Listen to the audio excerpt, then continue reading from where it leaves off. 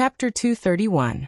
If he were to join the heavenly court now, it would be the greatest disadvantage for Feng Zichen. Kuan-peng invited him to join the heavenly court. Regardless of whether his intention was good or bad, the future caused by it was bound to be bad. As the saying goes, birds of a feather flock together. Zhen Yuanzi's character was not bad since he could become good friends with Taoist Red Cloud, who was known as a good man. However, compared to Taoist Red Cloud, he knew when to advance and when to retreat. Therefore, Zhen Yuanzi, who had such a character, was afraid that Feng Zichen would be deceived by Kuan-peng after hearing Taoist Kuan-peng's words. Zhen Yuanzi, you've gone too far. The heavenly court is not something you can talk nonsense about. As one of the leaders of the heavenly court, Zhen Yuanzi spoke ill of the heavenly court in front of him. If Kuan-peng did not say anything, people would look down on the heavenly court when this matter spread. Immediately, Kuan-peng was angry and said to Zhen Yuanzi angrily, Zhen Yuanzi, you came to the North Sea to cause trouble for no reason. The Poor Way respects you as the ancestor of the Earth Immortals, and has made great contributions to the East, so he tolerates you. I didn't expect that not only do you not know how to restrain yourself, but you also dare to slander the heavenly court in front of the Poor Way. Do you really think I'm afraid of you? You have to know. This is the North Underworld, the Demon Master Palace, and not the fifth manor of Longevity Mountain. As he spoke, a palace surrounded by great Dao slowly appeared behind Taoist Kuan-peng. There was a strong demon aura permeating the air and enveloping the entire North Sea. This was the Demon Master Palace, the place where Kuan-peng created the demon runes. It contained the merit of educating the demon clan, and was one of the treasures of the demon clan. The supreme grade Khanate merit spiritual treasure could activate the demon clan's power of destiny, and its power was shocking. Everyone in the untainted land knows about the heavenly court. There is no need for the Poor Way to slander it. Zhen Yuanzi first smiled contemptuously, then his face suddenly turned cold and said to Kuan-peng, cause trouble for no reason? Fellow Taoist, you have a good memory. You forget about my friend Red Cloud. However, even if you can forget, the Poor Way can't. Not to mention that this is the North Sea. Even if this is the heavenly court, the Poor Way will still barge in and make you pay the price you deserve to comfort my friend's soul in heaven. A yellow book flew out of Zhen Yuanzi's hand and turned into a boundless continent, floating under his feet. Instantly, turbid air gushed out from the ground. It was incomparably thick and heavy, causing the surrounding space to sink by 30%. This was the Earth Book, formed from the membrane of the Great Earth. It contained the power of the Great Earth Source, recording the changes of the Great Earth. It was a natural Great Wasteland map, just like the He-Tu and Luo Shu, possessing the support of unmatched luck. With one strike, it was as if the great desolate land had crashed down. It was incomparably terrifying. It was a top-grade innate spiritual treasure, one of the 3 books of heaven, earth, and man. The two of them had been fighting in the North Sea for tens of thousands of years. It was only because Feng Zichen's appearance that the world changed, that the two of them stopped temporarily. Now, because of the quarrel, their killing intent had been aroused once more, and the anger they'd accumulated earlier had erupted, and they were about to make a move. Fellow Taoists, you can't. What kind of strength do you have? If you fight, it won't be an exaggeration to say that the world will be destroyed. Who knows how many creatures will be affected and lose their lives because of it? They are so innocent. If they suffer such a calamity for nothing, wouldn't it be the fault of the two of you? I hope that the two of you can be merciful and stop for the time being. At that time, the creatures of the North Sea will definitely be grateful to the two of you. Seeing that the situation was at loggerheads, Feng Zichen hurriedly stepped forward to persuade them. Not to mention that there were countless creatures in the North Sea, and many people would die because of the battle between the two of them. Feng Zichen was in the middle of the two of them. If they fought, with his Daoyuo Jinxian's cultivation, it would be completely insufficient. If he was careless, he would be in danger of dying. As such, Feng Zichen didn't dare to let them fight. At the very least, they couldn't fight in the North Sea. At the same time, he was cursing in his heart. If the two of you really want to fight to the death, the chaos outside the sky is boundless. No matter how fierce the fight there is, no one will care. What's going on in the North Sea? Feng Zichen's words were reasonable, but the two of them were furious and didn't listen at all. They each rode their Dharma treasures and were about to attack each other. Rumble. Just as the two supreme-grade Khanate spirit treasures were about to collide, a divine light suddenly descended from the 9 heavens. It was majestic and vast. Although it was called divine light, it was actually more like a boundless galaxy. It hung down and drowned Xinyuanzi and Kunpeng, forcibly separating them.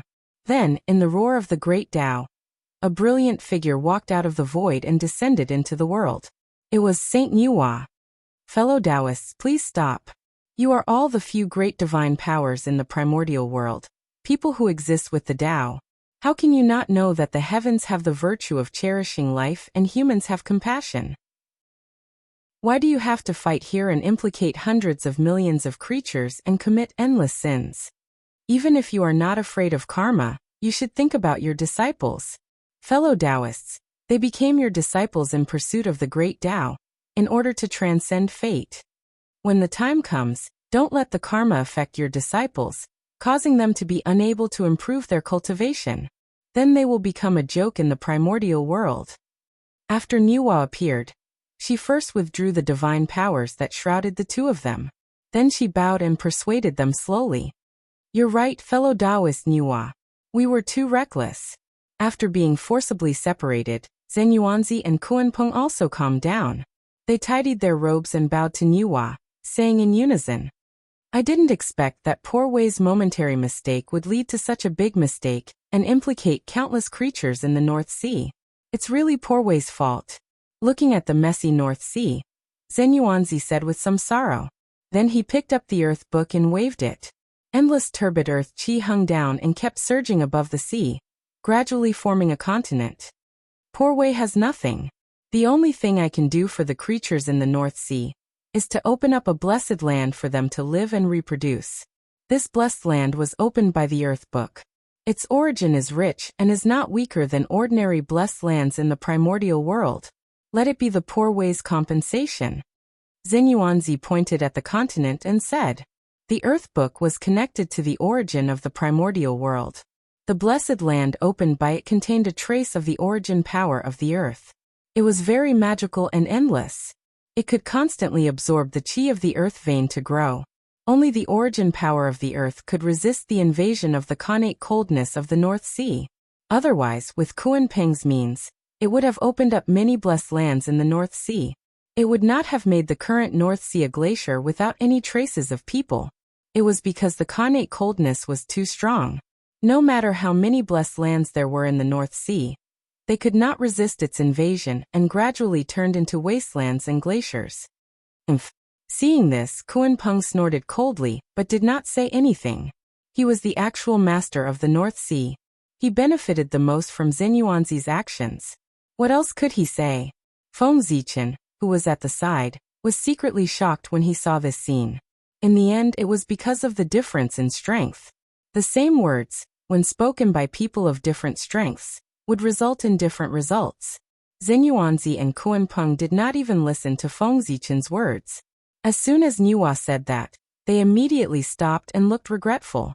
They immediately made up for it. The two of them stopped, and the haze that shrouded the hearts of countless creatures in the North Sea instantly dissipated, allowing them to relax. Then, they saw a piece of land appear out of thin air above the North Sea. The Khanate chi inside was like clouds and mist, surrounded by the chi of creation. It was extraordinary. Under the display of the heavenly secrets, they immediately understood that the ancestors of the earth immortals could not bear to see the bitter cold of the North Sea and the suffering of hundreds of millions of creatures. They deliberately used their great mystical abilities to open up a Khanate blessed land for them to live and reproduce. After all, they were the incarnations of the great Tao, the Khanate god-fiends born by heaven and earth, the children of the world, and the top great mystical abilities of the primordial world. The heavenly Tao had to take care of their dignity and voluntarily concealed the truth of the matter. It beautified the disaster that they had caused because of their personal grudges and turned it into a move that benefited the living beings of the North Sea. It did not mention a word about the slaughter caused by their previous battle. However, the heavenly Tao was fair in the end. Although it did not say it, it would still secretly record it and wait to settle it in the future. To the heavenly Tao, merit was merit, and mistakes were mistakes. It could only weaken the calamity with merit, but it could not offset each other. Otherwise, why would there be such a move of first punishing, and then rewarding? Couldn't they just offset each other? Ancestor of the 5 cardinal points is merciful.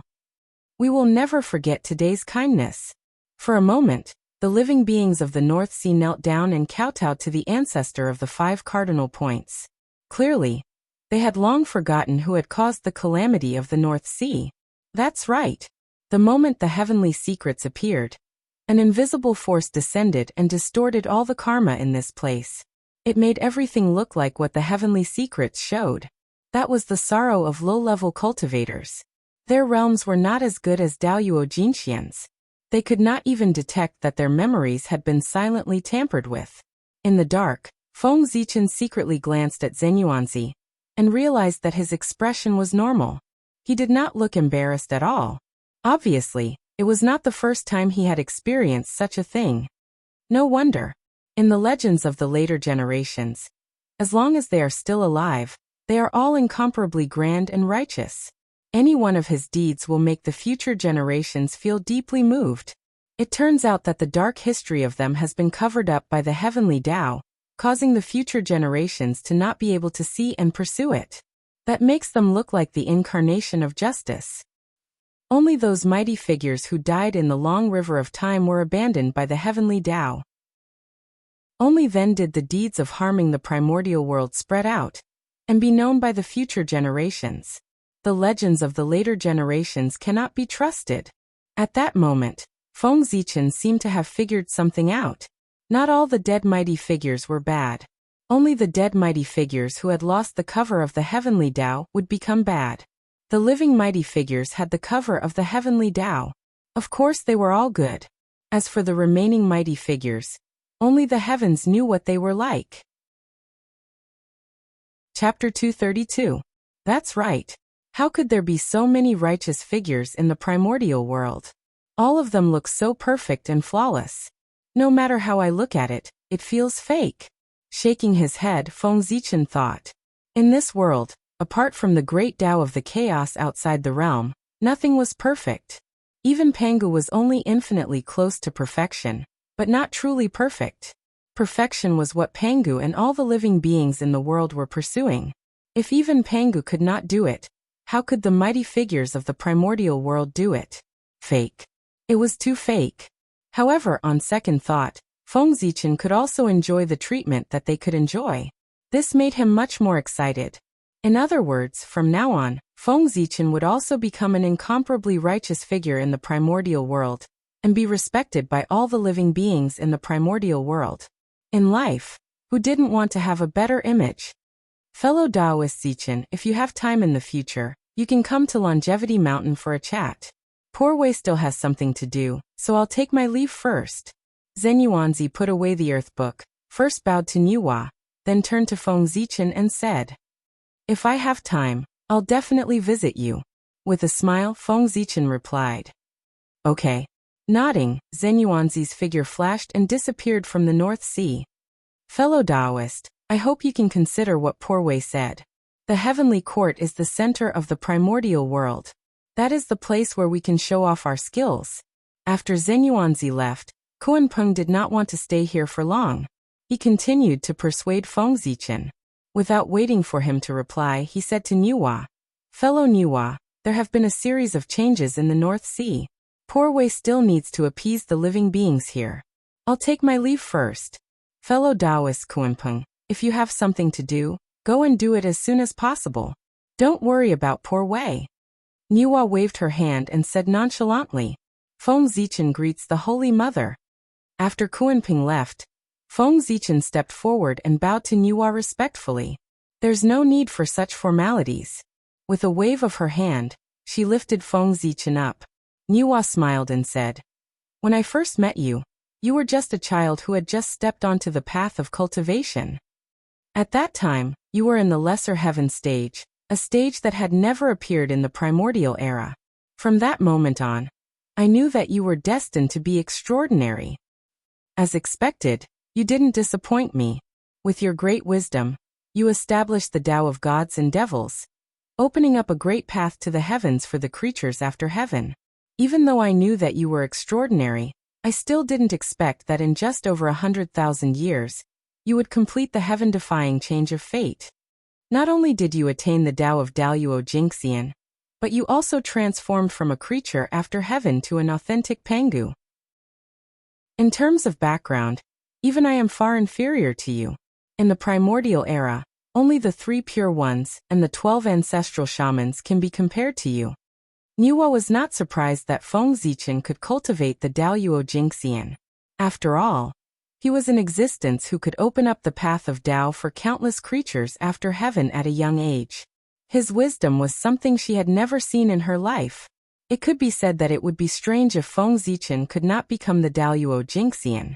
Even if Feng Zichen only used more than 100,000 years to cultivate the Daluo Jingxian, Niuhua was only surprised, not shocked. What really surprised her was that Feng Zichen had become the authentic Pengu. This was simply impossible. In the entire primordial era, there were countless innate god fiends born from the flesh and blood of Pengu. There were only 15 who claimed to be the authentic Pengu. Countless innate fiend gods yearned for the identity of the true Pengu clan. Others did not know the origin of Feng Zichen, but Niuhua knew it very well.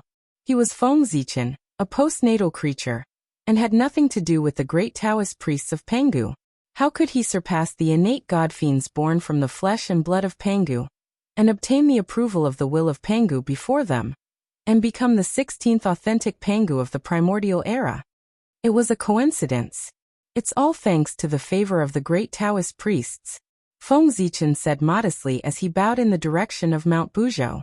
Attaining the Tao in the chaos outside the realm was one of his greatest secrets. It was also his hope of attaining the Tao in the future. At the same time, it was also his resurrection. However, it was not appropriate to mention it to outsiders. The heavens were impermanent and moved with the world. If he did not become a saint, he would be blessed by the heavens today.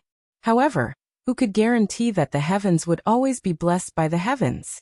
It was always good to have an additional path of resurrection. That's right. Without the approval of the great Taoist priests, even if your talent is amazing in the primordial era, you can only become an innate godfiend and not an authentic Pengu. Feng Zichen's casual reason sounded quite reasonable to Niuhua. The most difficult thing to become an authentic Pengu was to obtain the approval of the will of Pengu. A group of innate godfiends born from the flesh and blood of Pengu were stuck here.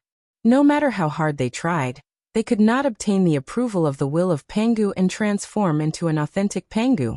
On the contrary, as long as they could obtain the approval of the will of Pengu, no matter what their background was, they could become an authentic Pengu.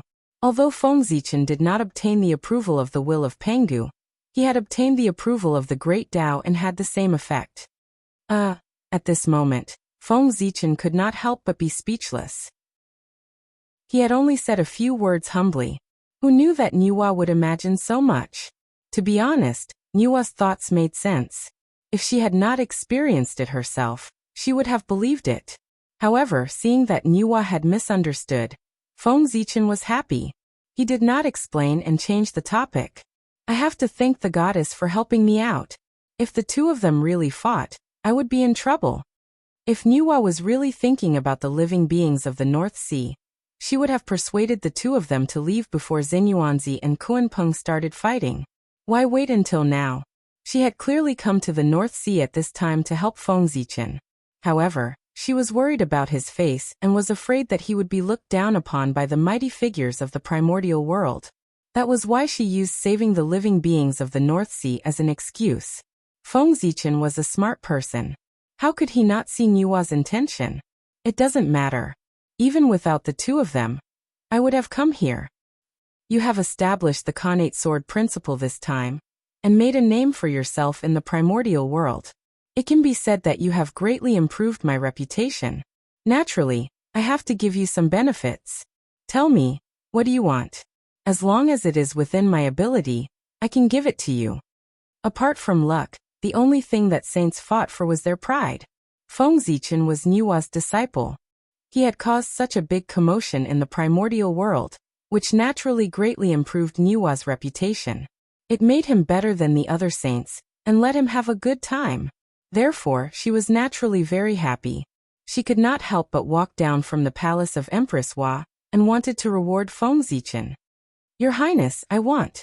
Hearing Niwa's words, Feng Zichan's first reaction was that he wanted to obtain the Khanate Taiyin origin. This item was extremely important to him. With this item he could cultivate the peerless magic, the Khanate Taiyin divine light. At that time, coupled with the Khanate Taiyang divine light on his body, he could cultivate the supreme magic, the Khanate Yin-yang divine light. If he could combine it with the Khanate Five Elements divine light and evolve it further, he could cultivate the legendary magic, the Khanate Yin-yang divine light. He could comprehend the wonders of Yin and Yang and the five elements and produce endless creation. The Khanate Taiyin origin existed on the Taiyin star. If Feng Zichan wanted to get it, it would be extremely difficult. However, Niwa was different. They were both primordial goddesses, and had listened to the Tao together in the Purple Cloud Palace. The two of them were naturally very familiar with each other. Not to mention, she was the matchmaker and presided over the wedding of Dijun and Shihi. With the friendship between the two of them, if Niwa asked Shihi for the Khanate Taiyin origin, Shihi would not refuse. Therefore, without thinking, Feng Zichan was about to blurt out that he wanted the Khanate Taiyin origin. However, as soon as he said that, he saw the merit behind him from the corner of his eye. With a boom, it was like a bolt of thunder in his mind. A bold idea that would affect the future of the human race appeared in his mind. It was extremely strong and could not be dismissed. He forcefully changed the words that he was about to blurt out. Goddess, I want to borrow your cauldron of heaven and earth. Once he said that, there was no way to change it. Feng Zichan could only continue according to the thoughts in his mind. I once heard that the Khanate treasure, the cauldron of heaven and earth, is the #1 refining treasure in the primordial world. It can refine all the treasures in the world, and has the ability to go against the Khanate. It can refine Khanate spirit treasures. Now, I have some treasures that I want to refine into a handy magic weapon, but I can't find a suitable refining magic weapon. I just heard that the cauldron of heaven and earth is in your hands. Therefore, Zichan would like to borrow this treasure from you, goddess. After saying that, Feng Zichan bowed to Niwa. Refined treasures? I didn't expect you to be so rich. Looking at Feng Zichan in surprise, Niwa said with a smile. Ordinary treasures could not use the cauldron of heaven and earth. Only some top Khanate spirit treasures could use this treasure. Feng Zichan wanted to borrow the cauldron of heaven and earth from her. It seemed that he had a lot of treasures on him. However, although she was surprised, Niwa did not refuse. It was just lending, not giving. She would not be reluctant to part with it. Although the cauldron of heaven and earth has the ability to go against the Khanate, this function can only be used once every million years. Even if I lend it to you, you can only use it once. You should use it carefully. Moreover, the cauldron of heaven and earth can only refine Khanate spirit treasures at most. As for supreme-grade Khanate spirit treasures, it can't do anything. Taking out the cauldron of heaven and earth, Niwa handed it to Feng Zichan while reminding him. The ability to go against the Khanate was too heaven-defying. Even if the cauldron of heaven and earth was a Khanate treasure, it could not be used without restrictions. Otherwise, if the cauldron of heaven and earth could continuously refine Khanate spirit treasures, the primordial world would be in chaos. Supreme-grade Khanate spirit treasures were created by the Great Tao.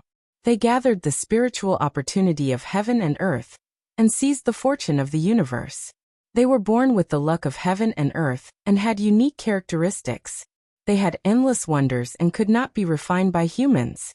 The cauldron of heaven and earth was the strongest, but it was far inferior to the primordial world. Naturally, it could not refine supreme-grade Khanate spirit treasures. Chapter 233. One cauldron, 2 ears, 3 legs.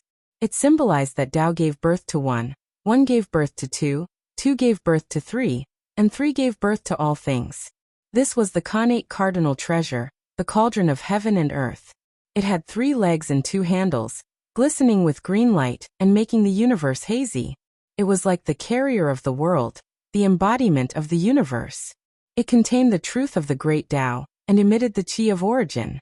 According to legend, after the demon god who dominated the great Tao of heaven and earth fell, his body fell into the untainted land and combined with the chaotic vital qi to give birth to a top-level chaotic spiritual treasure, the heaven and earth creation cauldron. The moment this treasure was born, it possessed the power to shake the universe. Because it was formed from the body of the chaos demon god, it inherited the monstrous resentment of the chaos demon god after its death. Therefore, this treasure took advantage of the fact that the primordial world hadn't stabilized completely to suddenly erupt with divine might. And it drew upon the energy of creation in the world with the intention of shattering the grand Tao of the universe and destroying the primordial world. However, as Pangu transformed into all living things, his essence, qi, and soul merged with the will of the primordial world, giving birth to the three Taos of man, earth, and heaven. Driven by instinct, the three Taos of heaven, earth, and man suddenly attacked. They activated the power of the untainted land and Panga's remaining power, and smashed the heaven and earth creation cauldron into pieces. 50% of its fragments fused with the origin of the universe to form the cauldron of heaven and earth, which fell into the hands of the celestial master of the celestial sect of wonders. Later, ancestor Qianquan died in the immortal slaying formation, and this treasure fell into the hands of Taoist Hongjun. When the Purple Cloud Palace was conferred the position of saint, Taoist Hongjun had given this treasure to Niwa, so that she could use it to suppress her destiny. 30% of the fragments fused with the origin of creation to form the supreme-grade Khanate spiritual treasure, the Cauldron of Creation. As soon as the cauldron appeared, it disappeared into the primordial world, and had yet to appear. The remaining 20% of the fragments were divided into 9 pieces, and scattered all over the primordial world. Later, it was obtained by Yu the Great of the human race. He used the power of the human race to refine it into 9 cauldrons to suppress the destiny of the human race. Taking the cauldron of heaven and earth from Niwa, Feng Zichen felt a huge force coming at him. It was as if a part of the world of heaven and earth was pressing down on him, causing his arms to sink. The cauldron of heaven and earth, as its name implied, was a world of its own. How could it be light? It must be incomparably heavy. As a saint, Niwa could easily pick up 100 or even 1,000 square meters of space, let alone a single world. However, it was different for Feng Zichen. It was difficult for the Daoyuo Jingxian to lift the cauldron of heaven and earth. He couldn't help but bend down and exert all the strength in his body. Only then was he able to lift the cauldron of heaven and earth, so that it wouldn't slip out of his hands and make a fool of himself. Good treasure. Feng Zichen praised as he looked at the cauldron of heaven and earth in his hand. One had to know that he was in existence that proved his Tao through strength. His strength was far beyond the imagination of the world. Even so, it was extremely strenuous for him to lift the cauldron of heaven and earth. In terms of weight alone, the cauldron of heaven and earth could probably suppress a Daoyuo Jingxian. From this, one could see how powerful this treasure was. I have no use for this cauldron at the moment, so I'll lend it to you for a period of time. I'm sure you'll have enough time to refine quite a few spirit treasures for the human race. After Feng Zichen put away the cauldron of heaven and earth, Niwa said with a smile, "Holy Mother of Mercy." Hearing this, Feng Zichen was overjoyed. He had thought that he would have to return the cauldron of heaven and earth after refining a magic treasure. He didn't expect Niwa to be so generous as to lend it to him for a period of time.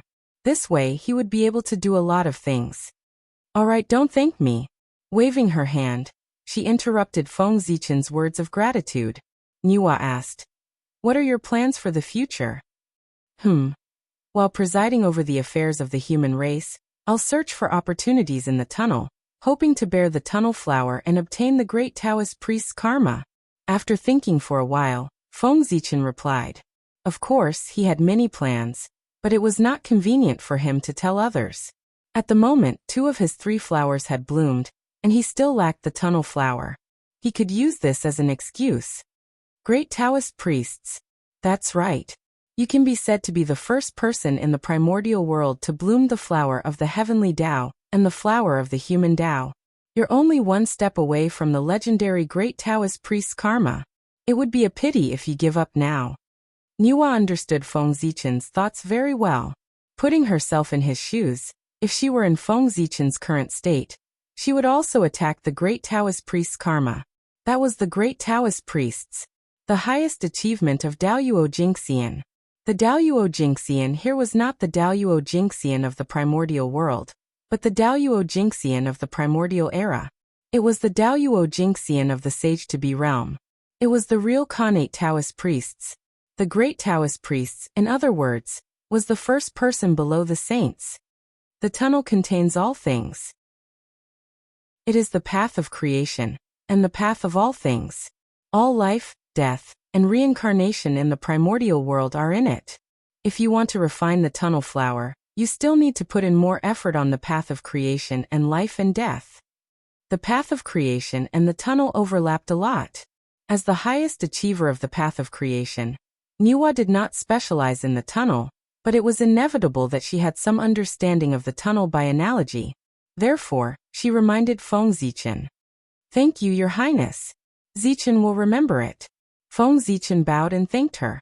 Although he had a complete plan in his heart, Niwa's advice could also provide him with a lot of help. "It's good that you know what to do." Nodding, Niwa suddenly said, "Oh right. Master has already erased the demon ancestor's divine will from the pagoda that I took from you last time. You can use it now." The pagoda symbolizes the return of all spirits. It contains the great Tao of death and a portion of the Tao of life. With this pagoda in hand, it might help you comprehend the tunnel. Niwa flipped her hand and took out the pagoda. She handed it to Feng Zichen. In order to control the authority of death, the demon ancestor Rahu had created the pagoda, a supreme treasure. He wanted to use this pagoda to evolve the world of death and establish the return of the dead. Life and death were important parts of the tunnel. Therefore, it was not impossible to use the authority of death to trace the mighty power of the tunnel. "Thank you, Your Highness. Thank you, Tao Ancestor." After receiving the pagoda, Feng Zichen said excitedly, "This Dharma treasure was in the hands of Tao Ancestor Hongjun. After going through it, all the hidden dangers were gone. It could be used normally. He no longer had to worry about demon ancestor Rahu's plot. Moreover, the power of the pagoda was close to that of a Khanate cardinal treasure. It was not weaker than any Khanate spirit treasure. It could be connected to the origin of death, and had a trace of primordial chaos Tao runes. It was a rare supreme treasure in the primordial world. With this pagoda in hand, Daoyuo Jinxian's chances of breaking through to the primordial chaos realm were higher than others. Anyone who obtained this pagoda would be excited. This matter is over. I should leave. With that said, Niwa waved her hand and scattered boundless creation aura. It enveloped the entire North Sea, bathing all the living beings in North Sea in the creation aura. After all, they had come in the name of saving the living beings in North Sea. It was not right to leave without giving them some benefits. Therefore, Niwa scattered the creation aura to raise the foundation of the living beings in North Sea to understand the karma of this matter. Also, you should know that the heavenly courts is not a good place. Do not form a karma with them. Before leaving, Niwa suddenly reminded Feng Zichen. With that, her figure disappeared and returned to Niwa Palace. "Farewell, Your Majesty." Looking in the direction Niwa left, Feng Zichen said with some envy, "A sage could reach any place in the untainted land with just a thought. It was really enviable. The heavenly courts. I'm not sick. Why would I go there to court death?" At this time, Dijun might have the intention of recruiting him. However, when the untainted land geomancy map appeared and the wizard tribe's strength increased greatly, Dijun would tear him apart. Running to the heavenly courts now was equivalent to sitting at the mouth of a volcano that could erupt at any time. Perhaps in the next moment he would be doomed eternally. After bowing to the North Pole, Feng Zichen turned and flew toward the chaos outside the sky. That was the chaos that belonged to the untainted land. Although it was also full of danger, it was many times safer than the chaos outside the world. Daoyuo Jingxian entered it. As long as he was careful, he would not encounter the danger of dying. This time, Feng Zichen even borrowed the Khanate supreme treasure, the cauldron of heaven and earth. The treasure he refined was definitely beyond imagination. It was bound to alarm the entire untainted land. In order to avoid attracting the attention of outsiders, the chaos outside the sky was the safest. No matter what he did, the impact on the untainted land would be minimal. Boom. Arriving in the sky, Feng Zichen suddenly moved. A terrifying power erupted from his body, shattering the endless void and opening a passage that led directly to the chaos outside the sky. This energy wasn't magic power, nor was it the energy of the great Tao. It was purely the energy of the physical body. If an outsider were to see this scene, they would definitely be extremely shocked. After the 6 sages appeared, the space-time of the untainted land became abnormally stable and could not be easily shaken. Only Daoyuo Jingxian could use the power of the Great Path to shatter the void. Feng Zichen could shatter the void with just the power of his physical body. It was enough to show his strength. If he used the power of the Great Path, it would be terrible. Using strength to prove one's Tao was so powerful. The aura of chaos here is much more docile than that of the great chaos outside the realm. It was Feng Zichen's first time in the chaos outside the sky. There was still some difference between what he saw and what he thought.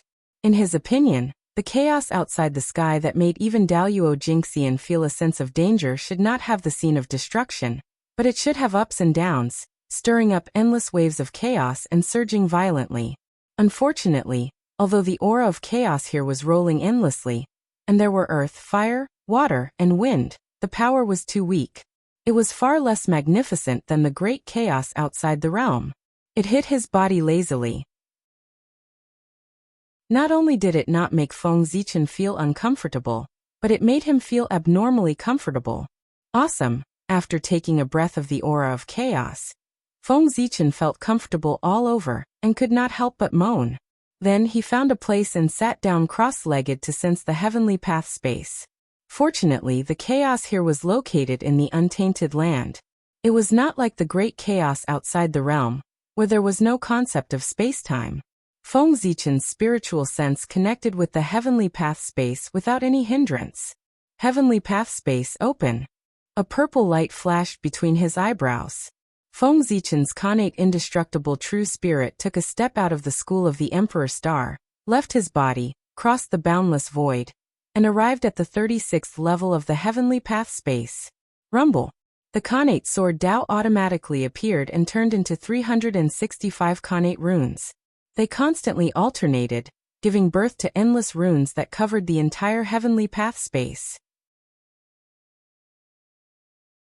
Chapter 234. From the 39th floor to the first floor, the entire 39th floor of the heavenly Tao space was covered with connate runes. They were densely packed and innumerable. Hum with a buzzing sound. The connate runes suddenly disappeared, and were imprinted in the heavenly Tao space. Then, specks of light appeared and gradually gathered into a ball in the air. It was shaped like a fruit and was dazzling. Connate Tao runes filled the air. It was a Tao fruit. The Daoyuo Tao fruit that belonged to the connate sword Tao. As soon as the Daoyuo Tao fruit appeared, it fell into Feng Zichen's body, causing his aura to soar by a small margin. At this time, Feng Zichen could be considered as the Daoyuo Jingxian that truly belonged to the primordial world. Previously, he had only established the connate sword Tao and did not use it to prove his Tao. The Daoyuo power in his body came from the Tao of the stars. It was the Tao of the chaos, not the Tao of the primordial world. Now that the Daoyuo Tao fruit had entered his body, Feng Zichen could be considered to have proven the connate sword Tao. He had truly cultivated the Daoyuo Jingxian in the primordial world, and was immortal. This is considered the second time I've proven my Tao. Feeling the skyrocketing power in his body, Feng Zichen muttered to himself. First, he had proven the Tao of the stars in the great chaos of the outer realm. Now he had proven the connate sword Tao in the primordial world. In total, he had done it twice. Soon, Feng Zichen would try to prove the Tao of the connate 5 elements. In that case, he would have proven his Tao 3 times. His strength would definitely be greatly improved. In the competition between Daoyuo Jingxian, it was no longer important whether one's Dharma power was strong or not. They mainly relied on the power of their own great Tao. They used their own great Tao to affect the rules of heaven and earth and erupt with destructive power. Therefore, the more great Taos they proved, the greater their influence on the rules of heaven and earth, and the stronger the power they could mobilize. At the same time, it was also difficult to kill the Daoyuo Jingxian who had proven his Dao many times. This was because they had left imprints on too many great paths. Only by erasing these imprints one by one could they fall. After stabilizing his cultivation, Feng Zichen passed through the heavenly Dao space and arrived on the North Star. In the next moment, Feng Zichen's innate indestructible true spirit flashed and returned to the Ziwei Dao fetus. The Ziwei Dao fetus was Feng Zichen's true foundation. Now that his great Dao had been formed, he needed to return to the Dao fetus to avoid any accidents. The true spirit returned to its original position. Instantly, boundless Taoist rhymes gushed out of its body and merged with the Ziwei Taoist fetus. Gradually, the structure of the Ziwei Taoist fetus was transformed into the Panga Taoist fetus. At the same time, in between Feng Zichen's eyebrows, the Zichen seal bestowed by the great Dao was also glowing. It was filled with Taoist rhymes and exuded an indescribable power. The purple light was sparkling as if it had merged with the starry sky. It was collecting the information that Pangu had dissipated here, and transmitting it to the Ziwei Dao fetus, accelerating its transformation into the Panga Dao fetus. In this way, when the Ziwei Dao fetus was completely mature, the innate divine being born, the Ziwei the Great, would no longer be the starry Dao body, but the Panga Dao body. It could be called the Daoyuo Jingxian realm, the strongest physical body. The Ziwei star was formed from the Panga's ancestral aperture. It has infinite creation. The ancestral aperture is the foundation of a human being. It is the residence of one's God.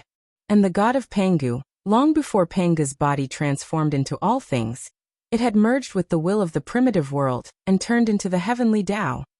In other words, the Ziwei star is the foundation of Pangu. It is the place where his God is, the former residence of the heavenly Dao, and also the place where he was born. In this way, if the innate divine being born from the Ziwei star is not the authentic Pangu, who else can be called the authentic Pangu? Thinking of the origin of the Ziwei star, Feng Zichen could not help but feel a little excited. Although his human body was also the Panga Dao body, it also had its flaws. That was, the human body was born postnatal, and had no blood relationship with the Pangu. At this time, the primordial world was still based on birth and bloodline. Feng Zichen's birth made his identity as the authentic Pangu seem a little unjustified. It was inevitable that it would cause criticism. However, the Ziwei Dao fetus was different. He, who was born in the Ziwei star, was of the same origin as the heavenly Dao. He was the incarnation of the god of Pangu. His identity was even nobler than the 3 pure ones and the 12 ancestral shamans. He was the most authentic direct descendant of the Pangu in the primordial world. Otherwise, how could the great emperor of Ziwei command the stars, dominate the universe, control the laws of heaven and earth, control the life and death of the netherworld? He ruled the stars, controlled all laws, and ruled Fengdu. He was the symbol of all emperors and the most noble existence in the primordial world. It was also because of this that in the legends of later generations, there was no innate divine being born on the Ziwei star. How could the heavenly Dao allow such a heaven-defying existence to be born? Feng Zichen came. He who had accidentally connected with the Ziwei star, prompted the Ziwei star to give birth to the Ziwei Dao fetus, and obtained this heaven-defying opportunity. The heavenly Dao could not stop the birth of the Ziwei Dao fetus. No matter how heaven-defying he was still in existence of the same origin as the heavenly Dao. Therefore, the heavenly Dao could only stop the Ziwei star from giving birth to the innate Dao fetus. It could not destroy the innate Dao fetus that had already been born. Not only that, after the birth of the great emperor of Ziwei, the heavenly Dao had to give him the greatest glory of the primordial world. It had to let everything in the world celebrate and bless his birth. The great emperor of Ziwei is already extraordinary. Now he has obtained so many insights from Panga's Dao body. When he is truly born, it won't be an exaggeration to say that he will be called Little Pangu. In the Ziwei Dao fetus, Feng Zichen felt the changes in his body and was pleasantly surprised. In terms of essence, the innate divine being born in the Ziwei star was the closest to Pangu. No one in the primordial world could compare to it. At this moment he had the help of Penga's Dao runes.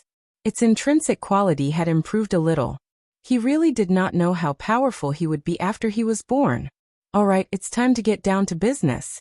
300 years later, Feng Zichen woke up from comprehending the changes in the Ziwei Dao fetus. With a thought, the human body sitting cross-legged in the chaos outside the sky suddenly emitted a bright divine light, and spread out the chaotic aura for thousands of miles. In an instant, the illusory true spirit returned. Feng Zichen's thought descended again, and the human body stood up again. Freedom is still the best. It's too boring to stay in the Ziwei Dao fetus. Feng Zichen sighed as he stretched his limbs. As long as Di Jun was alive, the Ziwei Dao fetus could not be born. It could only stay on the Ziwei star and wait for the opportunity. How troublesome. With a sigh, Feng Zichen put these troubles behind him. He took out the cauldron of heaven and earth, and planned to refine a magic treasure. This time, what he wanted to refine was not an ordinary magic treasure, nor was it an innate spirit treasure. It was a status. The status that belonged to the human race. The status of the human emperor. It gathered the destiny of the human race, firm beliefs, and the spirit of self-improvement into one. It shook the human path in the unseen world, forcing him to descend and activate the cauldron of heaven and earth with all his might. He wanted to merge the three into one. Chapter 235. The development of the human race had already reached a bottleneck. Only by giving birth to an emperor who could command everything of the human race, lead the human race to the untainted land, and compete with all races for hegemony, could they take another step forward. However, the current untainted land was the most prosperous and dazzling era. There were as many Daoyuo Jingxian as there were stars in the sky. Sage-to-be mighty figures were all over the untainted land, and all kinds of powerful figures had gathered to suppress the universe. Even the saints did not dare to call themselves invincible. In this era where there were many strong people, Daoyuo Jingxian's strength was not enough. He was not qualified to call himself an emperor. At the very least, he had to be a sage-to-be expert. With Daoyuo Jingxian's realm, it was more than enough to call himself an emperor in the future. But at this time, if this matter was spread out, it would definitely make people laugh. Feng Zichen and the human race would also become the laughingstock of the untainted land. He, of course, was unwilling. Therefore, Feng Zichen borrowed the innate cardinal treasure cauldron of heaven and earth from Nuwa, and wanted to create a sage-to-be human emperor. Of course, the current luck of the human race was far from the level of the future, which covered the entire untainted land. With its current power, it could only support a Daoyuo Jingxian level expert for the human race. If he wanted to go further and become a sage-to-be expert, the luck of the human race would be powerless. However, Feng Zichen was not worried about this at all. Not enough luck. Don't worry, merit will make up for it. Now, Feng Zichen did not lack Xianhuang merit. He who had a body of merit had some surplus even if he created a top-grade postnatal cardinal treasure, like the merit spiritual light. What's more, after establishing the innate sword principle, the heavenly Tao gave him endless merit.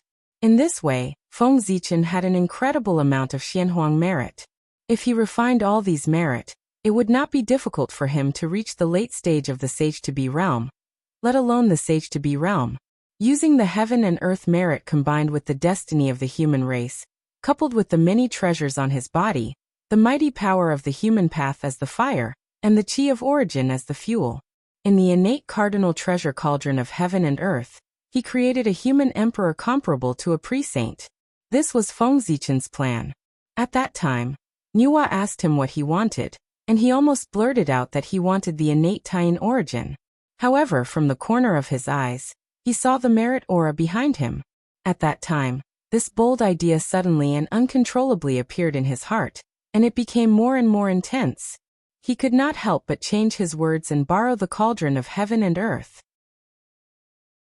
Since the merits were useless to him, why not use them to refine a status comparable to that of a sage-to-be, and pass it on to the next generation of the human race and protect the human race? With the status of a quasi-saint, no matter how the situation fluctuated, the human race would always have a quasi-saint overseeing it. They might not be able to dominate the primordial world. However, there was absolutely no problem in defending one side.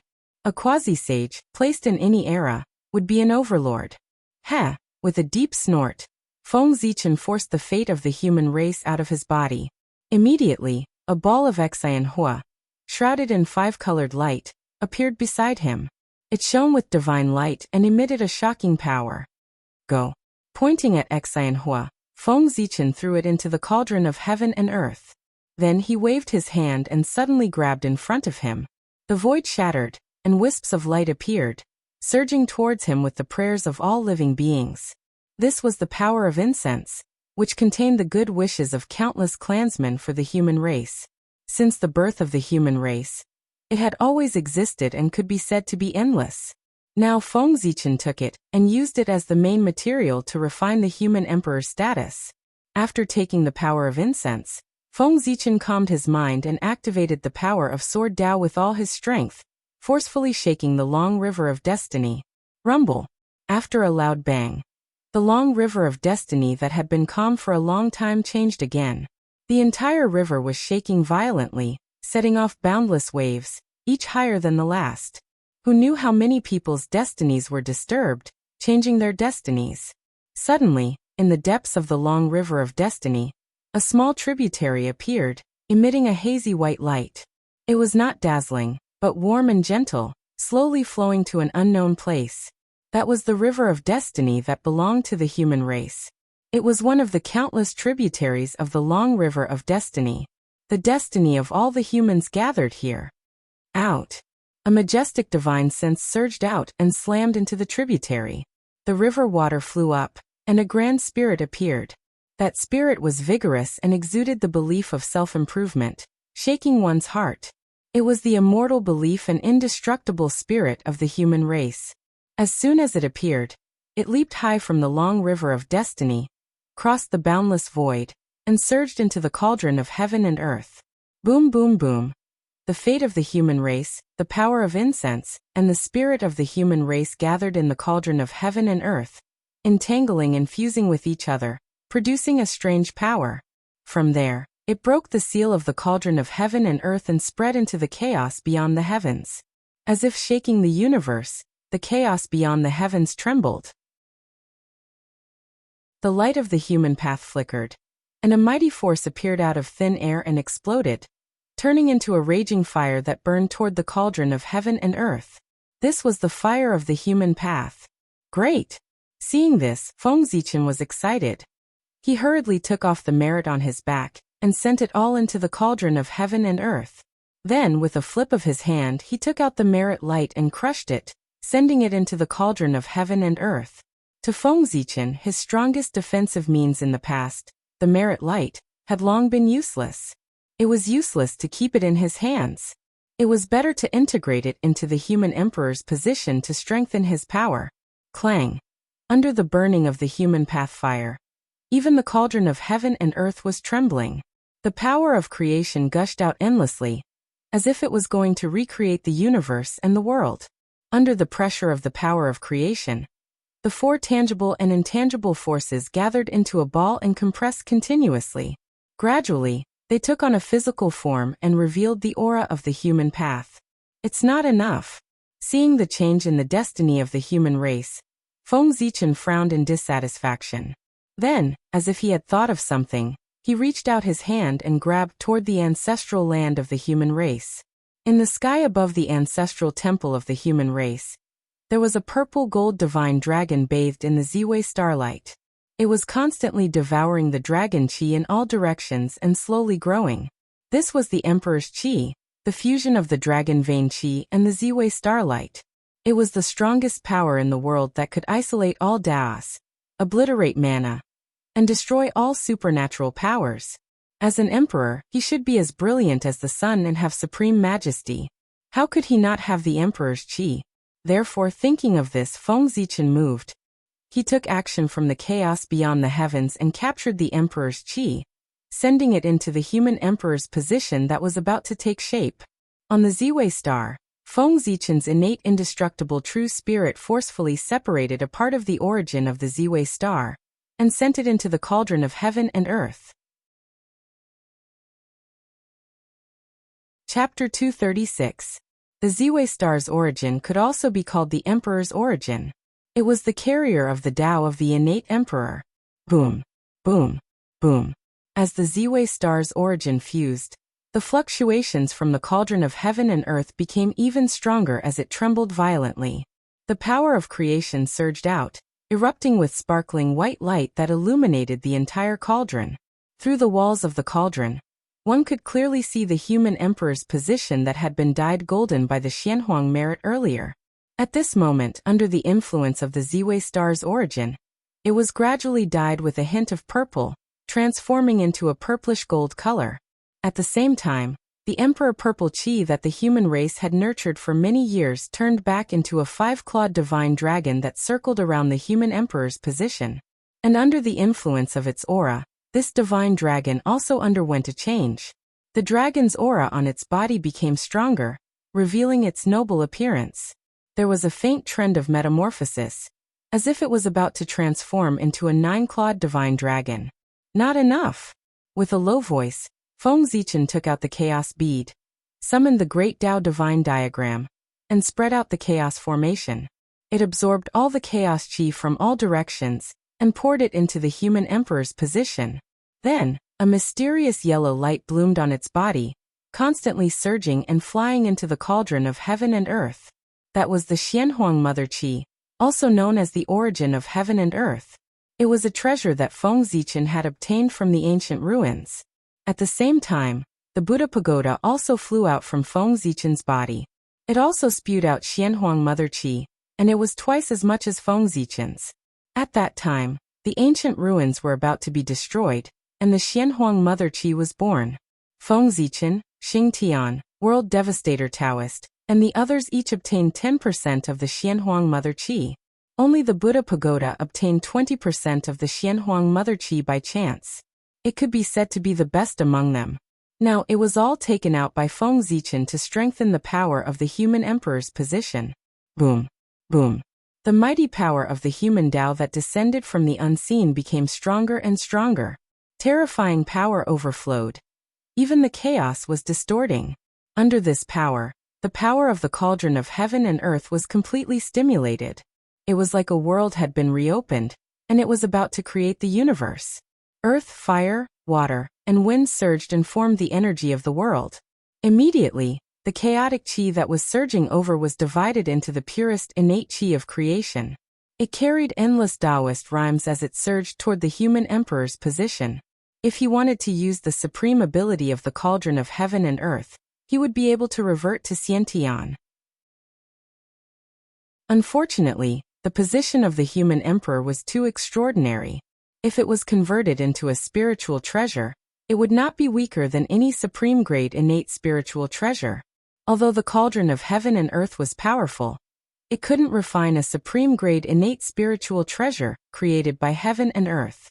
Therefore, even though there were waves of connate spiritual light, endless Taoist rhymes, and even connate runes on the human emperor's body, it couldn't complete the final transformation and become a connate object.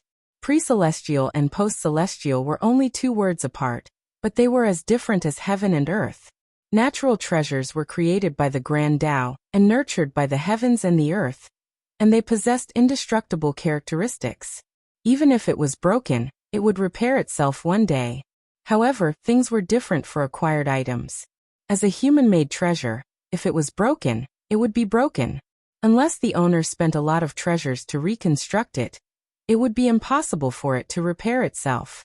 In other words, Feng Zichen spent a lot of peerless treasures to refine the human emperor's position. If it was broken in a great battle, it would be completely destroyed. If he wanted to condense the human emperor's position again, he would have to refine it again. The other treasures were easy to find. He could still find them with some effort. However, the Xianhuang source chi was the only layer left in the world. It couldn't be found anymore. Therefore, the human emperor's position had to be recognized by heaven and earth and become a connate object. Otherwise, it wouldn't mean much to the human race. If he was careless, the human emperor's position would be damaged. It would be an unbearable pain. Tree of World refine. Summoning the Tree of World from the chaos bead, Feng Zichen placed it above the cauldron of heaven and earth, and used the origin power of the Tree of World to strengthen the cauldron of heaven and earth. The Tree of World was a chaos spiritual root. If it was refined into a spiritual treasure, it would be a chaos supreme treasure. If it transformed into a human form, it would be a chaos demon god. Even if such a supreme spiritual object hadn't grown to its peak, it still had incredible power, especially the Tree of World, which contained the power to open up a realm. That realm wasn't the upper-class world, but the more powerful chaotic world. It was a world second only to the untainted land. It had great creation and great opportunities. In terms of going against the Khanate, it was much better than the cauldron of heaven and earth. Not to mention supreme-grade Khanate spiritual treasures, it could even nurture rare Khanate supreme treasures in the untainted land.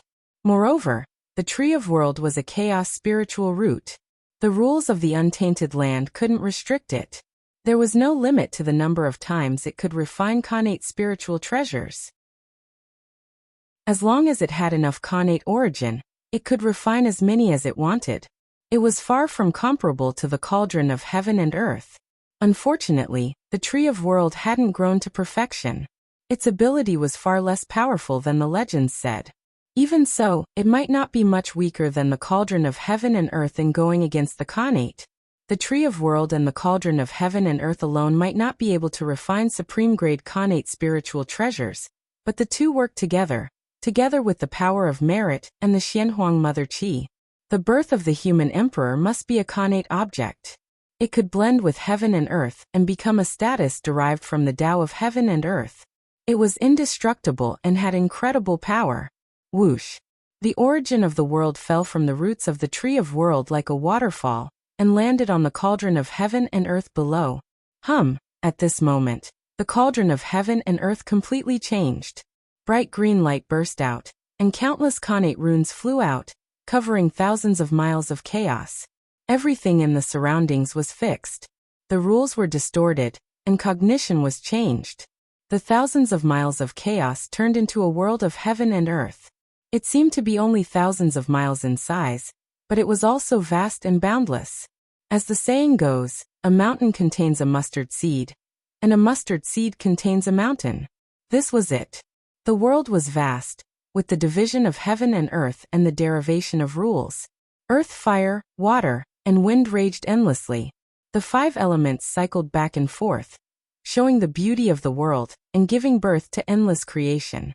In the center of the world of heaven and earth, the human emperor's status floated there quietly, accepting the refinement of the world's rules and the baptism of endless creation. Taoist rhymes surrounded his body, and Khanate spiritual light shone brightly. Vast divine power spread out, gradually transforming into Khanate, and immortal Tao light shone. Emperor, great beginning. The word emperor, in the Khanate godly text, looked like a sun, symbolizing glory and brilliance. This was also the reason why Dijun was born as the emperor. The word, Huang, in the human clan was like a burning lamp, representing the eternal life of the human clan. It also represented that Swerin drilled wood to make fire, lighting the fire of the human race's civilization, making the human race wise and having a heritage. To the human race, mastering fire was no less than splitting heaven and earth. Therefore, Feng Zichen created the word emperor, with this as the core. Emperor Sui built fire for the human race, eternal. Chapter 237. The title of emperor was not something an ordinary person could bear. Those who did not have the destiny to call themselves emperor were bound to suffer. Feng Zichen was born with the destiny of Ziwei. He had the destiny of the celestial emperor. He was a treasure of the soul and the master of the stars. He had great merit for both the human race and the untainted land. With his identity, he could even sit on the throne of the celestial emperor, the master of the untainted land, not to mention the title of emperor. Speaking of which, the current strength of the human race was not ranked in the untainted land. It was not enough to be taken seriously by the innate races. If Feng Zichen became the emperor, he would be wronged in the eyes of the great beings. The current human race was not worthy of Feng Zichen's identity. How could a small post-celestial race be able to support a dignified Pangu, the sword ancestor of the untainted land, a supreme figure with great wisdom, merit and perseverance. Feng Zichen's world was in the boundless untainted land. Back then, when Kuan Peng persuaded Feng Zichen to join the heavenly court, he had hinted that as long as he was willing to join the heavenly court, the positions of the 9 heavenly masters would be vacant. This was not a joke. If Feng Zichen really agreed to join the heavenly court, Dijun, Tai Fushi, and the others would definitely appear together with the heavenly cycle demon gods. They would personally welcome him into the heavenly court with the highest etiquette outside the southern heavenly gate to show that they valued him. The remaining 5 positions of the heavenly masters would be up to Feng Zichen to choose at will. If Dijun was stingy with the position of the heavenly master, he would casually arrange an idle position for Feng Zichen. Before Feng Zichen could say anything, the great beings of the untainted land would not be able to stand it anymore, and would criticize Dijun. After all, his identity was different now. He was no longer a post-celestial life form that was inferior to ants. Instead, he was the true descendant of the Pangu, an innate saint. He had become a member of the great beings, and was incomparably noble. No one in this world could look down on him, let alone humiliate him. Otherwise, the heavens and earth would definitely sense it, and erase one's luck and fortune as punishment. The heaven realm was composed of 9 heavens. According to the distribution of the 9 palaces, the size of each heaven was countless times larger than the great thousand world. It could be said to be vast and boundless. By controlling a greater thousand world, one could immediately become Daoyuo Jingxian. If one were to become the Sky Master, one would be able to completely control the source of the sky. His strength would then rise to the level of a great perfection demi-saint. Compared to the current position of human emperor, it was much stronger. Therefore, if the great mediums in the untainted land knew that Feng Zichen had become the human emperor, they would definitely sigh in their hearts and feel that the human tribe had delayed him. After all, the providence of the Khanate Sword Dao, the God Fiend Dao, the Panga's authentic providence, and the World Tree's providence. Feng Zichen's luck alone had already surpassed the luck of the entire human race. As the human emperor, not only did he not gain any benefits, but he also gave his luck to the human race, making the human race stronger. Wasn't this sacrificing himself to help the human race? The purpose of developing one's power was to gather the providence of heaven and earth, so that one's cultivation could improve quickly. If one was implicated by the power, it would affect one's cultivation. It was better not to have this power. Dijun, Tai, and the 12 ancestral sorcerers could not see this clearly. That was why they were implicated by the shamans and demons. They could not escape in time and were forced to launch the Great Shaman War, causing them to die one after another. Now Feng Zichen also could not see this clearly. He wanted to use his own luck to replenish the luck of the human tribe. In the eyes of the great mediums, this was extremely stupid. Luck was the supreme treasure of the untainted land, and the fuse of the great calamity. Everyone wanted it but could not get it. No one would think that it was too much. They would only feel that it was not enough. Feng Zichen did the opposite. How could he not be stupid? Of course, this was only the thought of the great mediums. Feng Zichen was naturally not stupid. Now he had too much luck. He was about to reach the point where things would reverse when they reached an extreme. Once the heavenly Tao changed, the universe would reverse. In an instant, his monstrous providence would turn into a fatal talisman and summon countless calamities, causing him to be in danger of dying at any time. Not only could he end the karma between him and the human tribe, but he could also deepen his influence on the human tribe and increase their strength. It could be said to be killing 3 birds with 1 stone. The increase in the luck of the human tribe would naturally produce more experts, causing the human tribe to be stronger and have a deeper foundation. If he increased the luck of the human tribe, he would definitely be grateful. It would allow Feng Zichen's influence on him to expand further. Perhaps he could not see anything now, but when the human tribe became the main character of the world in the future, their luck would increase exponentially. The benefits that Feng Zichen would obtain would be immeasurable. When Feng Zichen was crowned emperor, his position in the human tribe would not only be completely stable, but it would also be unprecedentedly improved. His divine appearance would be forever engraved in the destiny of the human tribe, and witness the rise and fall of the human tribe together.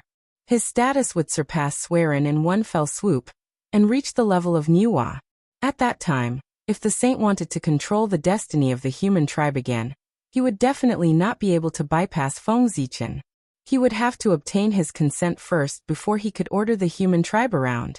Otherwise, if the saint forcefully interfered in the affairs of the human tribe without his consent, other than Niwa, he would form karma with him. Karma had to be repaid. More importantly, Feng Zichen had temporarily obtained the power of the Daoyuo Jingxian with the help of the human tribe's destiny and formed karma with him. After this incident, the karma between him and the human tribe was completely ended. It could be said that he had removed a burden from his mind. One had to know that only by truly achieving the primordial chaos, and making himself flawless, he would be able to end all karma and be at ease. Only then could he break free from the river of time and space in one fell swoop, and become the primordial chaos Daoyuo Jingxian. Logically speaking, this was something that only a sage-to-be would consider. Feng Zichen was only a Daoyuo Jingxian, and was not qualified to consider this. However, he was a Daoyuo Jingxian who had attained the Dao in the great chaos outside the realm, so he did not reach the sage-to-be realm. After the Daoyuo realm, it was the primordial chaos Dao realm.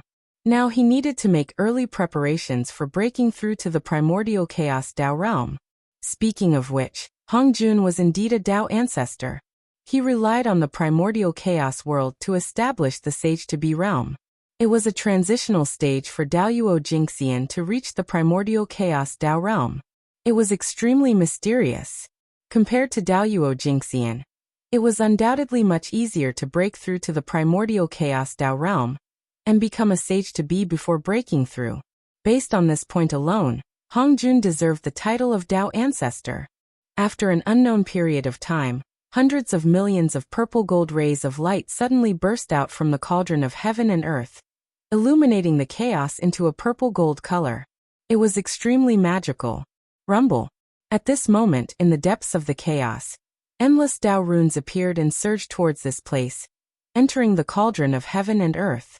The heavenly Dao was about to be born, so it specially sent down a force to help him complete the final transformation, and completely become a connate object.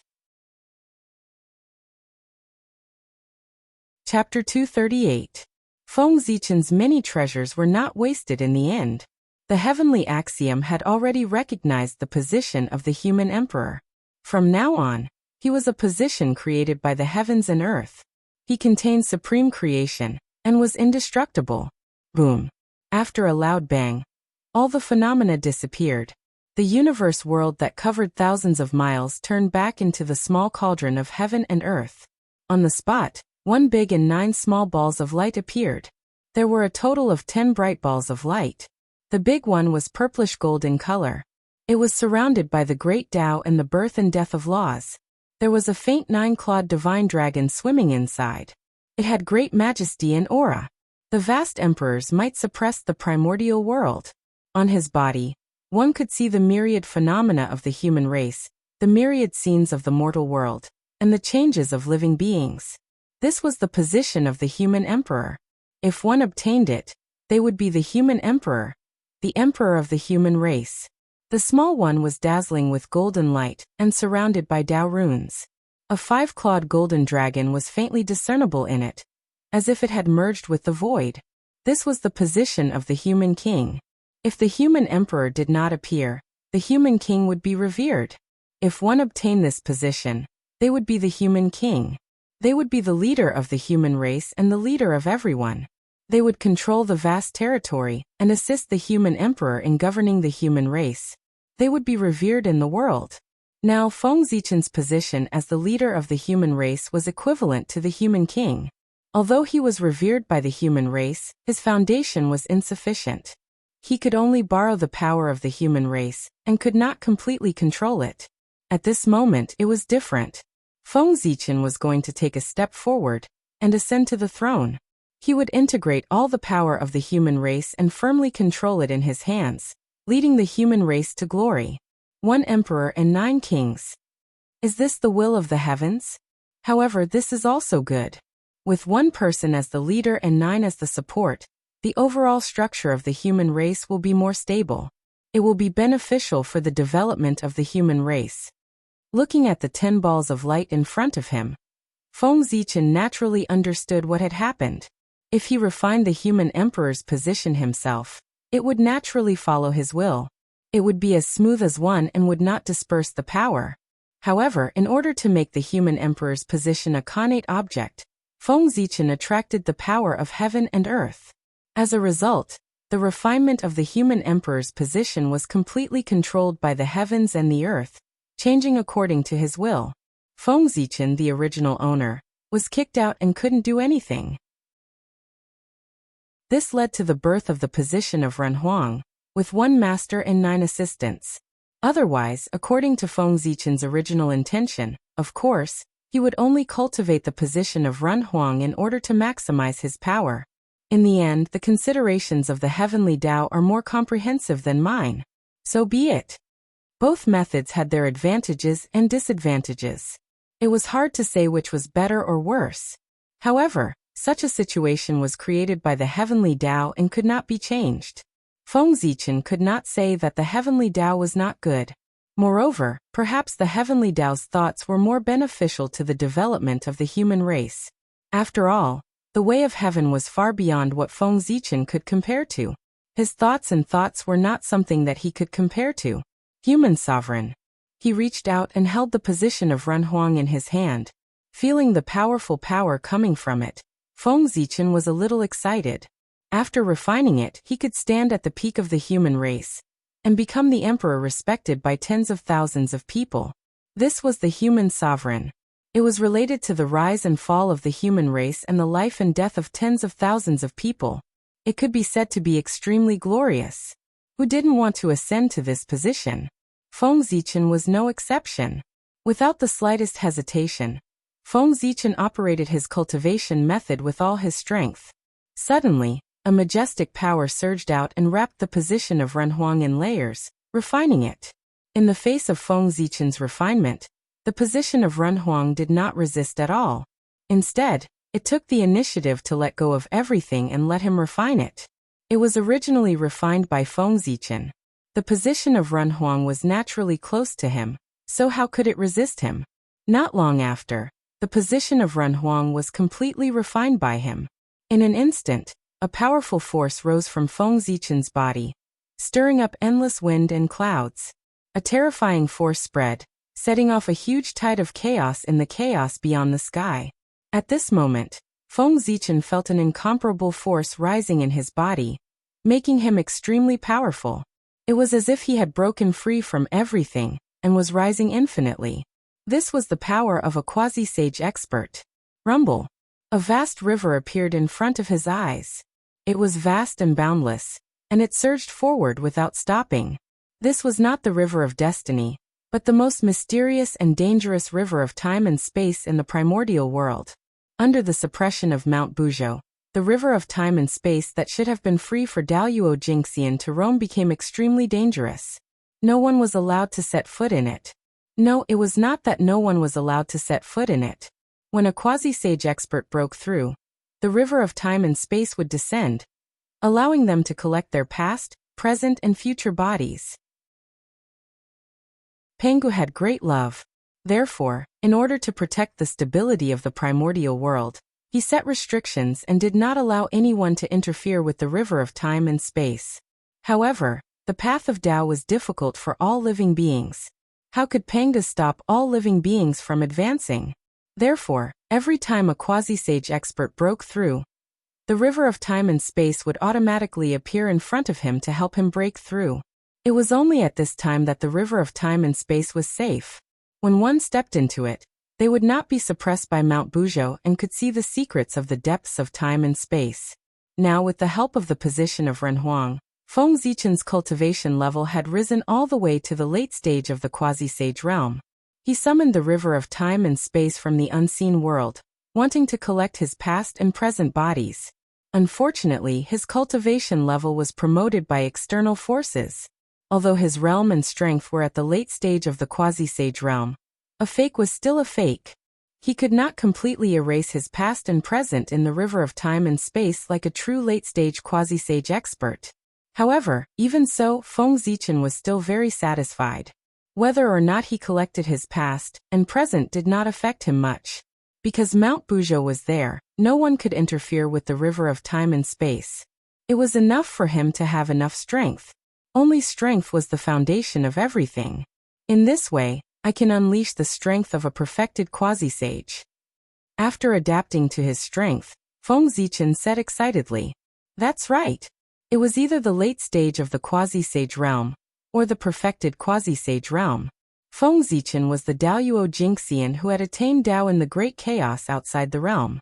Therefore he had no future in the primordial world. He who was in the late stage of the quasi-sage realm was equivalent to a perfected quasi-sage. Of course, this method was a bit of a trick. It made his strength far weaker than a true perfected quasi-sage expert. However, his realm was there. No matter how weak he was still stronger than the late stage of the quasi-sage realm. At this moment, Feng Zichen was the top great divine ability of the primordial world, second only to Kunpeng, Jin Yuanzi, and the others. However, while attaining Dao in the chaos gave him great benefits, it also brought him a lot of trouble. In the primordial world, only by integrating the past, present, and future into one could try to break through to the primordial chaos Daoyuo Jingxian. However, Feng Zichen was different. In addition, he had to accumulate boundless magic power and cultivate his great Dao to the limit. Only then could he break through the realm barrier and become the primordial chaos Daoyuo Jingxian. Chapter 239. This method seemed extremely simple. As long as he accumulated enough power, he could break through. But how long would this accumulation take? According to normal methods, Feng Zichen might not be able to accumulate enough power to achieve the Dao even when the immeasurable calamity descended. This was the Dao attainment method of the Chaos Fiend God. It was stronger than the Dao attainment method of the primordial world. At the same time, it was more difficult. It was almost impossible to succeed. In this world, there were gains and losses. Feng Zichen had attained the Dao in the chaos outside the realm. He had obtained so many benefits, so he naturally had to pay a higher price. Sigh. Who can tell the difference between gains and losses? With a sigh, Feng Zichen put away his unnecessary thoughts. He suddenly waved his hand in front of him and swept the 9 human king positions floating in the chaos into the destiny of the human race, allowing them to choose their own masters. Each of these 9 human king positions represented a Daoyuo Jingxian. In other words, as long as someone could refine them, their strength would definitely rise to the Daoyuo realm. To any force in the primordial world, the Daoyuo Jingxian was extremely important. The reason why Swerin, the other two, and Feng Zichen were able to attain the Daoyuo Jingxian realm so quickly was that they had great merit and great luck. Their innate origin was extremely rich, which was why they had achieved far more than ordinary people. But ordinary humans didn't have the same opportunity as the 4 of them. Therefore, it was extremely difficult for ordinary humans to break through to the Daoyuo Jingxian realm. Not to mention a million years, they might not even be able to break through to the Daoyuo Jingxian realm in their entire lives. Before Feng Zichen and the other 3, in the primordial world, no one could attain the Daoyuo Jingxian realm in a million years except for the innate god fiends. Therefore, the 9 human king positions were especially important. Even a pig sitting on the throne of the human king and grasping the power of the Daoyuo Jingxian for a million years would be able to break through to the Daoyuo Jingxian realm. The human sovereign persona was equivalent to a Daoyuo Jingxian creation tool. It could continuously create Daoyuo Jingxian for the human race. Unfortunately, an extraordinary item would only be obtained by an extraordinary person. This human sovereign persona was created by the heavens and earth, and its essence was extraordinary. Not everyone had the qualifications to refine it. Only those who have made great contributions to the human race can obtain it. I wonder if the current human race can produce 9 human monarchs? No, we don't necessarily need 9 supreme martial artists. 6 supreme martial artists are enough. As Feng Zichen looked at the vanishing human king position, he felt somewhat worried. In Feng Zichen's impression, the number of people who were qualified to become human kings could be counted on one hand. it would be somewhat difficult to gather 9 sovereign personages.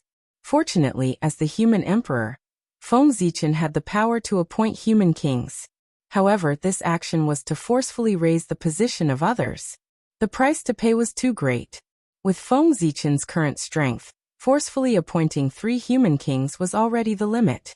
If there were more, it would damage his foundation. The gains would not make up for the losses. Therefore, as long as 6 human kings were chosen for the human king position, Feng Zichen would have the ability to make up for the remaining 3 human kings. The power of the human emperor? How is this possible? After putting away the cauldron of heaven and earth and the tree of world, Feng Zichen was about to return to the human race when he suddenly felt that something was wrong.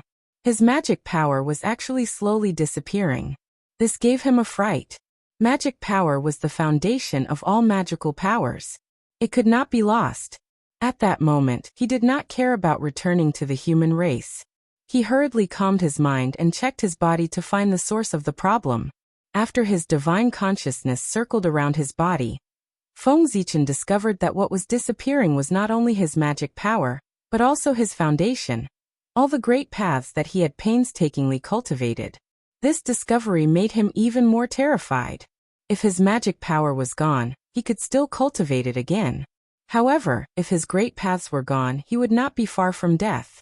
And the culprit that caused all of this was the human emperor position that Feng Zichen had just refined. One could see strands of purple gold divine light falling from the human emperor position, constantly obliterating his magic power, and even his great paths. What's going on? Puzzled, Feng Zichen communicated with the way of the heavens, operated the purple star divinator, and calculated in his heart. At this moment, the heavenly favor on his body was very strong, and he was also supported by the power of the way of the heavens. When he deduced the secrets of the heavens, he really had the help of the heavens. In the blink of an eye, Feng Zichen calculated everything about this matter. This matter could be said to be a success and a failure of the imperial purple qi. As the most domineering power in the world, not only could the imperial purple qi obliterate the great paths of others, but it could also obliterate one's own great paths. It was just that this process was relatively slow.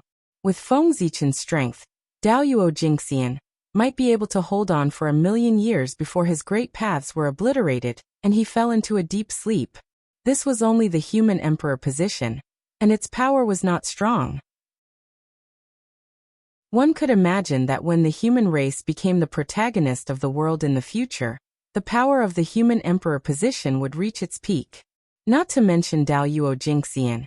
Even a sage-to-be wouldn't be able to hold on for long. No wonder the 3 sovereigns and 5 emperors of the later generations were so strong.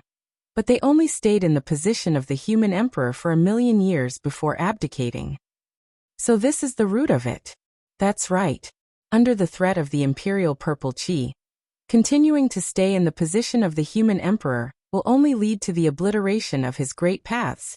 It's better to retire after success and be carefree in the world. After coming back to his senses, Feng Zichen sighed with emotion. The 3 sovereigns of the human race were all sage-to-be figures, and their strength was second only to the saints. Each of the 5 emperors of the human race was no less than a late-stage sage-to-be. Such a powerful figure wanted to sit on the throne of the human emperor. With the luck of the human race on him, who could do anything to him? The 3 sovereigns and 5 emperors could have sat on the throne of the human emperor forever, enjoying the limitless supreme position, and dominating the primordial world. However, they abdicated early, which was puzzling. Now it seemed that it was not that they were unwilling, but that they could not. Heavenly path. There's really no room for loopholes. Obviously, this was a restriction set by the heavenly path. The imperial purple qi was so strong that it could be said to be an unsolvable existence. There were very few people in the primordial world who could compare to it. The more heaven-defying something was, the greater the restriction. Therefore, the imperial purple qi had the characteristic of not distinguishing between friend and foe. However, although the imperial purple qi is strong, it's useless to me. After knowing the reason, Feng Zichen immediately thought of a way to deal with it. The Emperor Star was the carrier of the path of the Emperor. With it around, no matter how heaven-defying the imperial purple qi was, It could not hurt it at all. Emperor Star out. Feng Zichen formed a Dao seal and activated the origin of the Emperor Star, casting a shadow in his sea of consciousness. Under the illumination of the Emperor Star, the human Emperor's status instantly restrained its power. The Imperial Purple Qi also became extremely obedient and was completely controlled by Feng Zichen. Fortunately, the Imperial Purple Qi was born after the witch and demon calamity. Otherwise, if Di Jun controlled this power, who in the primordial world would be able to match him? Feeling the power of the Imperial Purple Qi, Feng Zichen thought happily. Di Jun was the celestial emperor. He was the lord of all living things in the primordial world, and could preach on behalf of the heavens. This was the most noble Dao seat in the primordial world, and nothing could compare to it. Even when the human race was at its strongest, the human emperor was nominally lower than the celestial emperor. Even a saint was not as noble as the celestial emperor in theory. It was just that saints were above him, and were not under the control of the celestial emperor. Di Jun was the most qualified existence to control the Imperial Purple Qi in the primordial world. Just thinking about it was terrifying. Di Jun was already at the peak of the primordial world. With the help of the Imperial Purple Qi, how strong would he be? It would not be an exaggeration to say that he was invincible in the world. Chapter 240. Mount Buzhou fell, causing the stars to shift and worship the Emperor Star together. For a time, the Emperor Star's starlight surged and appeared from the boundless starry sky. It replaced the sun and moon and became the new lord of the stars. When the Emperor Star appeared, the brilliance that belonged to the Lord of the Stars bloomed for the first time. It illuminated the primordial world, the universe, and the endless space and time. It was also at that moment that the Emperor Star's starlight and the wish power of all spirits interacted. It gathered the power of the three paths of heaven, earth, and man and formed the strongest power of the primordial world. The Emperor Purple Qi, the sun and moon hide, and the Emperor Star appears. Di Jun can't get the Emperor Purple Qi. Isn't it the restriction of the heavenly Tao on him? At this moment, Feng Zichen seemed to understand something. The heavenly Tao emphasized balance the most. The heavenly Tao would not allow any force that could dominate the primordial world to appear, for fear that it would break the balance of the primordial world. The celestial sect of wonders was powerful, and the demon sect appeared. The demon clan was powerful, and the wizard clan appeared. The three pure ones were powerful, and the Buddhist sect appeared. In short, any powerful force would have all kinds of problems, or the birth of a powerful enemy, or internal division. There were all kinds of reasons. In any case, the force that truly unified the primordial world would not appear. Haha, interesting. I wonder what kind of opponent the heavenly Tao will prepare for the human race after the human race becomes the protagonist of the world, to stop the human race from ruling the primordial world. After taking one last look at the depths of the chaos, Feng Zichen tore open the chaos outside the sky and returned to the human race. Feng Zichen firmly believed that the human race would become the true protagonist of the world under his leadership, not the puppet of the saints of the later generations. The ancestral land of the human race, the shore of the East Sea. The moment Feng Zichen became the human emperor, all the human race sensed it. A great throbbing suddenly surged in their hearts, as if a great existence had been born. Then the torrent of destiny of the human race appeared, vast and mighty, covering the shore of the East Sea, forming a majestic emperor's shadow in the sky. It was Feng Zichen. Without any doubts, the moment they saw the emperor's shadow, the people of the human race naturally understood what it was. A surge of excitement from the depths of their hearts made them shout from the bottom of their hearts, "Emperor! Emperor! Emperor!" They understood in their hearts that this was the birth of the emperor, of the human race. The human race finally had its own emperor. In the future, under the leadership of the emperor, the human tribe would officially announce its existence to the untainted land. It would enter the magnificent world and write its own glory. It was time for the human race to rise. The loud voices were in unison. First, they spread throughout the entire East Sea. Then they spread far and wide into the East Sea. Countless aquatic creatures were shocked as they looked in the direction of the human race in shock and confusion. Idiot! In the ancestral dragon's sacred palace, the ancestral dragon's avatar could not help but curse when he saw the huge emperor shadow that enveloped the human clan. His tone was filled with anger. As mentioned before, Feng Zichen becoming Renhuang was a foolish move in the eyes of the great divines. Seeing his choice, the ancestral Gragon was both shocked and angry. At the same time, this also showed how much ancestral Gragon valued Feng Zichen. Otherwise, why would the ancestral dragon lose his composure and ignore him? Crack! Several huge space cracks appeared. Feng Zichen walked out of the void and returned to the ancestral temple of the human race that he had been away from for a long time. Greetings, Your Majesty. Seeing Feng Zichen, the surrounding humans hurriedly knelt down and bowed to him. Emperor, Emperor. The changes in the ancestral temple immediately attracted everyone's attention.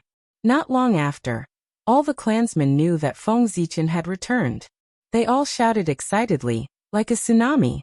At first, there were only a few scattered voices. They were not loud or orderly. But soon the cheers spread to the entire human race. They became louder and louder, more and more orderly. There was a boiling sense of passion which was shocking. Infected by this aura, the flower of humanity above Feng Zichen's head kept trembling, as if it had obtained a connection with the existence of the underworld. Not long after, an inexplicable power appeared in the void. It was vast, boundless, and boundless. It emitted an aura that could contain everything. This was the mighty power of humanity. With the help of the flower of humanity, the shocking power of the human race was transmitted to the human race. It moved him and deliberately lowered a force. Rustle. With the descent of the mighty power of humanity, a ray of light rose above everyone's head. Billions of rays converged toward Feng Zichen, forming a purple-gold crown in the air, and wearing it on his head. The crown was covered with connate Tao patterns. Divine light bloomed, and connate vitality fell. It was endless, containing all the vitality in the world, and giving birth to endless changes. There were thousands of spirits surrounding it. There were many kinds of spirits, and all the races of the primordial world could be found on it. Unfortunately, except for the human race's figure, which was real, the figures of all the other races were illusory and would shatter with a touch. Connate treasure, myriad spirit crown? When the origin of the purple gold crown appeared in Feng Zichen's heart, he was shocked. Was this a connate treasure? Wasn't it a little too easy? Sigh. I knew it. Things aren't as simple as I thought. As more information about the myriad spirit crown was learned by Feng Zichen, the surprise and ecstasy in his heart gradually faded, and was replaced by a sense of helplessness. The myriad spirit crown was a supreme treasure that gathered the power of all spirits and combined with connate vitality. It was a connate treasure nurtured by the human race. It contained the Tao of the transformation of connate vitality.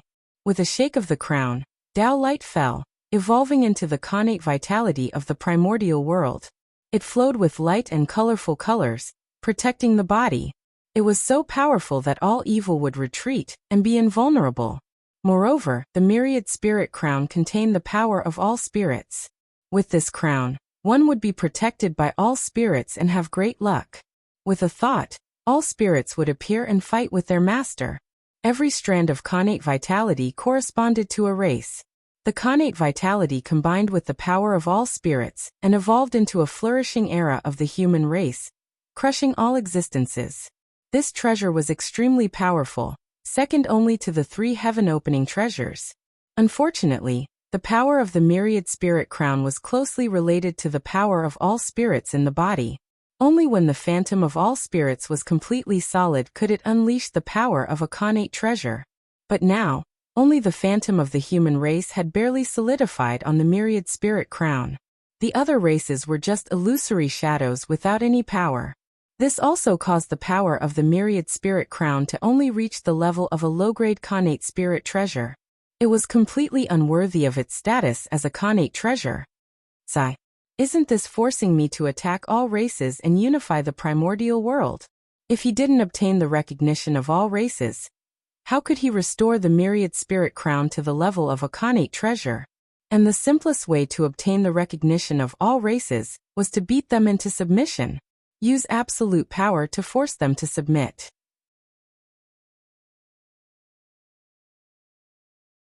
Chapter 241. Sigh, it's too difficult for me. At this moment, Feng Zichen's heart was filled with helplessness. He had become the human emperor because he wanted to lead the human race to occupy a place in this dangerous primordial world, develop his forces well, and wait for the future. However, this human emperor had to force him to become the true human emperor and unify the primordial world. It was simply forcing him. This human emperor was not the emperor of a race, but the emperor of the human Tao, the emperor of all spirits, who commanded all the lives in the primordial world. This position was already extremely noble. It could go against the heavens and replace the celestial emperor, becoming the master of all things in the world. In this era, it was impossible for the human emperor to succeed. Even if the human race prospered in the future and redefined the human Tao with the human race, the human emperor would still be a step away from the emperor of the human Tao.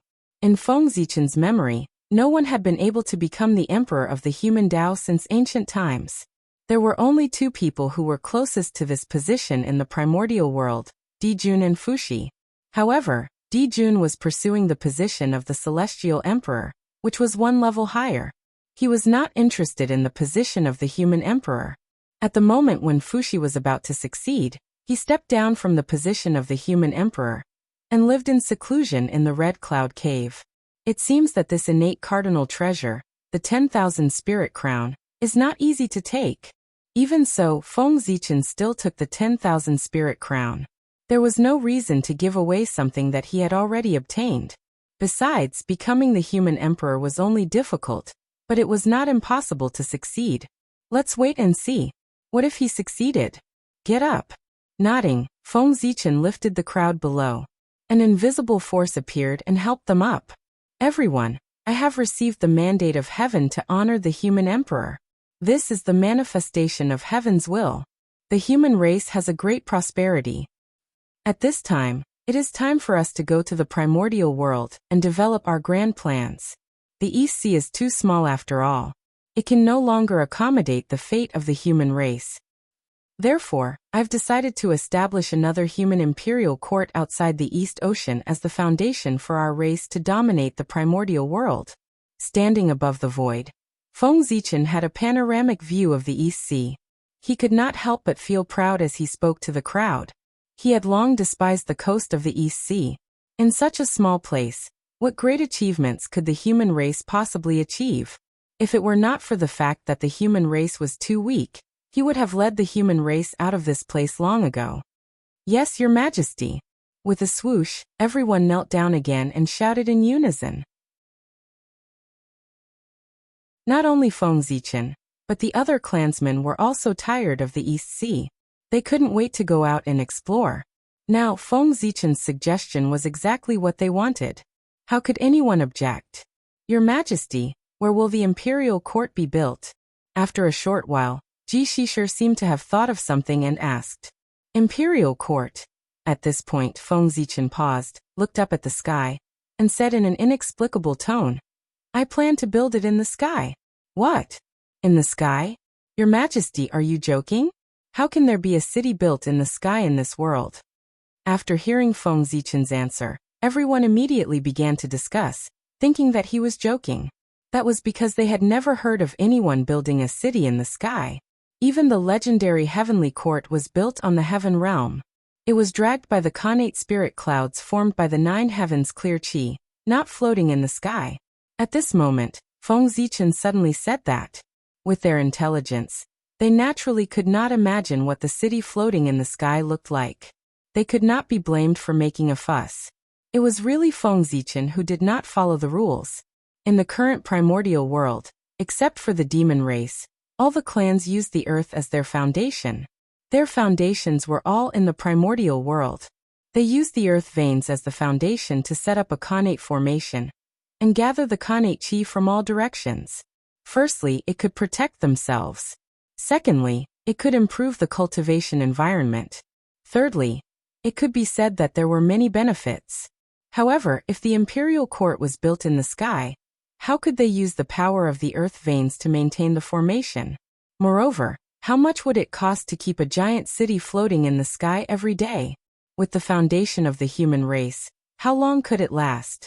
Therefore, the human elders and many Taijingxian were not optimistic about Feng Zichen's idea.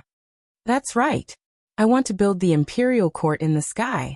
I want to build a giant floating city in the sky. Nodding, Feng Zichen said with certainty. But, Your Majesty.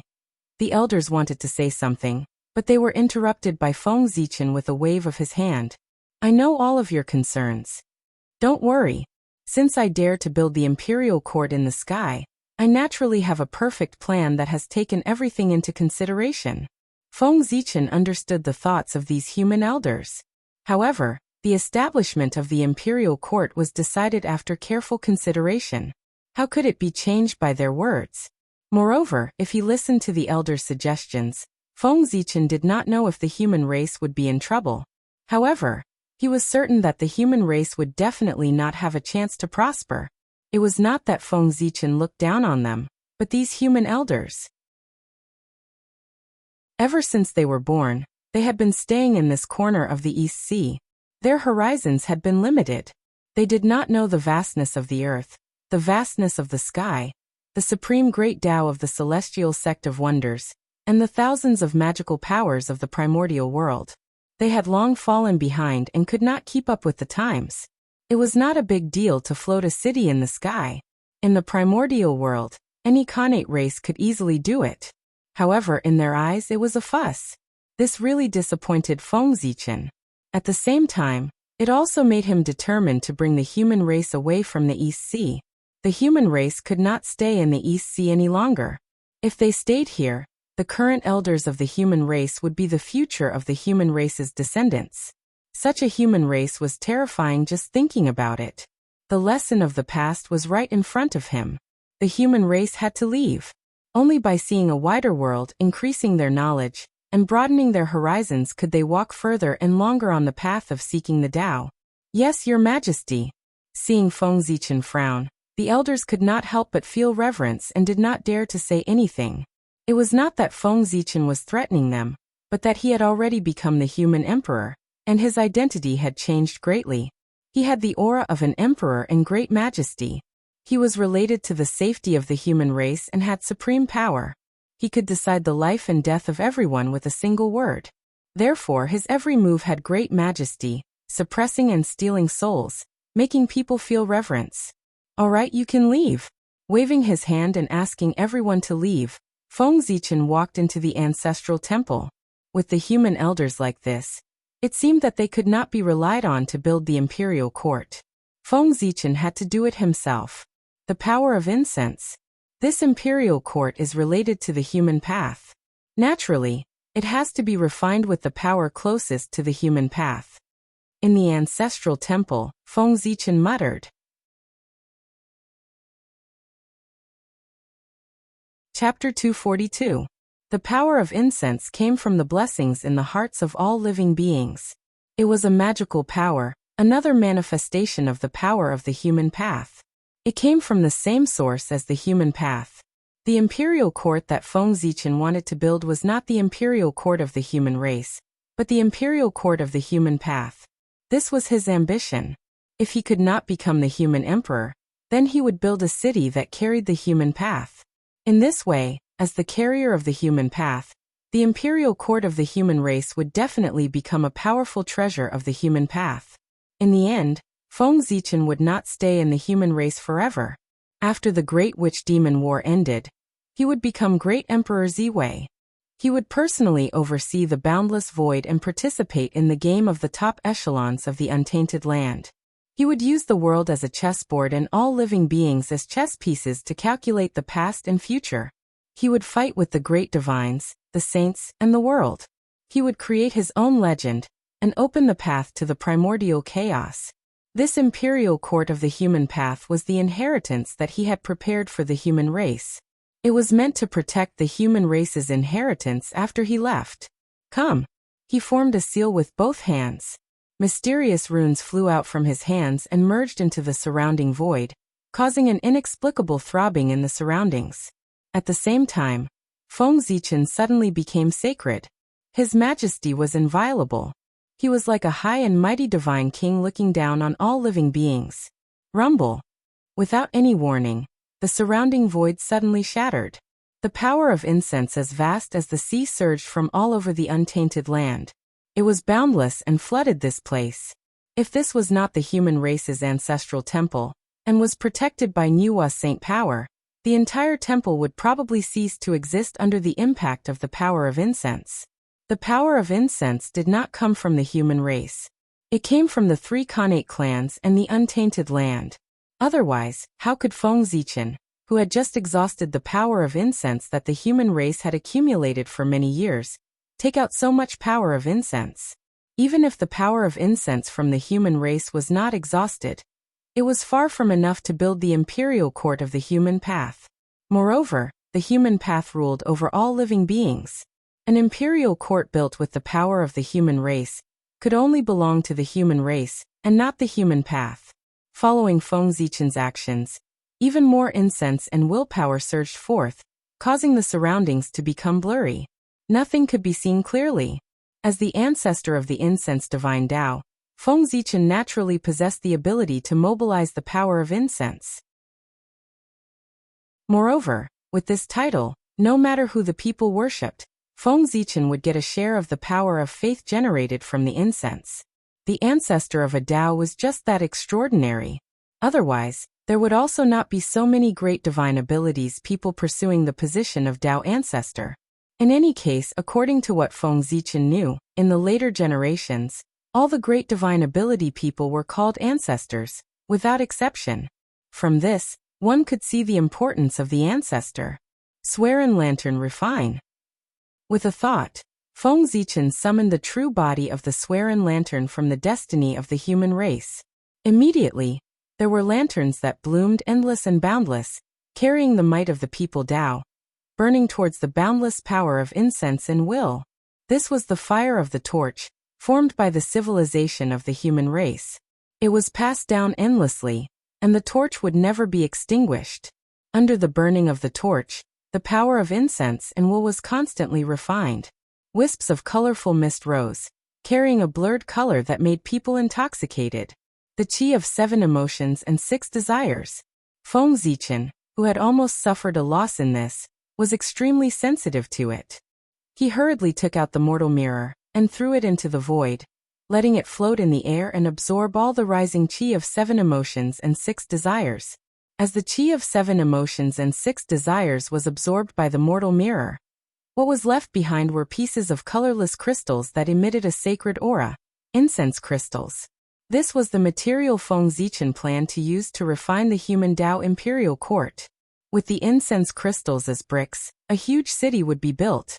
If such a divine city that was built with the power of all spirits could not bear the might of the people Tao, then what else in the primordial world could bear it? Fortunately, Feng Zichen could mobilize the power of incense and will of the entire primordial world. Otherwise, he would not have been able to refine the human Tao imperial court. There seemed to be a lot of humans, but in the entire primordial world, it was nothing. Not to mention the demon clan. Even the nearby water clan outnumbered the human clan by several times. It was just that the East Sea was too small, so there seemed to be a lot of humans. It was precisely because he had the support of countless times more incense and goodwill than the human race that Feng Zichen came up with the idea of creating an imperial court of human Tao and put it into action. Otherwise, why would he work so hard to refine the human Tao imperial court? Was he dreaming? Unfortunately, Mount Shouyang is where the Grand Pure One's future Taoist field is. I can't touch it.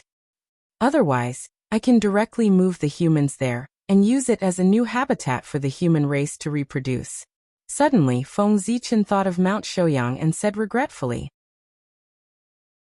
Compared to the East Sea, Mount Shouyang was undoubtedly more suitable for the development of the human race. It was favored by good fortune. The Khanate Chi was rich, the mountains and rivers were beautiful, and the rivers were clear. All of them revealed spiritual Chi. Of course, more importantly, it was big enough. Even if there were dozens of times more humans, it could still accommodate them. Not only that, Mount Shouyang was connected to the central part of the primordial world. It was very important for the human race to increase their experience and broaden their horizons. There were also many Khanate races living there. If the human race were to go there, they would definitely face a survival crisis. It would not be as safe as the East Sea. Years of fighting would definitely stimulate the fighting spirit of the human race. It would give birth to powerful warriors, or even kings, to protect the human race. Unfortunately, Mount Shouyang was the Taoist field chosen by the heavenly Tao for the Grand Pure One. No matter how much Feng Zichen coveted it, he did not dare to touch it. Therefore, in desperation, Feng Zichen racked his brains to find a place for the human race to live. Only then did he think of the method to refine the human Tao imperial court. Just as Feng Zichen was in seclusion to refine the human Tao imperial court, the human kings also had their own choices. In Yi City, Yang was looking at Mount Shouyang. Suddenly, he saw a golden light coming towards him. Just as he was about to block it, the golden light merged into his body. Instantly, the aura belonging to Daoyuo Jingxian rose from Yang's body and shook the surroundings. And that was not the end of it. Golden light bloomed on Yang's body. It was extremely bright and made him look extremely majestic. This was the aura of a human king. At this moment, Yang became a human king. He controlled the vast territory and the lives of tens of thousands of people. He was the leader of the human race. In Qiao province, Yu was in seclusion. Suddenly, golden light appeared and entered his body. It raised his cultivation to that of Daoyuo Jingxian. In Hong City, Dahong, the leader of the 3 generations of humans, was resting. He received the human king status and became Daoyuo Jingxian. In Li City, Dali, the leader of the 5 generations of humans, received the support of the human king status during a battle with an enemy. He became Daoyuo Jingxian and killed his enemy. In the East Sea, Feng, the leader of the 8 generations of humans, dating, merged with the human king status and became the human king. Chapter 243. 5 human kings? Yu Yang dating Dahong and Dali. These 5 have inherited the destiny of the human race. They are all talents of the human race. I didn't expect them to become human kings. As the human emperor, Feng Zichen naturally sensed the birth of a human king immediately. The result was similar to what he had expected. The Khanate human race had been passed down for 9 generations. The leaders of each generation could be said to be outstanding. Unfortunately, those who were born extraordinary were bound to be accompanied by extraordinary tribulations. After a few tribulations, only 4 of the 9 leaders were left. They were Swearin, dating Dahong and Dali. They were talents born from the destiny of the human race. Few humans could compare to them. If it weren't for the Yoyu and Yang who had made great contributions to the human race, the 2 of them might not be able to sit on the throne of human kings with the 3 of them. There's no hurry to become a human king. Let's create the human Tao imperial court first. Now that Feng Zichen couldn't find the time, the remaining 4 human kings would have to wait until the human Tao imperial court appeared before making a decision. With that thought, Feng Zichen took out the chaos bead, spread out the great Tao divine diagram, and activated the chaos formation. Immediately, the incense crystals on the ground surged toward the great Tao divine diagram. They merged with each other and gradually formed 4 huge walls without any gaps. Within the great Tao divine diagram, countless Khanate Tao patterns appeared and imprinted on the walls, constantly increasing the power of the walls. If he wanted the imperial court to float in the air, he needed a huge amount of energy to support it. If he wanted to protect the imperial court, he had to set up a Khanate formation. This also needed a huge amount of energy to support it. Using the chaos bead as the core to build the human Tao imperial court would undoubtedly solve all the problems. The chaos bead contained a chaos space. Its power was endless. It had no problem supporting the consumption of an imperial court. Not only that, using the chaos bead as the core to build a city was equivalent to building the imperial court directly on the chaos formation. It would save Feng Zichen the trouble of setting up the formation and designing the imperial court. The chaos formation was a formation created by the great Tao. It wasn't the result of the primitive world's heavenly Tao. It contained the mysteries of the great Tao. According to the direction of its array formation, the imperial court built could be said to be the most perfect and closest city in the primordial world. It was the best carrier to carry the human Tao. Although the incense divine Tao was born late, the incense power of Will had existed for a long time. After the birth of the Khanate life forms, the power of incense and faith began to exist in the untainted land. It wasn't Feng Zichen who created the incense divine Tao that allowed the power of incense to exist. Instead, it was Feng Zichen who discovered the power of incense and faith, and concluded the way to use it that created the incense divine Tao. The burning incense divine Tao had always existed. Even without Feng Zichen, it would naturally manifest in the world when the time was right. As for the power of faith that had existed since the birth of Xiantian life forms, it had long since lost its master. Now they had completely benefited Feng Zichen. He had summoned them from all over the primordial world to build the human Tao imperial court. Rumble. Endless incense power surged in from all directions, and was refined by Xian Hua, turning into incense fire crystals that fused into the walls around them. This caused the embryonic form of a huge city to gradually appear on the Great Tao Divine diagram. As Feng Zichen became Daoyuo Jingxian, Xianqing's body also changed. Kunlun Mountain, in a nameless valley hidden among the peaks. On this day, a bright green light suddenly erupted. Endless runes shone and rushed into the 9 layers of clouds, shaking the heavens and the earth. Haha! My Tao has been completed. As soon as he finished speaking, a figure shrouded in immortal light slowly rose from the depths of the valley. Hundreds of millions of immortal phantoms appeared and surrounded him in the center. This person was Xianqing. After Feng Zichen broke through to Daoyuo Jingxian, under the sensing of his aura, Xianqing was also about to take the crucial step to transcend the long river of fate and become Daoyuo Jingxian.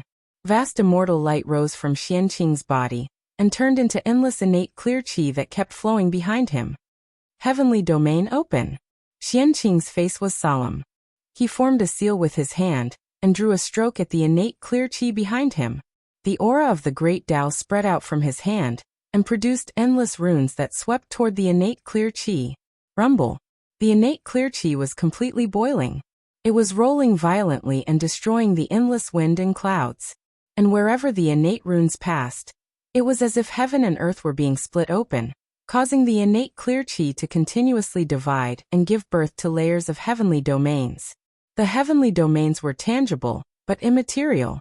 One layer after another, there were a total of 36 layers. They spread up along the endless void and came to the deepest part of the void, a mysterious and unpredictable place. There was a long river that seemed real and illusory. It was vast and boundless, flowing quietly forward forever. It was the long river of fate.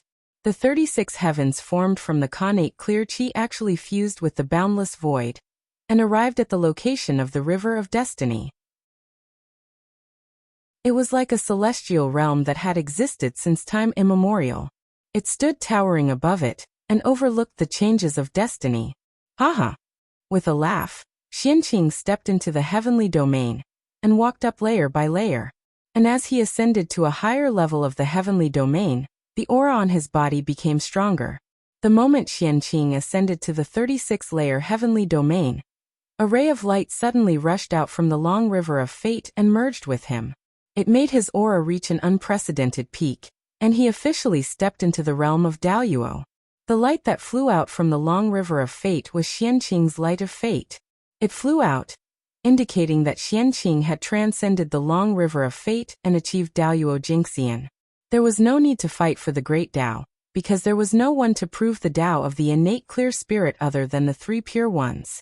Xianqing was the successor of Taoist Shangqing, so why would the 3 pure ones make things difficult for him? As long as he reached a certain level, proving the Tao was easy.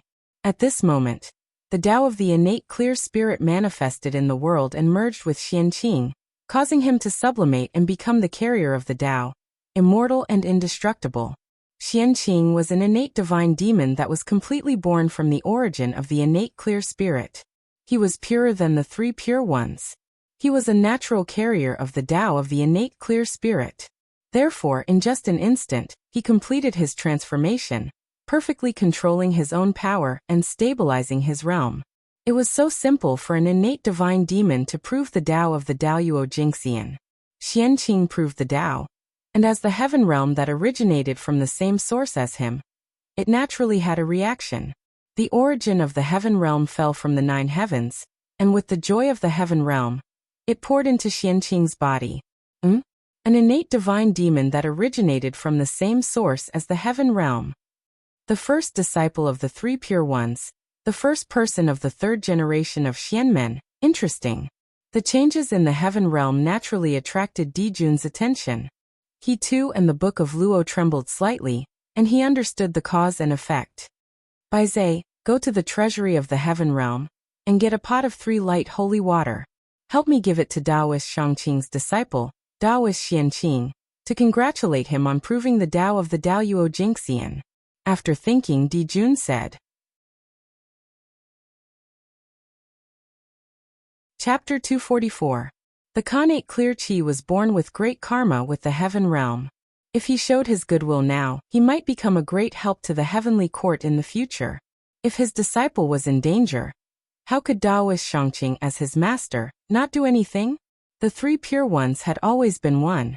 Since Taoist Shangqing took action, the other pure ones and pure ones would definitely take action. In this way, the heavenly court would have 3 more saints to help them. Wouldn't that be a great thing? With this thought in mind, Dijun made such a decision.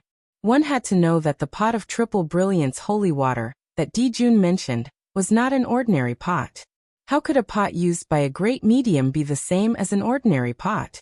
That pot was at least the size of a pond, maybe even bigger.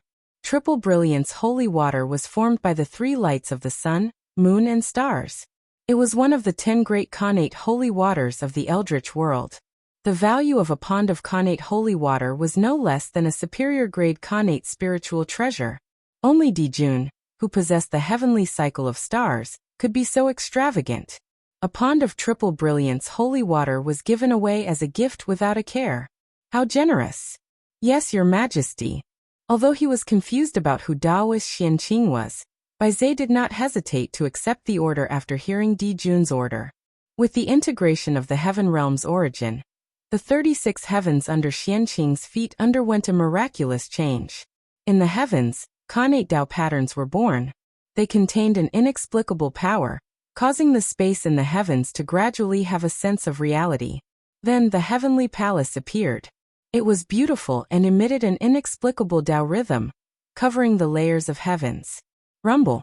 The 36 heavens suddenly shrunk and turned into a Tao seal surrounded by immortal light, falling into Xianqing's hand. 36 heavenly Tao scriptures. Feng Zichen muttered to himself as he played with the Tao seal in his hand. With the support of the heaven realm's origin, the 36 heavens underwent a tremendous change. It turned from a vision into a Khanate Tao scripture. This Khanate Tao scripture recorded the evolution of the Khanate Clear Qi. It could evolve the 36 heavens and explain the Khanate Clear Spirit Tao. Every time he deepened his understanding of the innate clear spirit Tao, he would be able to evolve a layer of heavenly domain. When all 36 heavenly domains appeared, he would be able to fully comprehend the Tao of innate clear spirit and become Daoyuo Jingxian. Moreover, each level of the celestial domain contained an innate divine ability with incredible power. Unfortunately, the source of the heaven realm was limited. Being able to evolve the innate Tao scripture was already the limit. These 36 innate divine abilities only had enough time to nurture a prototype before the origin of the heaven realm was exhausted. In other words, the future achievements of these 36 congenital supernatural powers all depended on how far Xianqing could go, and how far he could deduce them. Not only that, but the 36 heavens domain itself was also a supreme ability that possessed the power to suppress the heavens. After attaining great success, it would be as if the entire primitive celestial realm was pressing down on them. How many people in the world would be able to stop it? Clear Qi and turbid Qi are indeed the foundation of the great desolate world. Using these 2 Daras, not only can one obtain the favor of the world, but there are also many unknown benefits. Putting away the seal, Xianqing sighed. Being of the same origin as the world, one's birth was naturally incomparably noble, and could share the fate of the world. As long as one did not court death, one could live freely without any disasters. Moreover, with the advancement of the world, it was not impossible for the origin Tao fruit to be formed. The benefits were beyond imagination. Primitive world. Birth is really too important. A bad birth may not mean that one has nothing, but a good birth definitely has everything. Throughout the history of the primitive world, those who could be active in the primitive world were all innate divine demons, without exception. Compared to Feng Zichen, one would know. Xianqing's path to Tao validation was too smooth, almost smooth sailing. But Feng Zichen was different. Every step on the path to Tao validation was extremely dangerous. If it were not for Penga's favor, he would have died long ago. The gap was too big. But fortunately, everything was different now. Feng Zichen was also an innate divine demon, and a top innate saint, Penga's orthodox. He was a true proud son of heaven. Speaking of which, Feng Zichen's current situation was that he had changed his destiny with his own strength, which was the most in line with the concept of man conquering nature. If he was not born in the wrong era, the position of the sacred emperor of the human Tao would belong to him. It was also because of this that the human Tao favored him so much. Otherwise, did he really think that with the power of all spirits, he could summon the help of the human Tao at will? There were many mighty figures in the primitive world. If it was so easy to summon the power of the human Tao, the flower of human Tao would not be so rare. At the end of the day, it was because the human race thought highly of Feng Zichen that they helped him again and again. If it were others, they would not have such good treatment. It's time to return to the Jade Void Palace. After calculating the time, Xianqing collected his thoughts and turned to walk towards the Jade Void Palace. There, the three pure ones were still waiting for him. As the first disciple of the third generation of the Celestial Sect of Wonders, Xianqing had proven his Dao, Daoyuo Jingxian. It was a big deal that the Celestial Sect of Wonders had a successor. The three pure ones deliberately put down the matters in their hands and gathered in the Jade Void Palace, waiting for Xianqing to pay his respects. Great Taoist Master Numinous Treasure, give me your life. On the way to the Jade Void Palace, Xianqing suddenly heard a voice that was filled with killing intent. His expression changed, and he hurriedly rushed in the direction of the voice. At the foot of Kunlun Mountain, Zhao Gongming was holding the Kunwu sword and leading a group of outer sect disciples of the Jie school to attack the great Taoist Master Numinous Treasure. As the eldest outer sect disciple of the Jie school, he could not weaken the reputation of the Jie school. Therefore, the Grand Master of Heaven gave the superior grade Khanate Spirit Treasure, the Kunwu sword, to Zhao Gongming. Originally, the Dharma treasure that the Grand Master of Heaven gave him should be the supreme grade Khanate Spirit Treasure, the Sea Calming Divine Pearl. However, the Grand Master of Heaven had already given this Dharma treasure to Xianqing. Therefore, the Grand Master of Heaven gave Zhao Gongming the Khanate Spirit Sword, which was not inferior to a supreme grade Khanate Spirit Treasure, the Kunwu sword. However, the great Taoist Master Numinous Treasure was also extraordinary. He held the superior grade Khanate Spirit Treasure, the Dragon Tiger Seal, in one hand and the middle grade Khanate Spirit Treasure, the Demon Subduing Sword, in the other. He fought with the disciples of the Jie school very well. After a long battle, Zhao Gongming was furious. He took out the Kunwu sword and attacked the great Taoist Master Numinous Treasure. The Khanate Spirit Sword abandoned all defense and focused on the power of killing. Therefore, it was extremely powerful. In addition, Zhao Gongming suddenly attacked without any warning. For a moment, the great Taoist Master Numinous Treasure was in danger. Stop! Xianqing saw this scene as soon as he arrived. His face turned cold and he shouted sternly. At the same time, he waved his sleeve and the Khanate clear chi rushed out, sweeping everyone present into the air and throwing them to the ground. As a result, although everyone was fine, they lost a lot of face and lay on the ground in a sorry state. Greetings, eldest senior brother. Seeing that the person who came was Xianqing, everyone quickly got up from the ground. They didn't dare to argue and greeted him. Chapter 245. All right. You're all promising. The senior and junior brothers of the same lineage actually fought to the point of fighting each other. Moreover, it's at the foot of Kunlun Mountain. You're really capable. As he spoke, Xianqing pointed at everyone and scolded sternly. Do you still have master and uncle masters in your hearts? Do you still have any feelings for them? As long as there is any friendship in their hearts, why would they do such a thing that would hurt their loved ones and make their enemies happy? The current 3 pure ones had yet to split up. They were a family. If the disciples of Jia School and Chan School were to engage in a life-and-death battle at the foot of Kunlun Mountain, wouldn't they become the joke of the primordial world? Eldest senior brother. We treat them as our senior and junior brothers, but they might not think highly of us. Perhaps they might even think that we're climbing up the social ladder? At that moment, Zhao Gongming calmed down and said indignantly, there were all kinds of disciples in Jia School. There were Khanate god fiends from the top of the primordial world, as well as Khanate life forms with feathers and feathers. There were many kinds of them. Khanate god fiends were still alright, and came from noble backgrounds.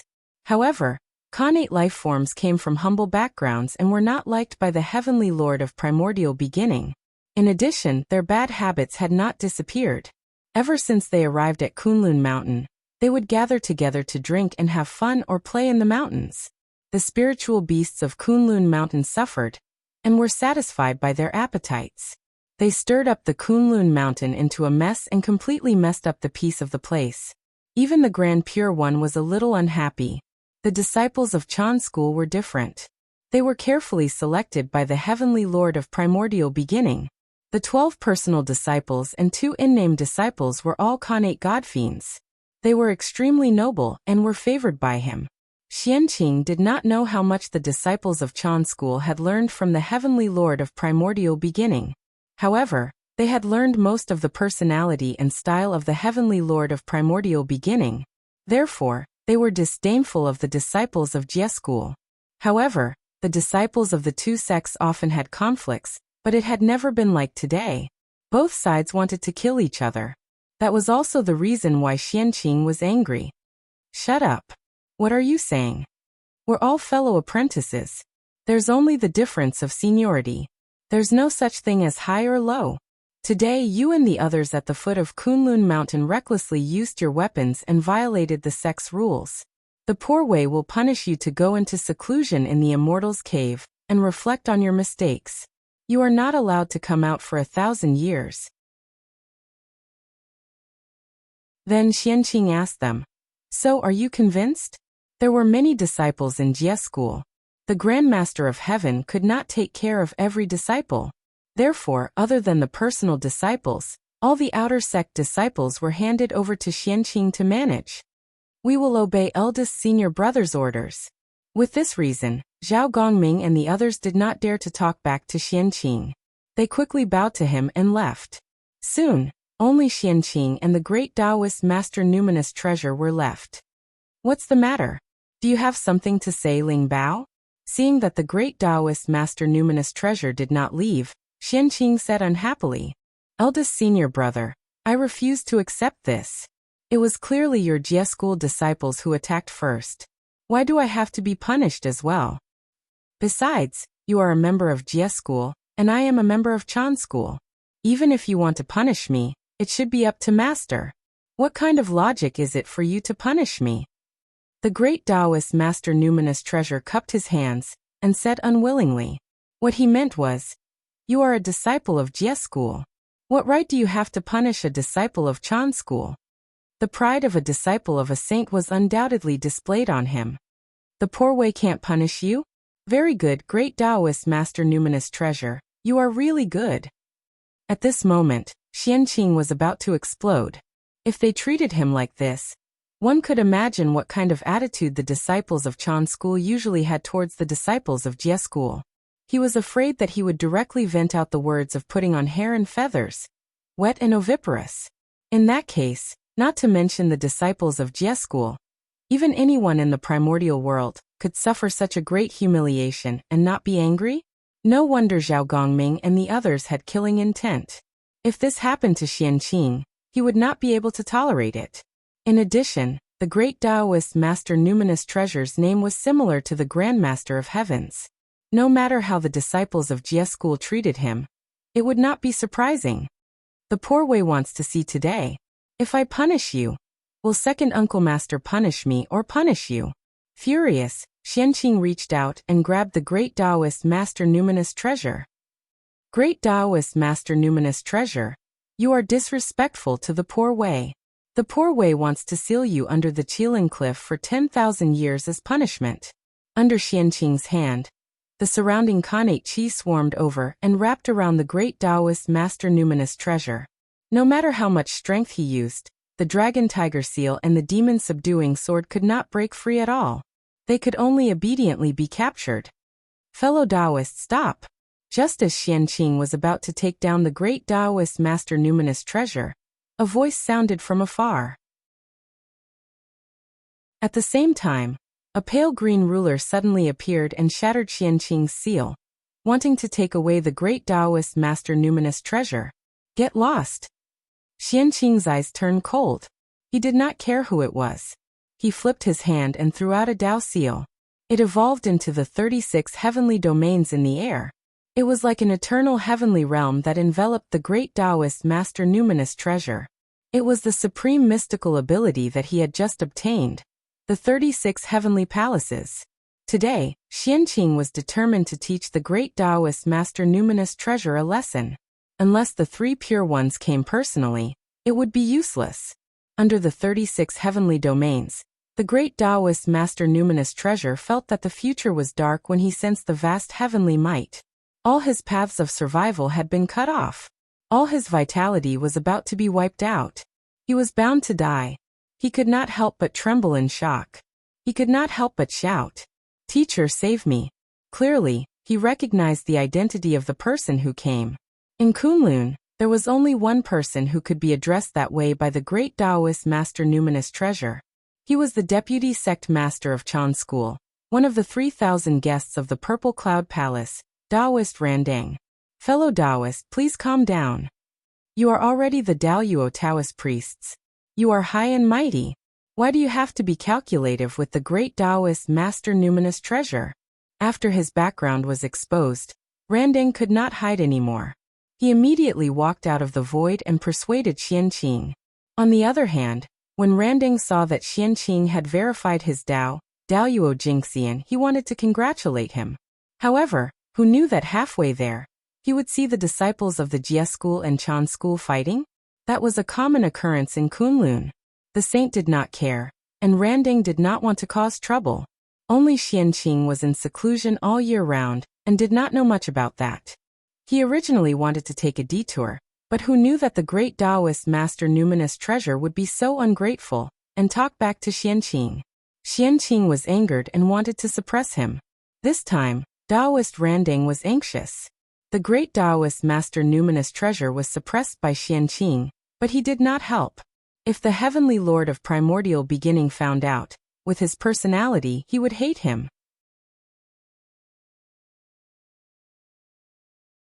Chapter 246. Xianqing was the first disciple of the 3 pure ones. The great Taoist Master Numinous treasure was disrespectful to him, and dared to talk back to him. In the end, he was suppressed by him. Even if Heavenly Lord Yuanshi knew about this, he would not punish Xianqing. On the contrary, he would reward him and reprimand the great Taoist Master Numinous treasure. He would blame him for not knowing how to respect his elders and stand up for Xianqing. The Heavenly Lord of Primordial Beginning valued etiquette the most. The great Taoist Master Numinous treasure's actions thought that he had increased the prestige of Chan School, but in fact, he had deeply angered the Heavenly Lord of Primordial Beginning. Otherwise, with such a commotion here, how could the Heavenly Lord of Primordial Beginning, who loved his disciple, not help? It was all because the actions of the great Taoist Master Numinous treasure had angered him. He had used Xianqing to teach him a lesson. Furthermore, when this matter was over, the great Taoist Master Numinous treasure would definitely be reprimanded when he returned to the Jade Void Palace. However, that was the treatment of Xianqing and had nothing to do with Taoist Randang. This matter had caused the Heavenly Lord of Primordial Beginning to lose face. He must have a belly full of anger to vent. If Randang did not help, wouldn't that give him a reason to vent? As the deputy sect master of Chan School, What's the use of watching from the side when a disciple of Chan school appears? Thinking of the adverse effects of this matter on him, Taoist Randang took action. That was why the scene just now happened. Uncle Master, you're making things difficult for me. You're a senior, so how can you call me fellow Taoist? Just call me Xianqing. He waved his hand at Taoist Randang. Xianqing did not dare to accept his title of fellow Taoist. No matter what, Taoist Randang was an existence that listened to the Tao in the Purple Cloud Palace with the three pure ones. Even if he was doing a little poorly now, he was still a Taoist of the Celestial Sect of Wonders, and an elder of the Xianqing. Even the Heavenly Lord Yuanshi addressed him as a fellow Taoist. Xianqing could not mess up the seniority. Then the poor way will drag it out, and call you Xianqing. Taoist Randang was very satisfied with Xianqing's attitude. As the saying goes, the more you lack something, the more you care about it. Because Burning Lamp Taoists could not break through to the Sage-to-Be realm for a long time, he went to Kunlun Mountain to worship Heavenly Lord Yuanshi as his teacher. When he opened the mountain to accept disciples, he asked for the help of the sage to break through. But Heavenly Lord Yuanshi did not dare to accept him as a disciple. Who was Taoist Randang? The Khanate Godfiend was born. He had once heard of the Tao in the Purple Cloud Palace. Although he was not the Tao ancestors' disciple in name, they were master and disciple. Even if he met the Tao ancestor, he could call him teacher. He was already considered a disciple of the Tao ancestor. Anyone who saw him would have to call him fellow Taoist. If the Heavenly Lord of Primordial Beginning accepted him as his disciple, what would happen to the Tao ancestor? What about the fellow Taoists of the Purple Cloud Palace? However, the Heavenly Lord of Primordial Beginning couldn't chase him out when he begged so hard in the past. In the end, he gave Taoist Randang the position of Deputy Sect Master, because they had listened to the Tao together in the past. In this way, he could be above all the disciples and not lose his identity. He could also let him listen to the preaching together with his disciples, and achieve his purpose of coming to Kunlun Mountain. It could be said to be killing two birds with one stone. He obviously didn't want to agree, but because of his face, he couldn't say anything to refuse. Thinking about it, it was really difficult for Lord of Heaven Yuanshi. The way the primeval Lord of Heaven handled this matter could be said to be perfect, leaving people completely speechless. However, Taoist Randang's reputation was ruined. Such a shameless act made all the great mystical abilities feel deeply ashamed. Taoist Randang had completely become the target of contempt for the mighty figures of the primordial world. That made him a little embarrassed to see others. It also made him extremely sensitive to matters related to his reputation. Xianqing's praise of him could be said to have scratched his itch. How could Taoist Randang not be happy? It's his fault that the great Taoist Master Numinous Treasure offended you. It's only right for you to teach him a lesson. No one can say anything.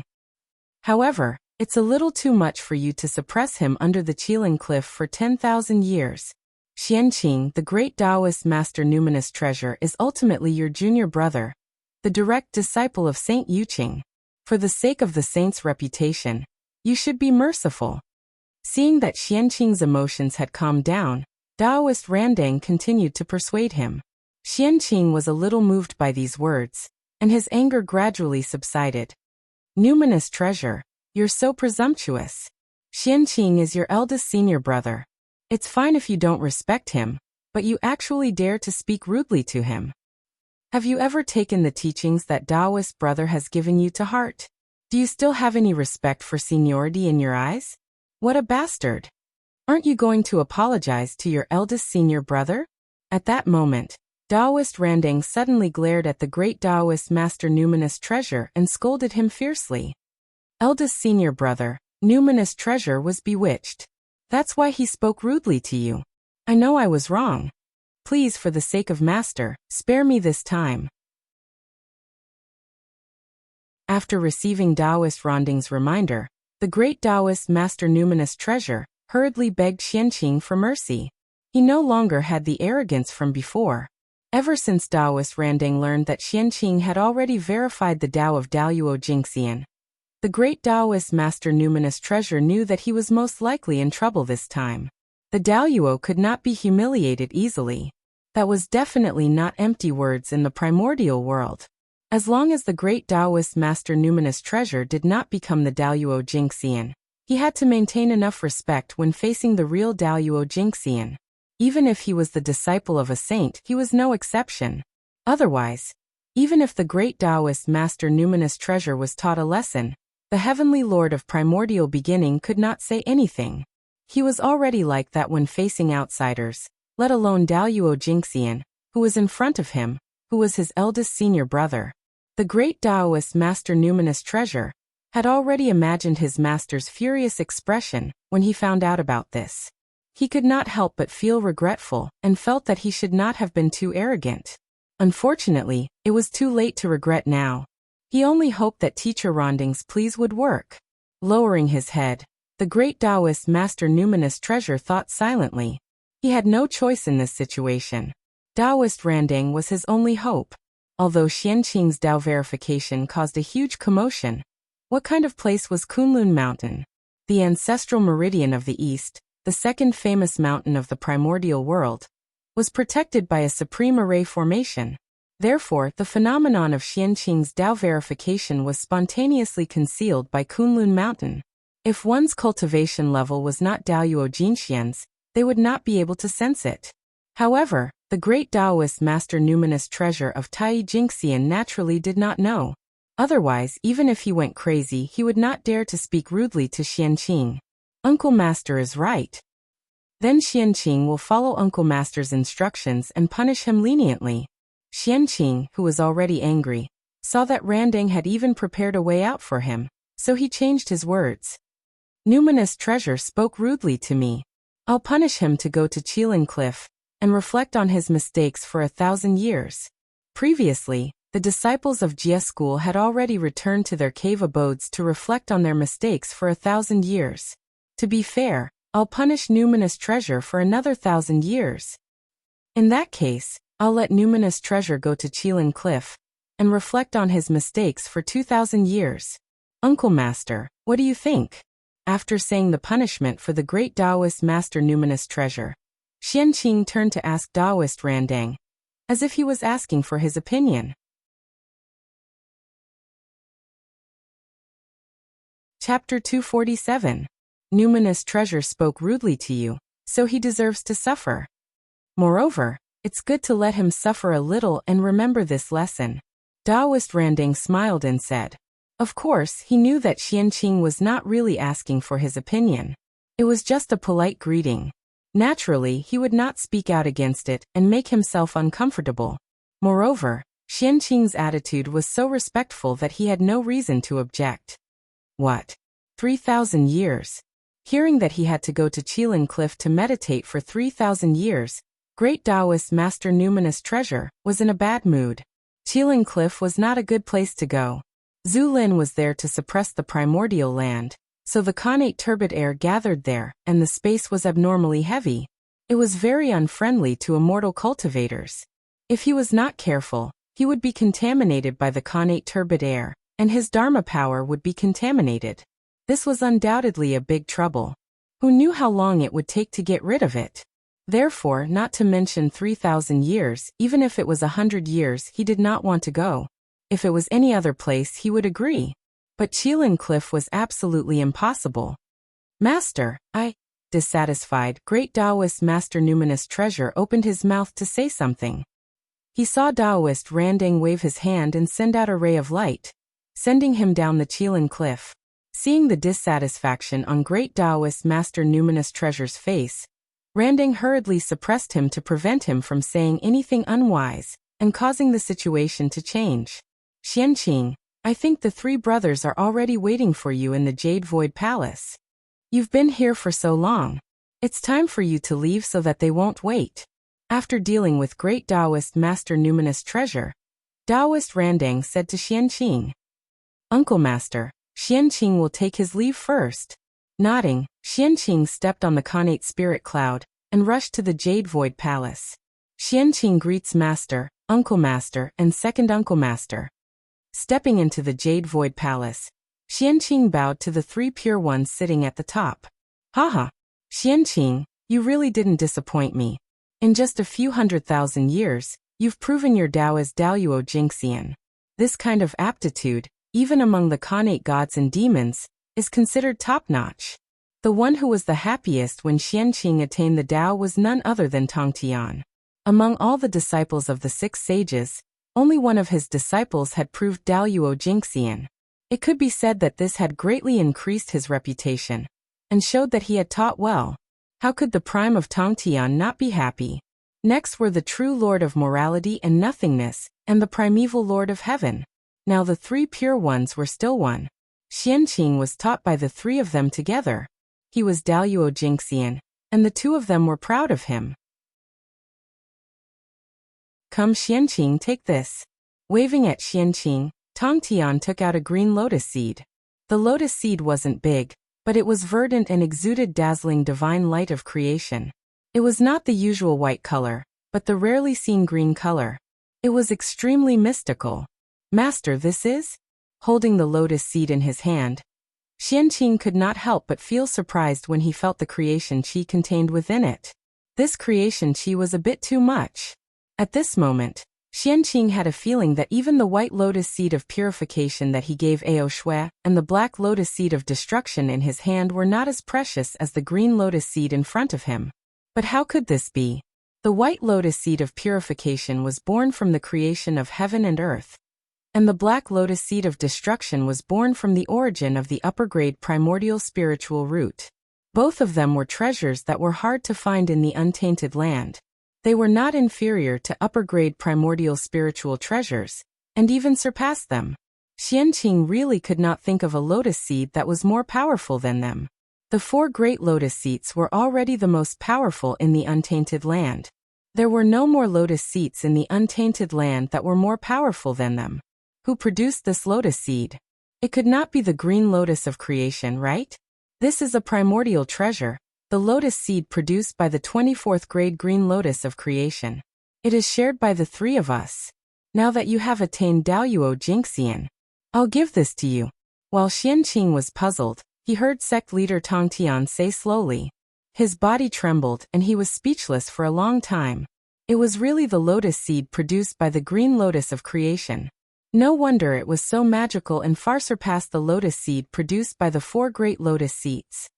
Not long after the end of the ancient times, I traveled the untainted land with your 2 uncle masters.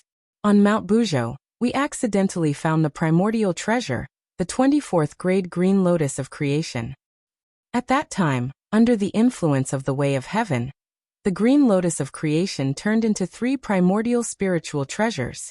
They are my Qingping sword, your uncle master's dragon head walking stick, and your second uncle master's 3 precious jade rui scepter. To show that the 3 pure ones were originally one family, although the green lotus of creation disappeared, the lotus seed that it had produced previously remained, and was kept by the 3 of us. Sect leader Tongtian pointed at the lotus seed in Xianqing's hand and introduced it. The green lotus of creation produces a lotus seed, which means inheritance. The 3 pure ones accepting Xianqing also means inheritance. Today, passing the green lotus of creation to you is to announce to the world that you, Xianqing, are the most orthodox successor of the 3 pure ones and can inherit their mantle. At this moment, Taiqing and Heavenly Lord of Primordial Beginning spoke to Xianqing one after another, explaining to him the meaning of passing down the green lotus of creation. Yes, the green lotus of creation was the child of the green lotus of creation. As a disciple personally taught by the 3 pure ones, Xianqing was of the same origin as them. Wasn't he equivalent to their child? The green lotus of creation belonged to the 3 pure ones, and the green lotus of creation belonged to Xianqing. The 4 of them were one, and they were of the same origin. It meant that the 4 of them were one, and the inheritance was orderly. They all had the green lotus of creation. Buzz, buzz, buzz. After Xianqing accepted the green lotus of creation, the dragon head walking stick in Taiqing's hand, the 3 precious jade rui scepter in Yuqing's hand, and the Qingping sword in Shangqing's hand suddenly vibrated. Then, the green lotus of creation in Xianqing's hand also began to vibrate inexplicably. In the end, the 4 spiritual treasures emitted a green light one after another, and merged into one in the air. forming a green lotus. There were jade roots, green leaves, and a green lotus. It was 24 grades, and there was a lotus seed in it. It was the Khanate cardinal treasure, the 24-grade green lotus of creation. Of course, this was not the real green lotus of creation. It had already shattered and turned into the 4 treasures in the hall. What was manifesting now was the fate of the green lotus of creation. The combination of the 4 treasures was equivalent to the rebirth of the green lotus of creation. Now that the 4 treasures were gathered together, their Khanate origins attracted each other and produced a resonance, causing a strange change. In the unseen world, it summoned the fate of the green lotus of creation. Poof! The fate of the green lotus of creation came and went quickly. In just an instant, it shattered and turned into 4 parts, falling into the Dharma treasures in the hands of the 4 people. For a moment, the 4 Dharma treasures shone brightly, emitting a bright Tao light. Tao sounds resounded, and the great Tao surrounded them. Khanate Tao runes circulated, creating thousands of phenomena. There was also the chi of creation coming from the void, filling the entire hall. After a long time, the many phenomena slowly dissipated, and the hall returned to normal. Chapter 248. At that moment, Xianqing looked at the lotus seed in his hand again, and felt that it was different from before. However, he could not tell what was different. Helplessly, he looked at the 3 pure ones with a puzzled gaze. Oh, I didn't expect there to be such a change when the 4 treasures are gathered. After sizing up the dragon-headed walking stick in his hand for a while, the Grand Pure One said slowly, "Father stepped on the chaos green lotus and opened the sky. The birth of the primordial world absorbed a lot of the origin of the chaos green lotus. Therefore, the creation green lotus that has inherited the origin of the chaos green lotus is also one of the heaven-opening treasures. It has great power and luck. Unfortunately, before the creation green lotus was fully nurtured, it was broken down by the 3 of us, causing the heaven-opening luck to be lost. It's also because of fate. Today, the 4 treasures are gathered and resonated. It has re-evolved the aura of the Khanate cardinal treasure, the creation green lotus, causing the Khanate luck that it lacked to descend from the netherworld. The 4 treasures have obtained this trace of luck, and turned into heaven-opening spiritual treasures. Many changes have occurred, but the poor way can't tell what kind of changes they are. You still have to figure it out yourself." Those words were obviously directed at Xianqing. After all, the 3 pure ones were saints. They could know the cause and effect with just a thought. However, Xianqing did not have that ability. This heaven-opening luck came a little late. If it had descended before we attained the Tao, it might have saved us a lot of trouble. However, now that it has descended, we have already become saints. The effect it can have is negligible. This luck is no longer of much use. Seeing the heaven-opening luck, the heavenly lord of primordial beginning seemed to have thought of some past events. He could not help but sigh and sigh.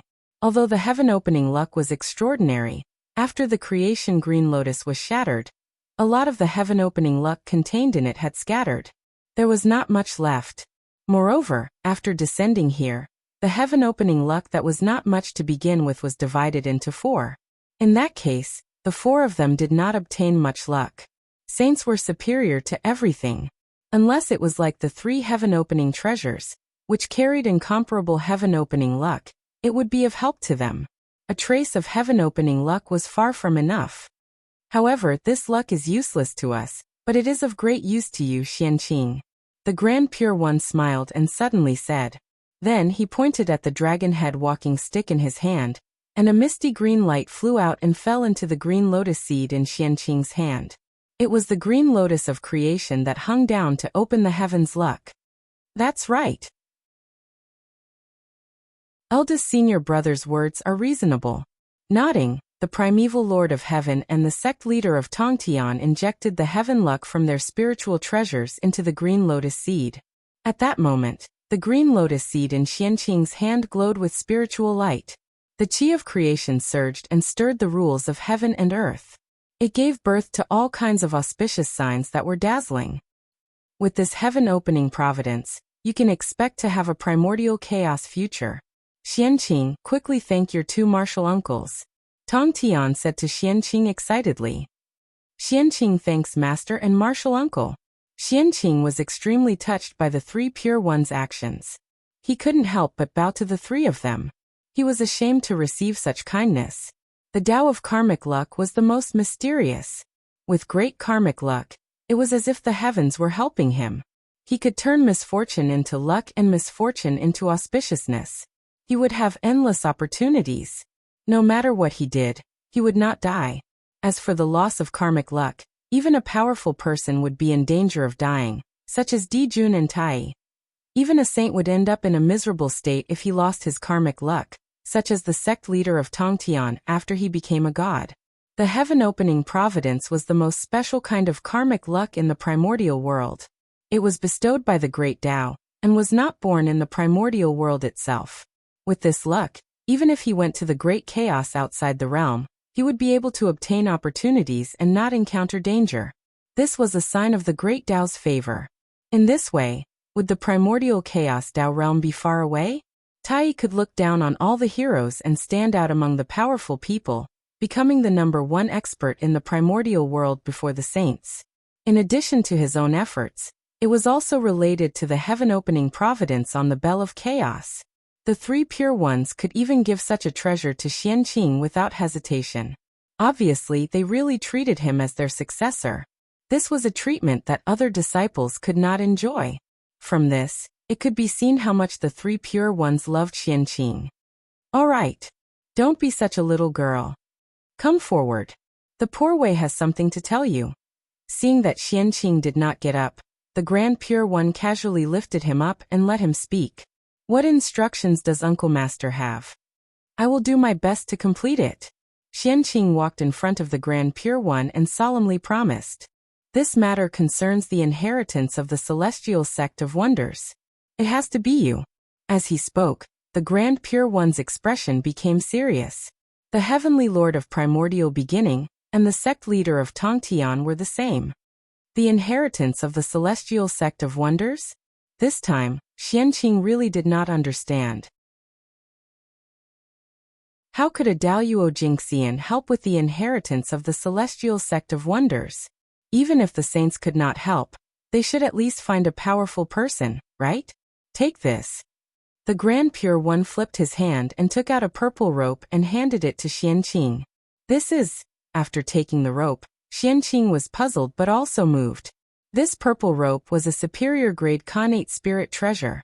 Although it was precious, it was nothing to Xianqing who had many Dharma treasures. What really moved him was the 3 Khanate Tao seals that were imprinted on the rope and surrounded by green light. Above the Tao seals, Khanate clear chi filled the air. Countless Khanate runes were born and destroyed within it. There was also the power of origin mysterious chi surging, deducing the changes of the universe and the operation of heaven and earth. This was the 3 pure Tao seal. In the primordial world, only the 3 pure ones could control the power of origin mysterious chi. This was a gift from the primordial world to them. And it was also the 3 strongest karmic positions in the universe. The 3 chi of origin mysterious chi were the origin chi of the universe, and could evolve everything in the world. The 3 pure ones held this karmic position, which was the sect of the gods and the ancestor of creation, to show their respect. Although this rope was only a superior grade Khanate spirit treasure, with the support of the 3 pure Tao seal, it could mobilize the power of the universe and had the ability to destroy everything. It was really hard to guess how powerful it was. This treasure is called the Immortal Binding Rope. Although it is only a superior grade Khanate spirit treasure, with the support of the 3 of us, its power is second only to Khanate cardinal treasures. Handing this treasure to you is to let you take the responsibility of supervising the 3rd generation disciples of the celestial sect of wonders. In the future, when you travel in the primordial world, whenever you see a disciple of the celestial sect of wonders, be ruthless, murderous, cruel, and unscrupulous. You can use this treasure to take them down. According to their merit and karma, you can either imprison or kill them. To protect the reputation of the celestial sect of wonders. Hearing this, Xianqing's heart skipped a beat. The Grand Pure One had asked him to supervise the 3rd generation disciples of the celestial sect of wonders. This wasn't a good job.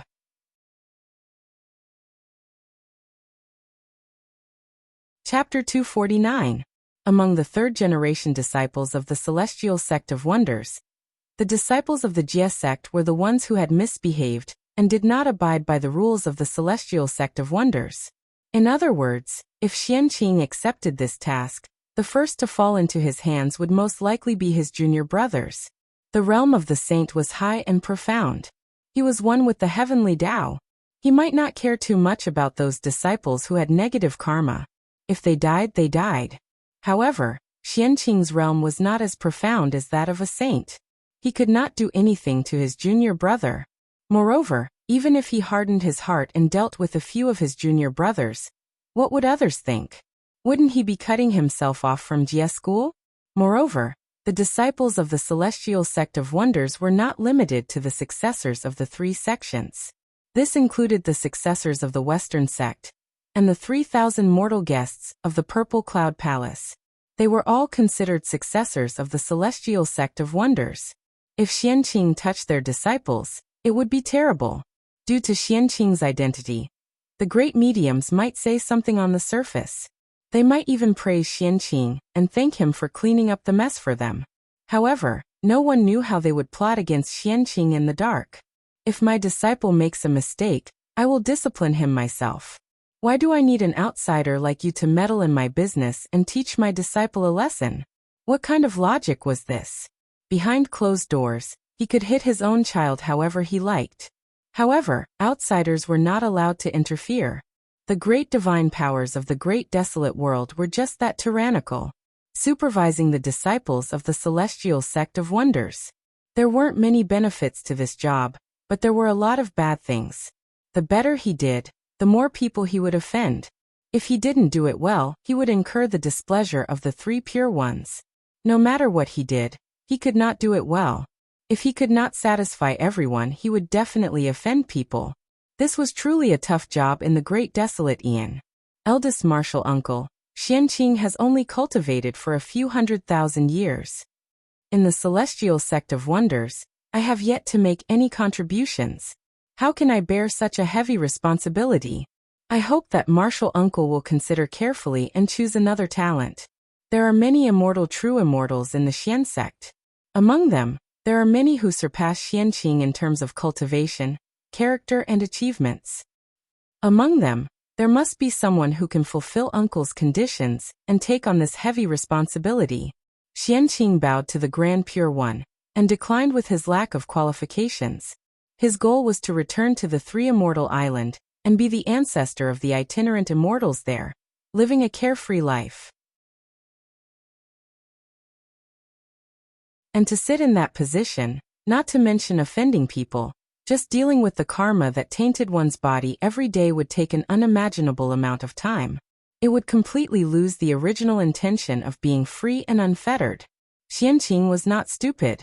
He had a bright future ahead of him.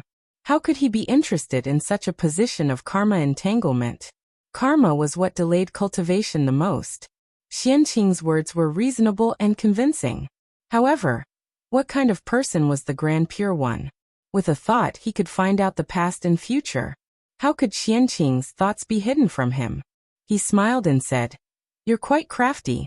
However, this position belongs to none other than you." Then, without giving Xianqing a chance to answer, he continued. The Celestial Sect of Wonders only has 4 direct disciples. Poor Wei your master, your uncle master, and your uncle master Niwa. The rest, such as Zhuan-Ti, Dijun, Zenyuanzi, and Mingyi, are all external disciples of the Celestial Sect of Wonders. What qualifications do they and their disciples have to bear this heavy responsibility? Doesn't this mean that there is no direct disciple of the Celestial Sect of Wonders? Therefore, the person who supervises the disciples of the Celestial Sect of Wonders must be a direct disciple of the Celestial Sect of Wonders. However, your uncle Master Niwa has never established a sect, nor has she accepted any disciples. The only disciple is the leader of the human race.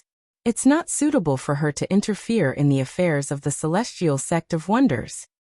After thinking about it, you're still the most suitable. You're the direct disciple of the Celestial Sect of Wonders, and the first disciple of the 3rd generation. Your cultivation has also reached the level of Daluo Jingxian. You're simply the chosen one. Although there were many disciples of the three pure ones, Xianqing was the only one who could win the hearts of the three at the same time. He was also the only one who had attained the Tao of Daluo Jingxian. In this way, who would be chosen if not him? Yes, Xianqing will obey Uncle Master's decree. Xianqing had no room to refuse and could only accept the order helplessly. Very good. You were born from the innate clear qi and are the most noble. You are the Taoist priests of the celestial path. Today, the Poor Way conferred you as the celestial lord of the celestial sect of wonders. You will hold the immortal binding rope and supervise all the disciples of the celestial sect of wonders. You can punish anyone who violates the rules of the celestial sect of wonders. You have to be fair and just. You can't act recklessly and cause trouble for your own power. The Taiching sage was the first direct disciple of Hongjun, the first disciple of the celestial sect of wonders, and the future leader of the celestial sect of wonders. In this era when Hongjun Taoist was in seclusion, he was the nominal leader of the celestial sect of wonders. Therefore, conferring a celestial lord was nothing to him. As the Taiching sage's voice fell, the fate of the celestial sect of wonders in the unseen world sensed it. A streak of purple gas dropped down and turned into a karmic position of the heavens and earth, entering Xianqing's body. 9 Heavens Celestial Lord. This was the name of the karmic position of the heavens and earth, which was given to Xianqing by the fate of the celestial sect of wonders. From then on, he was the 9 Heavens Celestial Lord of the celestial sect of wonders, Daoist Xianqing. The 9 heavens were named after the same origin as the heaven realm. The celestial sovereign was the sovereign of the immortal Tao, the Daoyuo Taoist priests. This was the karmic rank of heaven and earth condensed by the fate of the Xian sect. The celestial sect of wonders, on the other hand, was the most powerful force in the untainted land. Even the combined forces of the shamans and demons might not be able to compete with it. After all, in name, the heavenly court also belonged to the celestial sect of wonders. Therefore, the moment the celestial prime karma rank was added, the 9 heaven celestial seal on Xianqing's body suddenly emitted a bright green light, and his aura rose steadily. It was the 9 heavens celestial seal that had received the help of the celestial sect's providence. It had broken through the limits of a superior grade connate spiritual treasure, and was upgraded to a supreme grade connate spiritual treasure. The change in the fate of the Xian sect immediately attracted the attention of the relevant great powers. Monitoring the disciples of the celestial sect of wonders? That's not a bad idea. However, I don't have any disciples, so this matter has nothing to do with me. Instead, it's the fellow Taoists who have a lot of disciples who are going to have a headache. In Emperor Nvua's palace, Niwa just smiled and stopped paying attention to the matter. In the end, this matter did not affect him. Daoyuo Jingxian. I didn't expect the disciples of the 3 pure ones to have already proven their Tao and become Daoyuo Jingxian. As for our disciples, the strongest one is only at the late stage of Tai. He hasn't even touched the threshold of Daoyuo Jingxian. The East is really a place full of outstanding talents and treasures. It's enviable. On Mount Meru, the 2 saints, Jie Yin and Zhuan-Ti, focused their attention on Xianqing's cultivation, and couldn't help but say with some envy, compared to the East, the West was too barren. Apart from the 2 of them, the number of innate gods and demons that were born was less than 5. It was really sad. As for monitoring the disciples of the celestial sect of wonders, the 2 saints didn't care. The Western sect valued the cultivation of the mind the most. They needed to constantly accumulate merit to ensure that their minds would not be invaded by external demons. Therefore, the current successors of the Western sect were all people with profound merit. They would definitely not violate the precepts of the celestial sect of wonders.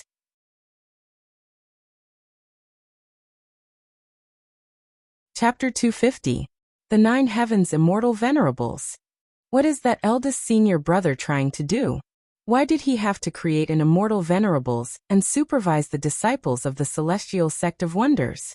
What an eventful time. Even the celestial sect of wonders has been affected. It seems that it's better to let the disciples go out less during this calamity. Although many great mystical abilities of the celestial sect of wonders were puzzled by the Grand Pure One's actions, it did not stop them from coming up with a countermeasure. Xianqing, go ahead.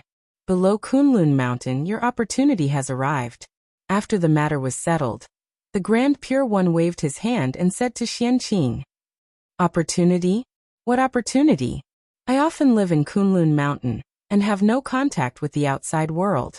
How can I have an opportunity? Although he was puzzled with the Grand Pure One's realm, he would not speak without thinking. If he said that there was an opportunity, there must be an opportunity. With that thought in mind, Xianqing bowed to the three of them. Master, Uncle Master, since that's the case, I'll take my leave first. With that, Xianqing turned around and left the Jade Void Palace.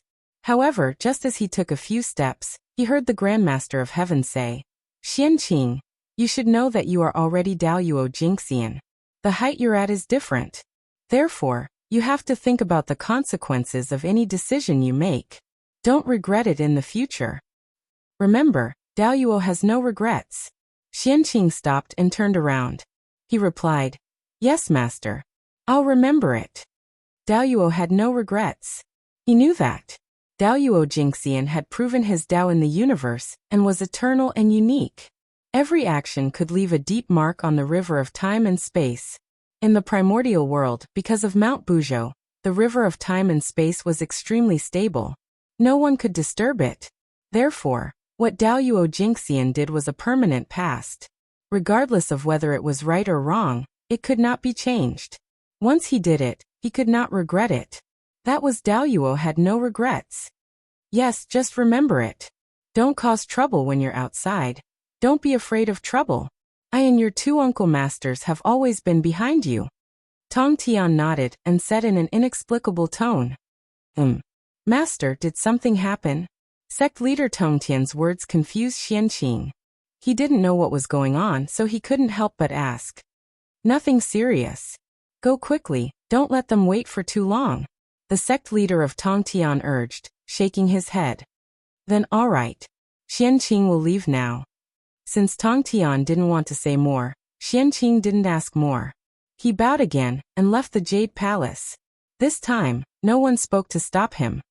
Senior brother, junior brother.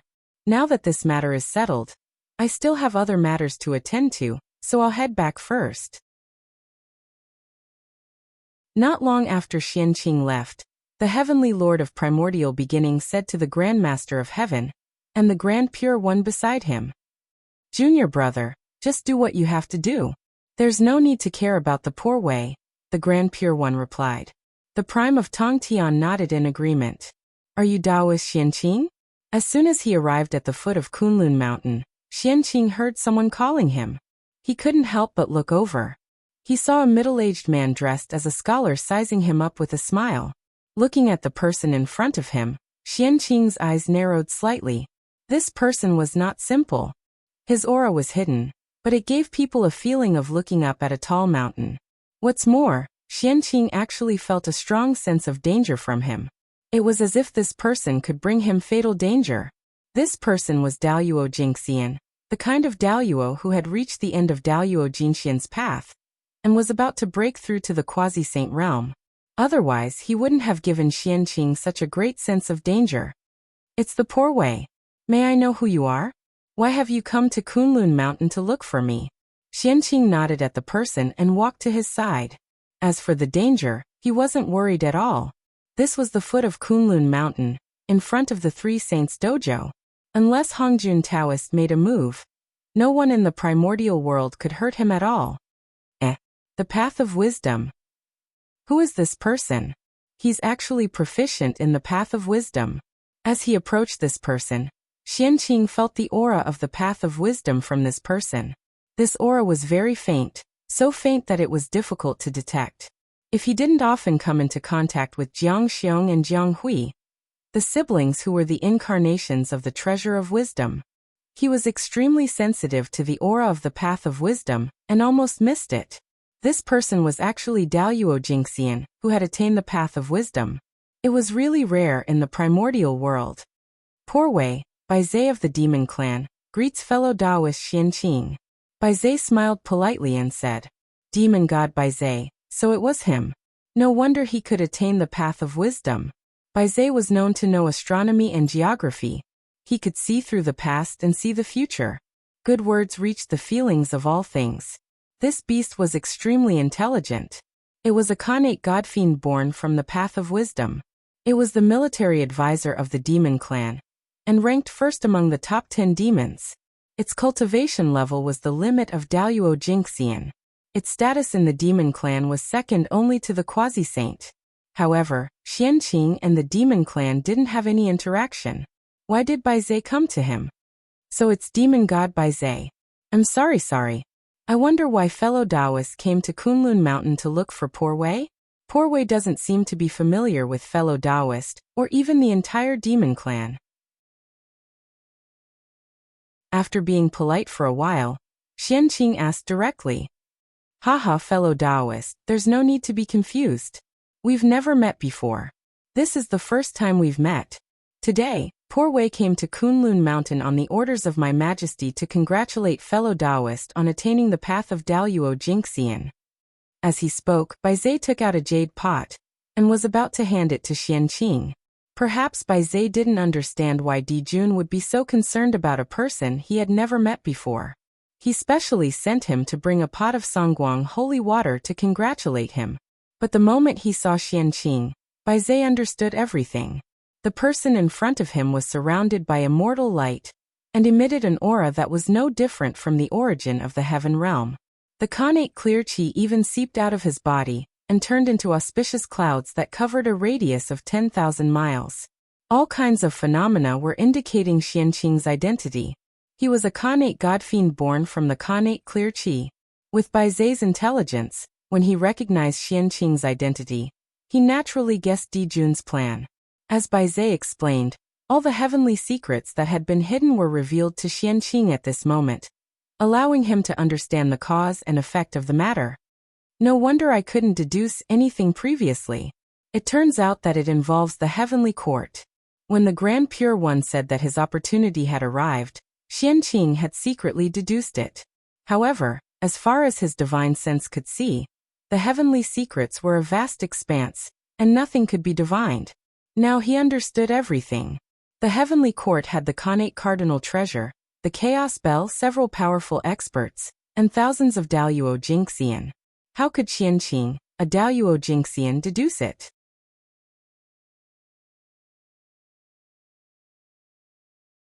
Chapter 251. No wonder Master's tone was wrong and said a lot of inexplicable words. It turns out that he was afraid that I would be tempted to join the heavenly court and get involved in trouble. Master still doesn't understand me.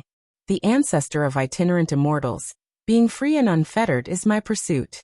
Although the heavenly court is good, it is not a place for a free and unfettered person.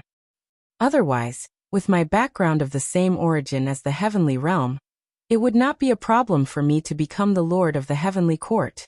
After understanding everything, Xianqing pretended to be enlightened and said to Baizé, Your Majesty?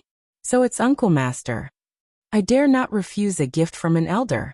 Since it was given by Uncle Master, Poor Wei will shamelessly accept it.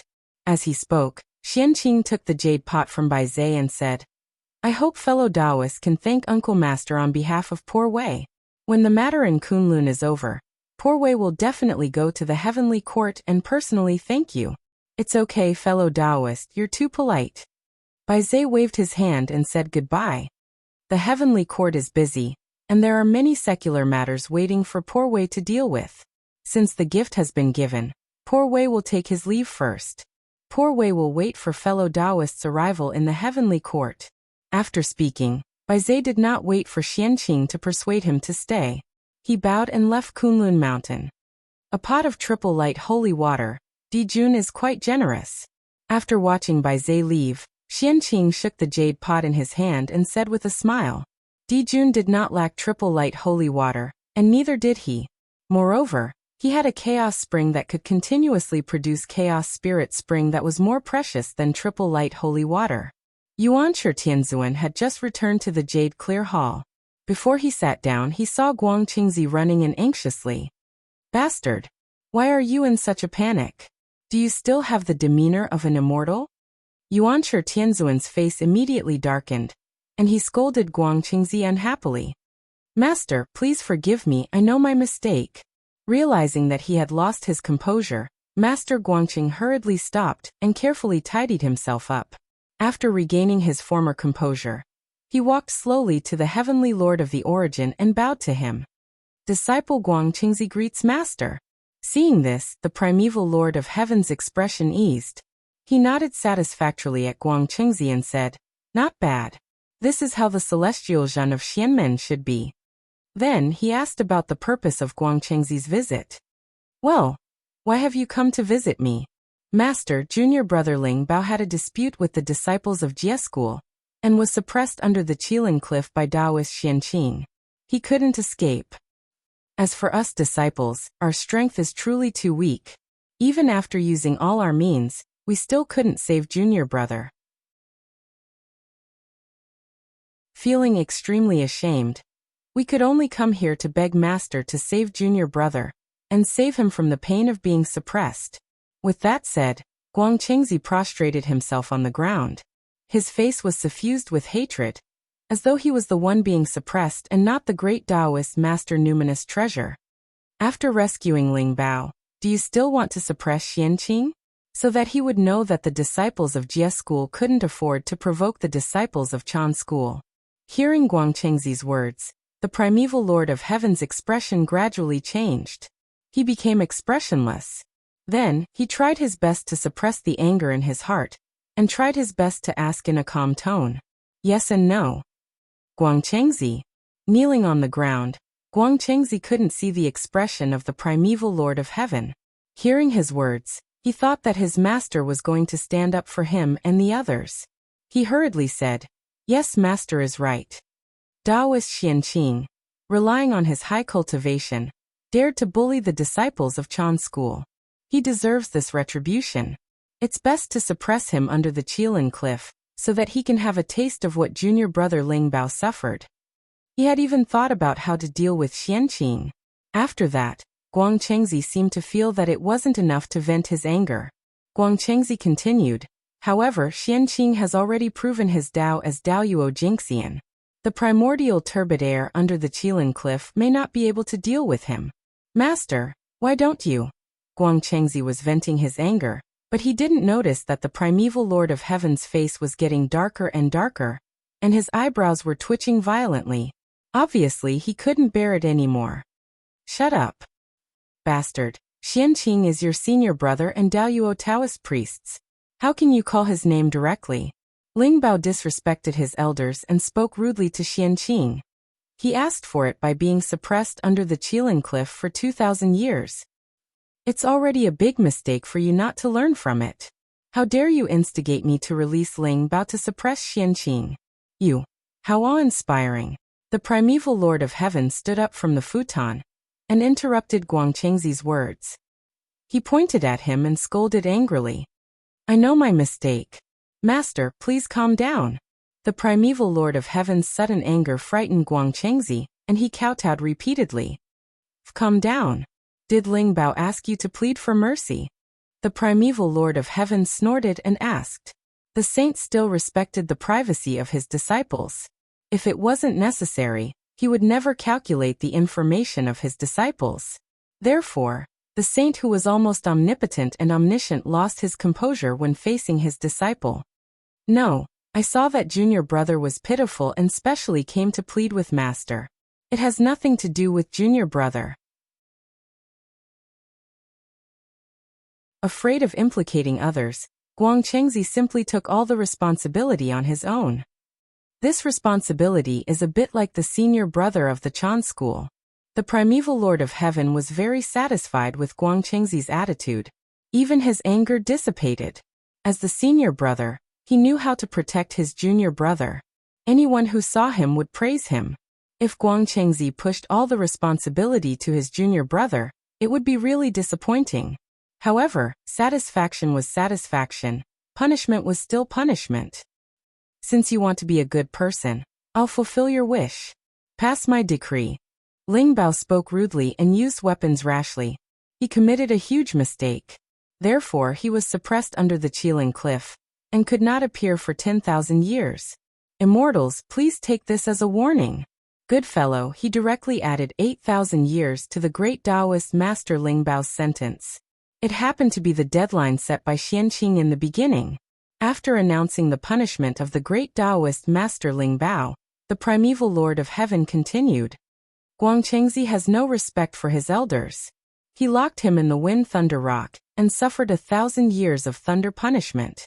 The other disciples don't think about cultivation. They only know how to argue all day and cause trouble. Therefore I'll punish you to face the wall for 1,000 years. The other disciples of the Chan school who were waiting outside the hall could not help but look bitter when they heard that. They looked at each other and bowed towards the Jade Pure Hall. Yes, master. After saying that, everyone returned to their cave abodes and faced the wall. Master, I'm going. In the Jade Pure Hall, Guangchengzi bowed and turned to leave. He went to the Wind Thunder Rock to be punished.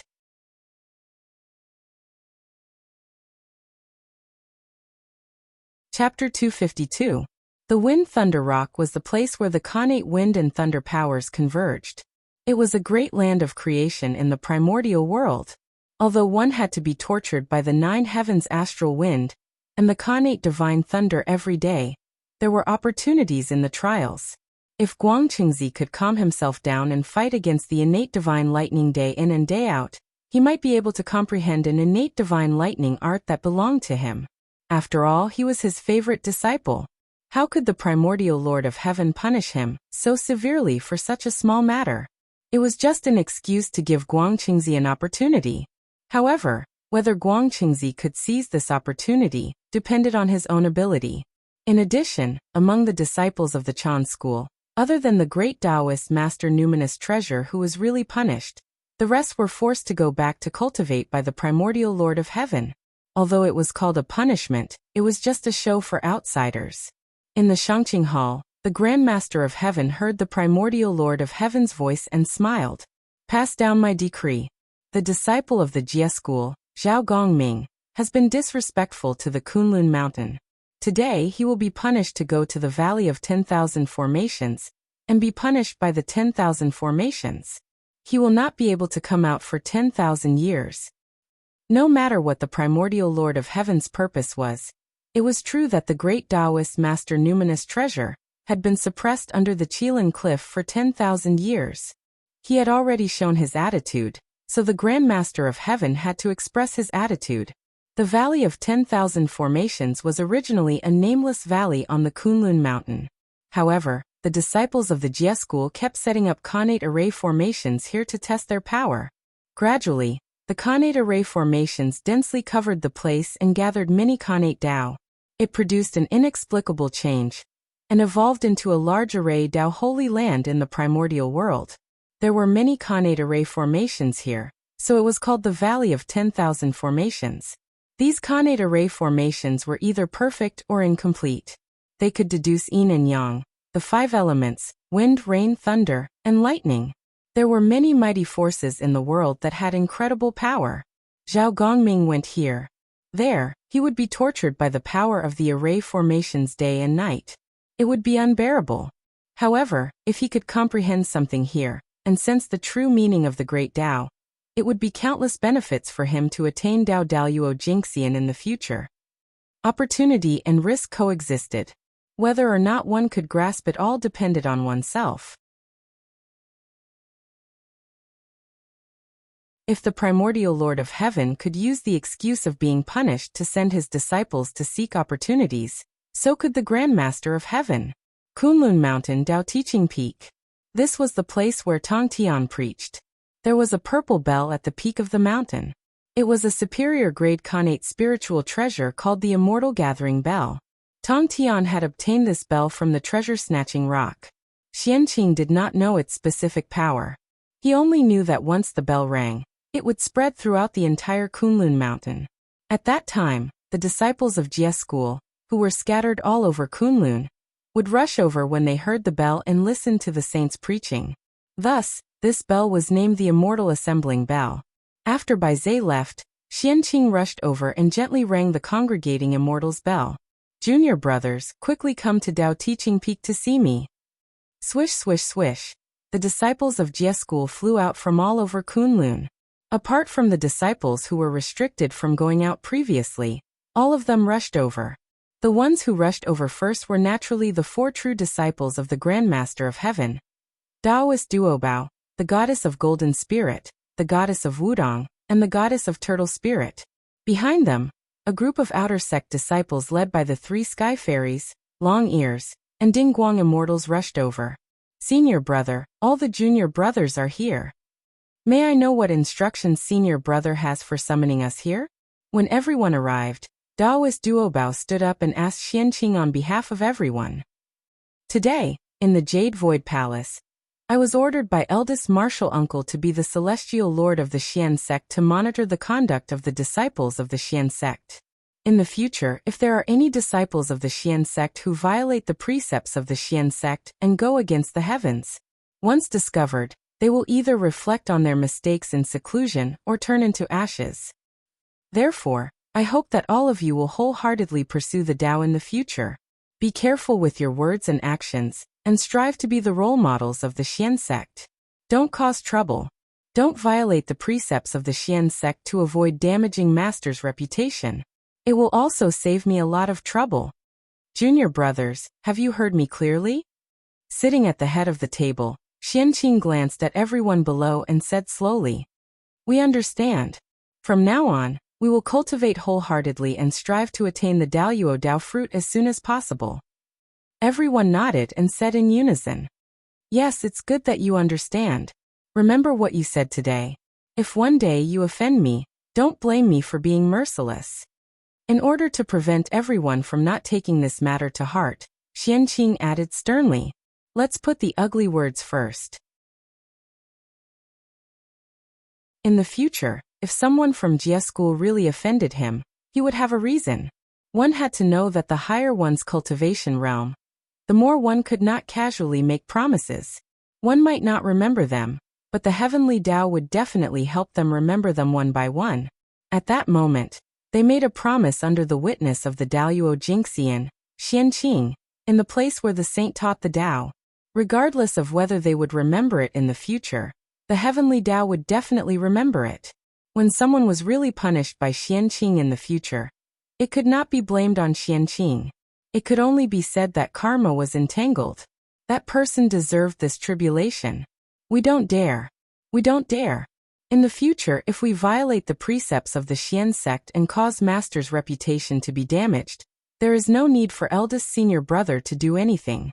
We will no longer have the face to exist in the primordial world, and end our own lives. Seeing Xianqing's stern tone, everyone hurriedly promised, and even swore a poison oath. Junior brothers, you're being too serious. It's not that I'm strict. I'm just afraid that you'll be rash and form karma and attract calamity. Endure it for a while and calm down. Take a step back and the world will be vast. We are all disciples of the saints. Our futures are limitless. When we reach the Daoyuo Jingxian in the future, we will be immortal and can be carefree. Now, enduring a period of hardship in exchange for a carefree life in the future is completely worth it. Therefore, before the Daoyuo, I hope that junior brothers will focus on cultivating. Don't be distracted by external matters. Upon hearing that, Xianqing felt that he had gone overboard and comforted them gently. Thank you for your trouble, eldest senior brother. Hearing that, everyone was deeply touched. They stood up and bowed to Xianqing.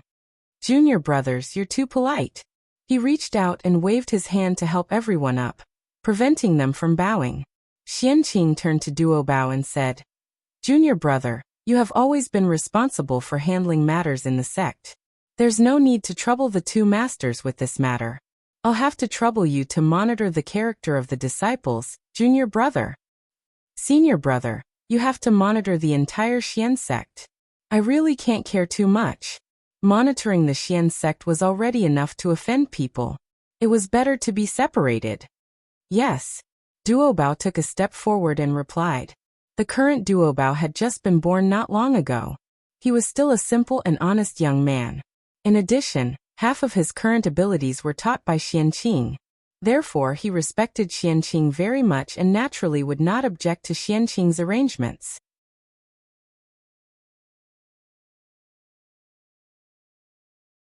Chapter 253. Yes, I'm very assured with you in charge. Looking at Duobao in front of him, Xianqing nodded and said in an inexplicable tone, "Who would have thought that this silly young man in front of him would be the top great divine ability that would shock the three realms in the future? The Lord of Buddhism, Gautama Buddha. Alright, it's not easy for us to gather. I can't let you guys come here for nothing. Coincidentally, I just got a pot of 3 brilliance divine water from the Heavenly Emperor. I'll give it to you." As he spoke, Xianqing took out the 3 brilliance divine water from Baizhe and handed it to Duobao.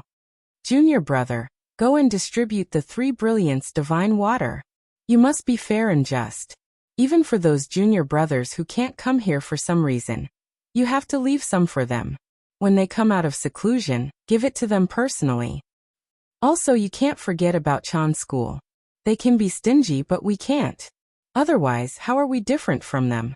After handing the 3 brilliance divine water to Duobao, Xianqing reminded him, "Yes, senior brother. I understand. I'll definitely be fair and just." Duobao promised after taking the 3 brilliance divine water. Combining kindness and authority was the simplest and most effective way to control one's subordinates. Xianqing naturally knew that. Anyway, the 3 brilliance divine water was useless to him.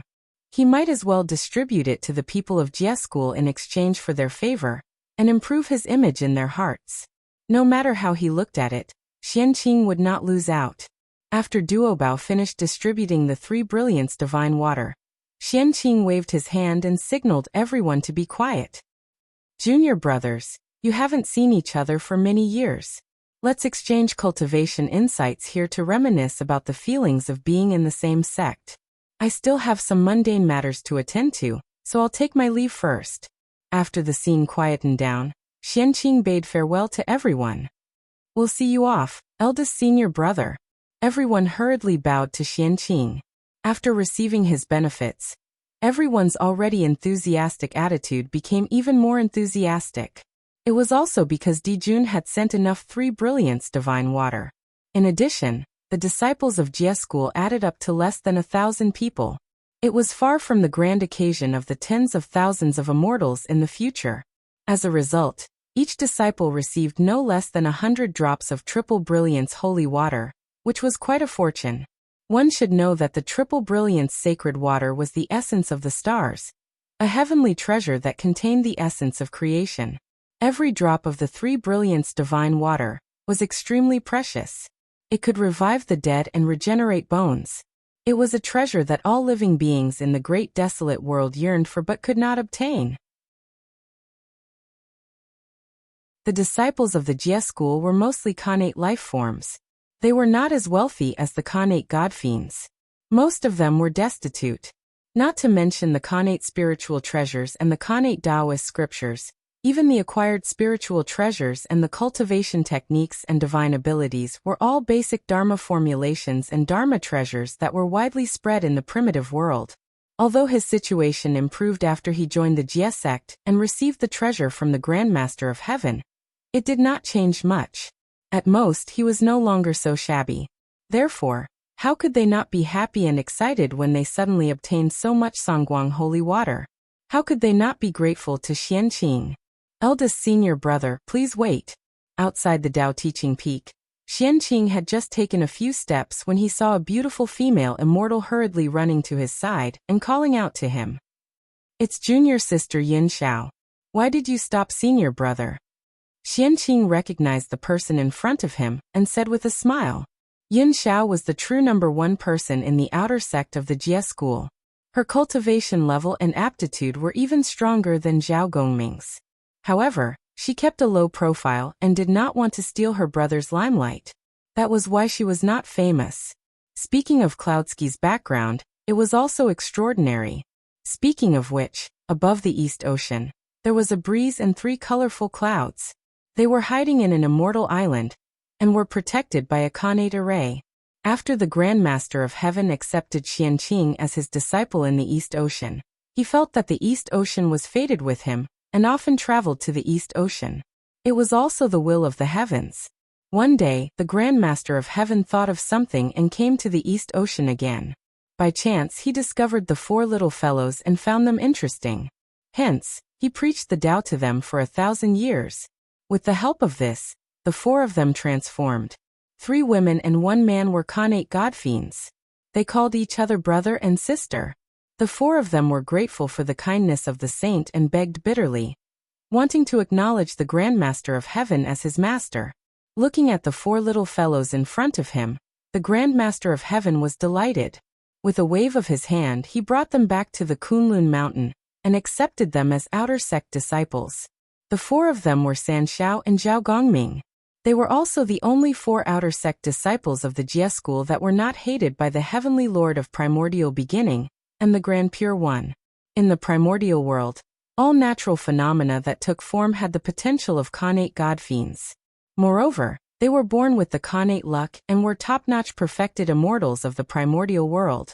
It was not easy for Khanate spiritual clouds to take form. In the entire primordial world, there were only 5 of them. They were Hong Yin, San Shao, and Yin Zhongzi. They were all extraordinary people. The manifestation of the innate clear wind was also extraordinary. The demon master Kuan Peng was born from the fusion of Khanate Feng Shui. The Kuan was a Khanate water spirit, and the Peng was a Khanate wind spirit. When the two combined, it was Kuan Peng. Such potential was not inferior to the 3 pure ones. If he had not become a disciple late, he would have been a successor disciple of the celestial sect of wonders. Such a background was really likable. The Heavenly Lord of Primordial Beginning and the Grand Pure One could not hate them. Even the Grand Master of Heaven liked the 4 of them very much. He even gave the supreme grade Khanate spirit treasure, the Primordial Chaos Golden Chalice, a supreme Dharma treasure that could collect everything in the world, to Yin Shao. It was obvious that he liked it. Eldest senior brother, I have something to ask you for help. After hesitating for a moment, Yin Shao said, Is it for junior brother Gongming? Without thinking, Xianqing knew why Yin Shao was looking for him. Yin Shao had a calm personality. Apart from interacting with a group of female immortals, she almost did not interact with outsiders. She was not familiar with Xianqing. Xianqing could not think of any other reason to look for him today apart from pleading for Zhao Gongming. That's right. I wonder what mistake my eldest brother made that master wants to punish him by sending him to the 10,000 Array Valley? Yin Shao nodded and asked in confusion. Zhao Gongming wanted to kill the great Taoist Master Numinous Treasure. This was a scandal that concerned the reputation of Kunlun. How could the disciples of Jie school have the face to say it? Therefore, no matter how Yin Shao asked everyone, they either stammered, went into seclusion, or talked about other things. In short, they did not tell Yin Shao the truth. Helpless, Yin Shao could only bite the bullet and look for Xianqing to seek an answer from him. Even if she wanted to plead for mercy, she had to know what mistake Zhao Gongming had made before she could think of a solution. I shouldn't have told anyone about this, but this is the first time junior sister has asked me for help. I can't refuse, so I might as well tell you. If I hadn't gone in time, the great Taoist Master Numinous Treasure would have died under the Kunwa sword. After thinking for a while, Xianqing tried his best to summarize the matter in one sentence. Is Big Brother crazy? How dare he kill the senior brother of Chan School? This matter was too sensational. When Yin Shao heard it, she could not help but be shocked.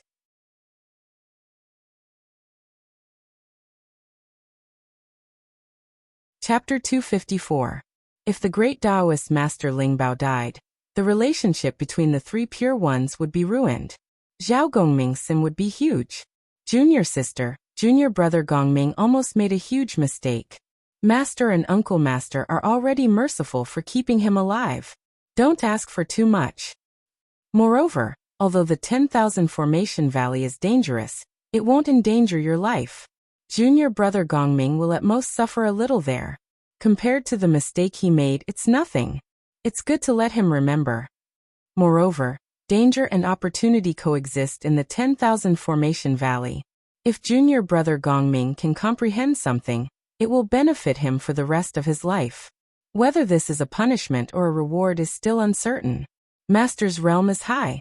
His actions must have a deeper meaning. He won't harm junior brother Gongming. Junior sister, don't worry. Afraid that Yun Xiao would recklessly go to the Grand Master of Heaven to plead for mercy and anger him, Xianqing repeatedly advised.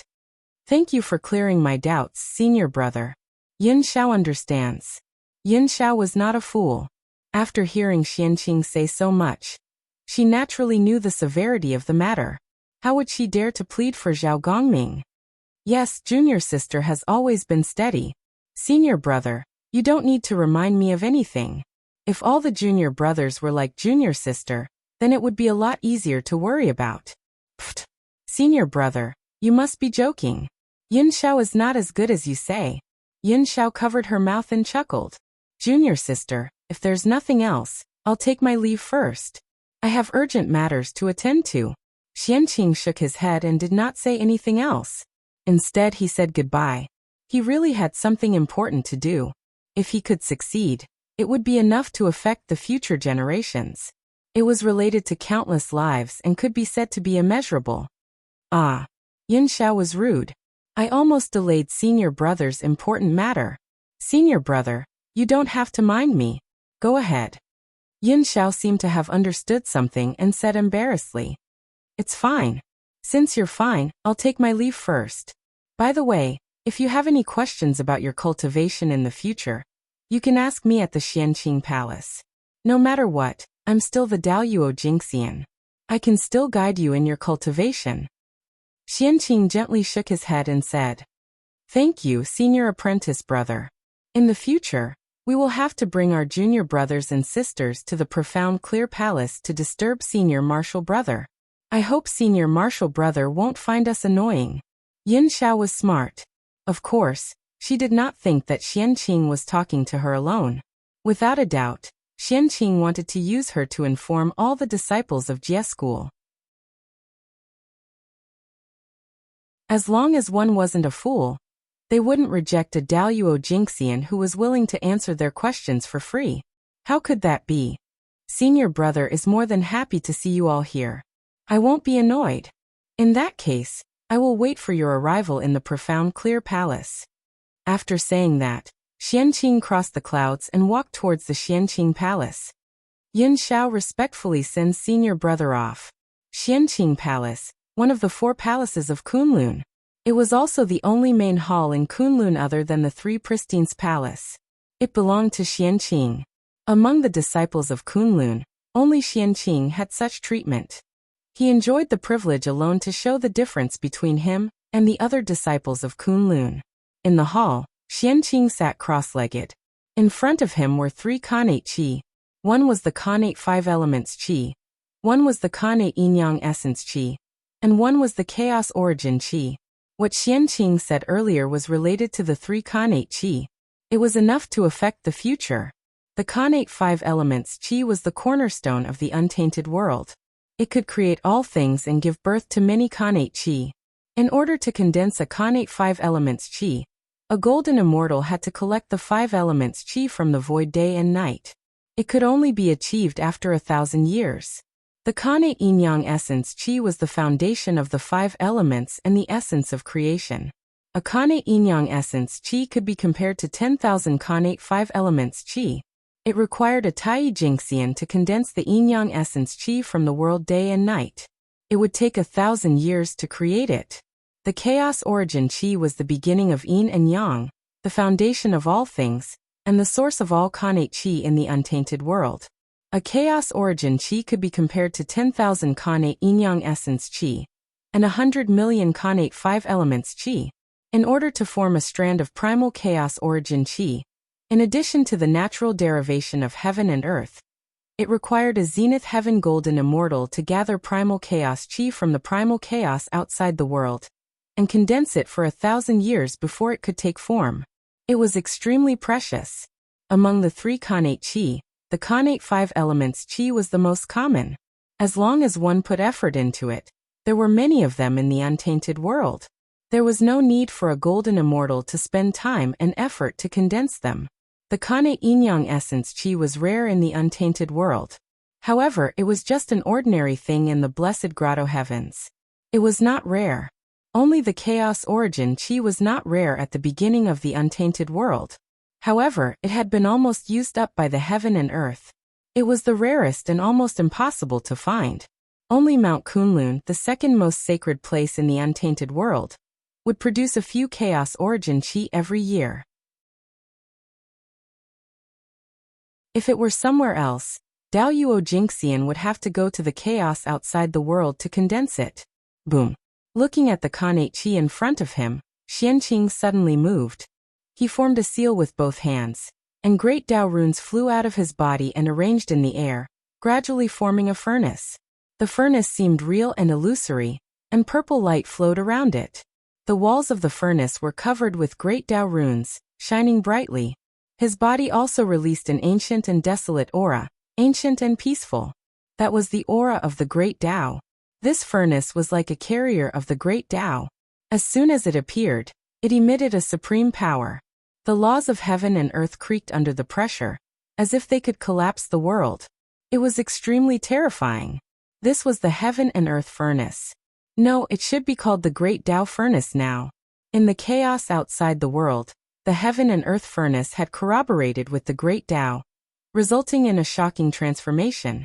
It had completely advanced into a true supreme great Dao furnace. Under the great Dao, there was nothing it could not refine. The supreme great Dao derived supreme great Dao was so domineering. Refine. Xianqing pointed at the Khanate 5 elements chi, and sent it into the great Dao furnace. Rumble. The great Dao furnace suddenly operated, and the void shook inexplicably. The power of 10,000 Daos fell, turning into a raging Dao fire that burned toward the great Dao furnace, and began to refine the Khanate 5 elements chi. There was no skill in this refining method. It only used a powerful force to continuously condense the Khanate 5 elements chi, transforming it from a gaseous state to a solid state. The Khanate 5 elements chi was not powerful. Even an ordinary immortal fire could refine it. Not to mention this kind of Dao fire that was ignited with the power of 10,000 Daos. Its power was comparable to the top primordial true fire and heavenly fire. In just a moment, the Khanate 5 elements chi was refined into a ball and turned into a round pill.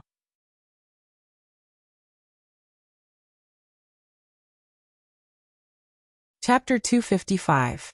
Good pill. Reaching out to take the 5 elements divine pill, Xianqing looked at it for a moment and couldn't help but praise. This pill was born with 5 colors and was surrounded by a 5-colored halo. It had all 5 elements and contained a great amount of Khanate chi. This pill alone was comparable to 1,000 years of cultivation for a golden immortal. In other words, if a golden immortal took this pill, he would immediately increase his cultivation by 1,000 years. The Khanate 5 elements chi was the essence of heaven and earth, and was the most gentle. Immortal pills refined with it as the main ingredient would not explode even if a cultivator below the golden immortal realm took it. Instead, it would settle in the body of the user, and continuously release energy until the energy was exhausted. Moreover, this pill was born of the Khanate 5 elements and could be said to be of the same origin as heaven and earth. In the primordial world, immortals, gods, demons, and sorcerers were not restricted. Any living being could consume it without any side effects. Although this Khanate 5 elements divine pill wasn't precious, it was quite magical and was not bad. From now on, this pill will be called the creation pill. The Khanate 5 elements creation pill. After a while, Xianqing's mind moved and he gave the 5 elements divine pill a name. The 5 elements gathered and creation was born. This pill was refined with the Khanate 5 elements chi, and it was most appropriate to call it the creation pill. Putting the Khanate 5 elements creation pill aside, Xianqing looked at the Khanate yin-yang essence. Go. With an order, the great Dao furnace shook and released a great suction force, sucking in the Khanate yin-yang essence. Rumble. The great Dao furnace operated again, and the Dao fire burned even more fiercely. The refining power surged out, and a huge power leaked out, burning the void until it distorted. Not long after, the great Dao furnace returned to calmness, and the Dao fire gradually subsided. A divine pill surrounded by yin-yang qi slowly rose from the great Dao furnace. releasing black and white divine light. It looked extraordinary. This pill was black and white, surrounded by yin-yang qi. It was the essence of heaven and earth, the essence of the sun and moon, and could create a small kiliocosm. This pill could increase a Tai Jingxian's cultivation by 1,000 years. Any living being of any realm could take it. It had the same nature as the innate 5 elements fortune pill, but it was of a higher level. This pill is also a good fortune pill. It can be called a pre-celestial yin-yang good fortune pill. It contains the power of good fortune, and the wonders of yin and yang. After looking at the innate yin-yang nature elixir for a while, Xianqing decided on its name, and placed it beside the innate 5 elements nature elixir. Then he turned his gaze to the last strand of Khanate Qi, innate ancestor, primal chaos origin Qi. This was the true treasure of the untainted land, the treasure that even Daoyuo Jingxian needed. Boom! The furnace of the Great Path was trembling wildly. The runes of the Great Path on the furnace walls lit up one after another. Terrifying power spread out. Even the rules were twisting as if they could not withstand it. Under this power, the primal chaos origin energy shrunk continuously, gradually condensing into a small ball, and turning into a gray chaos divine pill. No, this should be called a chaos Dao core. One could see a strange Taoist rhyme flowing on the Dao core that was refined by the chaos origin Qi. It was as if it had been born naturally. It seemed to be explaining the principles of the universe, demonstrating the changes of the Khanate Qi, and containing supreme creation. This chaos Dao core could increase the cultivation of a Daoyuo Jingxian by 1,000 years. It could help Tai Jingxian improve his Khanate origin energy, and increase the possibility of becoming a Daoyuo Jingxian. The primal chaos origin Qi was born from heaven and earth. It contains the principles of the universe. It is the source of creation, the beginning of all things, and the ancestor of the Khanate. Therefore, this pill is called the Creation Dao Core. With a thought, Xianqing decided on the name of this Chaos Dao Core. This pill was also a type of creation elixir. However, compared to the innate yin-yang nature elixir, the essence of the Creation Dao Core was undoubtedly higher. It was the best of the 3 pills. At this point, the 3 strands of Khanate Qi had all been refined into innate creation elixirs. Xianqing's grand plan was nearing its end. He only needed to complete the last step to succeed. Not bad. The 3 creation elixirs have been refined. This matter is done. Looking at the creation elixirs in front of him, Xianqing was a little excited. His grand plan was to set a currency for the primordial world. The current primordial world was still in the era of bartering. From the great mystical abilities to the postnatal living beings, if they wanted to trade, they would use treasures of the same value to exchange. There was no exception. Xianqing had lived in the primordial world for so long, and had gradually gotten used to this method of trading. However, after the Grandmaster of Heaven accepted Zhao Gongming as his disciple, Xianqing suddenly remembered Zhao Gongming's identity in the future. Only then did he have a flash of inspiration, and think of setting a currency for the primordial world. Zhao Gongming was the god of fortune. Although Xianqing's idea was good, it was not easy to find a currency that could be recognized by all living beings in the primordial world. If a currency wanted to be recognized, it had to have a great value that could allow all living beings in the primordial world to benefit from it.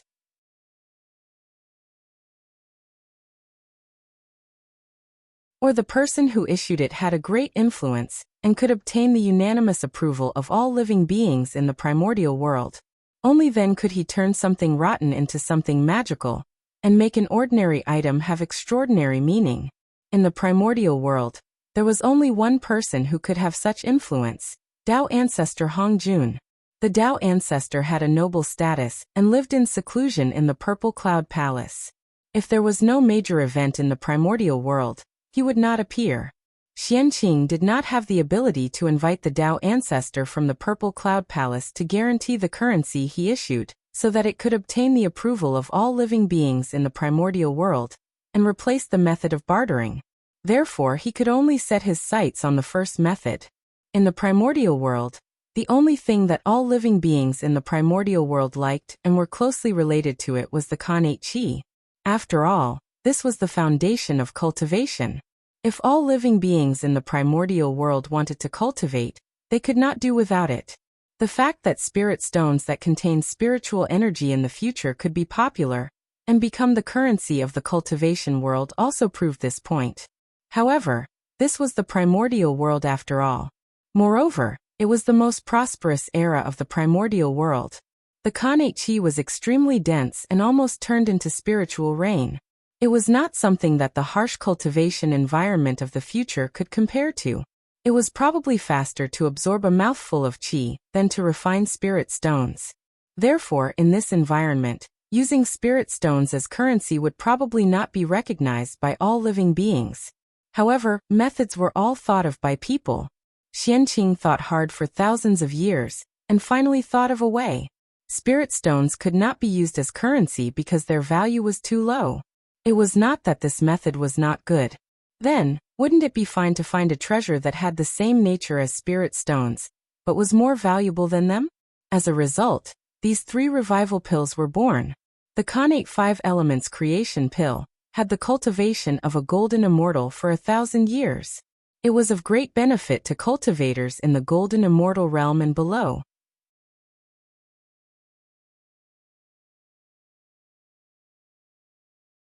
Chapter 256. The Khanate Yin-Yang Creation Elixir contained 1,000 years of cultivation of a Tai Jingxian. It was specially prepared for Tai Jingxian cultivators. Of course, if a golden immortal cultivator used it, the effect would be better. It would be very helpful for breaking through the Tai Jingxian. The Chaos Dao Elixir was equivalent to 1,000 years of cultivation of a Daoyuo Jingxian. It was a currency prepared for transactions between Daoyuo Jingxian and quasi-sages. These 3 creation elixirs were both elixirs and currencies. They were similar to spirit stones, but of a higher level. Among them, the Khanate 5 Elements Creation Elixir was the lowest level. Its raw materials were also the most common, and could be found everywhere in the primordial world. Even if the raw materials could not be found, a golden immortal cultivator could condense one in 1,000 years. A Tai Jingxian could condense one in a year. A Daoyuo Jingxian was even more impressive. 10 minutes was enough. Only golden immortals had a foothold in the primordial world, and could travel everywhere. The currency established by the Xianqing started with golden immortals as the starting point. The Khanate Yin-Yang Creation Elixir was refined from the Khanate Yin-Yang Essence Qi. Most of them were stored in the grotto heavens and blessed lands. It might be difficult for ordinary cultivators to find them. However, it did not matter if they could not find the Khanate Yin-Yang Essence Qi. Refining 10,000 Khanate 5 Elements Creation Elixirs would allow them to refine one Khanate Yin-Yang Creation Elixir. Similarly, refining 10,000 Khanate Yin-Yang Creation Elixirs would allow them to obtain a Chaos Dao Elixir. As such, the creation elixir had all the characteristics that a currency should have. Moreover, the Xianqing had the 3 pure ones backing them. They were the top forces in the primordial world, and had the ability to issue currencies. As long as they were recognized by the heavenly Tao, the creation elixir could replace the barter method, and become the first currency in the primordial world. When that time came, great merit would naturally descend and great luck would be on their bodies. Moreover, even if the world changed and the laws changed greatly in the future, Khanate became postnatal and spirit stones and immortal stones became popular, the creation elixir would not be eliminated. It would continue to exist. That was because the creation elixir took the upper class route. No matter how prosperous the spiritual stones and immortal stones were, their essence was there. In the end, they would not be of any use to Tai Jingxian and Daoyuo Jingxian, these people who had merged with Tao. The purpose of their existence was to assist low-level cultivators in their cultivation. They were of no use to powerful cultivators. No matter how much the primordial world had changed, the Daoyuo Jingxian had always been high and mighty. They were the mainstream of the primordial world. As long as the creation pill could satisfy their needs, then the creation pill would always be the mainstream. No matter what kind of currency appeared in later generations, it would not be able to shake his position. Only when the wills of all living beings were the same as the wills of the Daoyuo Jingxian would they become particularly important. However, When it came to arguing, Daoyuo Jinqian's will was naturally more important. The heavenly Tao is above. I, Xianqing, a disciple of the Xian sect, feel that in the primordial world, all living beings barter. It is inconvenient. Therefore, I specially refined the transformation pill and set the currency for the primordial world to replace the method of bartering and open the door for all living beings. May the heavenly Tao be the judge. Disciple Xianqing pays his respects. After setting up the offering table, Xianqing placed the 3 creation pills on it and announced to the heavens. As Xianqing's voice fell, the heavenly Tao immediately sensed it. It was as if a pair of eyes had descended and were coldly looking down on the world. In an instant, the wind and clouds above Kunlun Mountain changed. The mighty power of the heavenly Tao descended and shook the primordial world. Approved. A cold and emotionless voice suddenly resounded between heaven and earth, reverberating in all directions so that all living beings could hear it clearly. The heavenly Tao had approved of the creation pill. Suddenly, the 3 creation pills on the offering table slowly rose and burst into bright light. Their figures were reflected in the sky, allowing all living beings in the primordial world to see them clearly. In the next moment, under the influence of the ways of the world, the methods for refining the 3 pills of providence, as well as everything related, automatically appeared in the minds of all living beings. As a result, they naturally grasped the method of refining the pills. This was a gift from the heavenly Tao. It was the first time that money had appeared in the primordial world. All living beings did not know much about it. It was inevitable that the Tao of money would die prematurely. The heavenly Tao had personally enlightened all living beings and opened up the Tao of money for them. Of course, this benefit was only for this one time. It was only for living beings that were alive now. In the future, living beings that were born would not receive this treatment. If they wanted to refine the creation pill, they would need to rely on the guidance of their predecessors. Praise the 9 heavens immortal. We will remember the immortal's kindness in our hearts. After understanding the key to the creation pill, all living beings bowed in the direction of Kunlun Mountain. They even called out Xianqing's honorific name in unison to express their admiration for him. Money? Creation pill. This Taoist Xianqing is really a great talent. As expected of the chief disciple of the 3rd generation of the Xian sect, it seems that another great medium is about to be born. After finding out the reason for this matter from the heavenly Tao, a group of great mediums sighed. Every time the heavenly Tao made a move, the first to be alarmed were usually these great medium. This time was no exception. Everywhere in the eldritch world was in shock. On the contrary, Kunlun Mountain, which was the source of the incident, was exceptionally quiet. When the 3 pure ones heard about this, they only smiled and did not pay much attention to it. Since the saints did not speak, many disciples did not dare to speak either. Kunlun Mountain fell into silence just like that. Rumble. Above the sky, a golden light appeared first. Then it became bigger and bigger. It seemed to cover the sky and the sun as it surged towards Xianqing. This was the Xianhuang Merit Qi. The birth of money was a great contribution to the evolution of the heavenly Tao and the changes of the eldritch world. Therefore, it should be rewarded. In the blink of an eye, the merit golden light arrived above Kunlun Mountain. It split into 2 in the air. 70% entered Xianqing's body, and 30% merged into the creation pill. Buzz, buzz, buzz. As the merit entered the body, the 3 creation pills underwent a wonderful change. They trembled in the air. The power of the heavenly Tao descended and enveloped the creation pills. In the void, countless Khanate Qi suddenly surged out of nowhere. It was boundless and drowned the creation pills. This change lasted for a long time. 100 years later, the Khanate Qi no longer surged out of the void. The changes of the creation pills also gradually disappeared. After another 100 years, the Khanate Qi in the surroundings was completely absorbed by the creation pills. The power of the heavenly Tao also quietly retreated. The creation pills reappeared in front of Xianqing. No, it should not be called the creation pills anymore. This was because the creation pills had disappeared from where the 3 creation pills were previously. They were replaced by a 7-colored jade bottle. If Xianqing was not wrong, The 7-colored light should be the Kanate Yin-Yang 5 elements Qi. The creation bottle was a middle-grade Kanate merit spiritual treasure.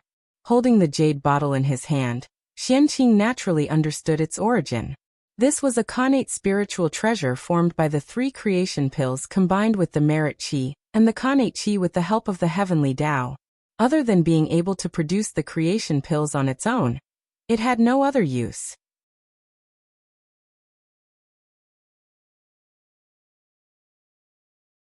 Chapter 257.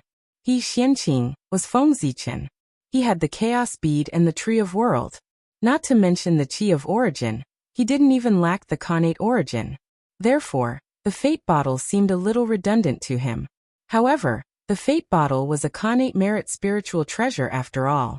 It had the ability to suppress fate. In addition, it was the origin treasure of the way of currency.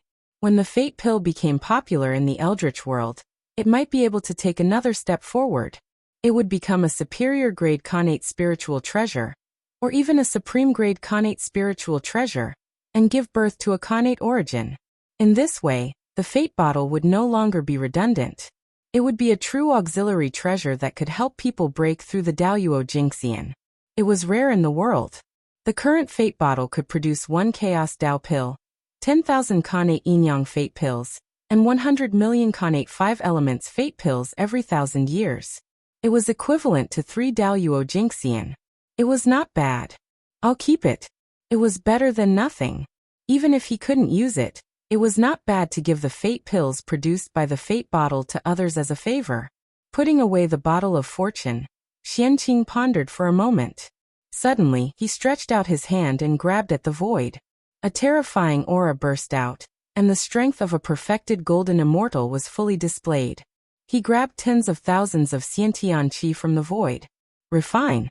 Xianqing selected a few Kanate Qi from among them. He put them into the Great Path Furnace, and refined them according to a special method. Mysterious runes flew out from Xianqing's hands. They kept guiding the Kanate Qi and arranged them into an inexplicable array formation. They gave birth to a strange power and gradually gathered into a ball to form the shape of a pill. That's right, Xianqing was refining pills. The Tao of pills was created by the Grand Pure One, because it could help people cultivate. Once the Tao of pills was born, it immediately became popular in the Eldritch world. Everyone learned it. As everyone knew, pills were refined from various Kanate spiritual herbs. It was very troublesome to collect them. Spiritual herbs needed time to grow. Every pill was not easy to come from. And Kanate spiritual herbs, to put it bluntly, were another form of Kanate Qi. Because of this, Xianqing had a bold idea. Since Kanate spiritual herbs could be refined into pills, why couldn't Kanate Qi that had the same nature? That was the reason for the current scene. The 3 pure ones each had their own strengths. The Grand Pure One was the ancestor of the Tao of pills, and no one in the primordial world could compare to him. The Jade Pure One was a grandmaster of weapon refinement, and no one in the primordial world could compare to him. The Prime Clear One was a grandmaster of array formations, and no one in the primordial world could compare to him. While Xianqing was known as a disciple of the Prime Clear lineage, he was actually taught by the 3 clear lineages.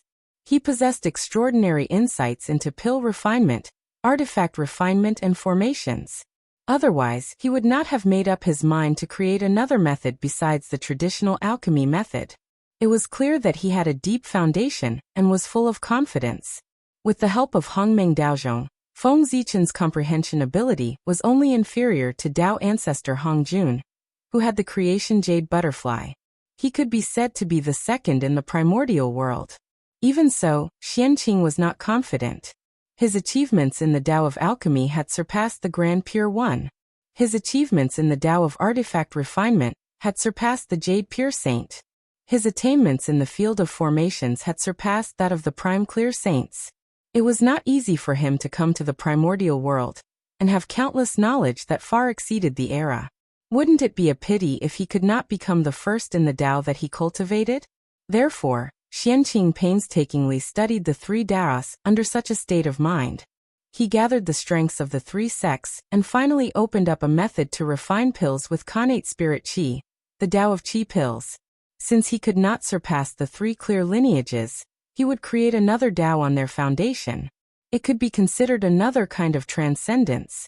After painstakingly studying the 3 Taos for many years, Xianqing had not only gained the Tao of Qi pills, there were also many cultivation methods waiting for him to verify. Now, using Khanate Qi to refine pills was to verify the Tao of Qi. Xianqing's goal was to become the ancestor of the itinerant immortals of the primordial world and obtain the support of the supreme karma rank.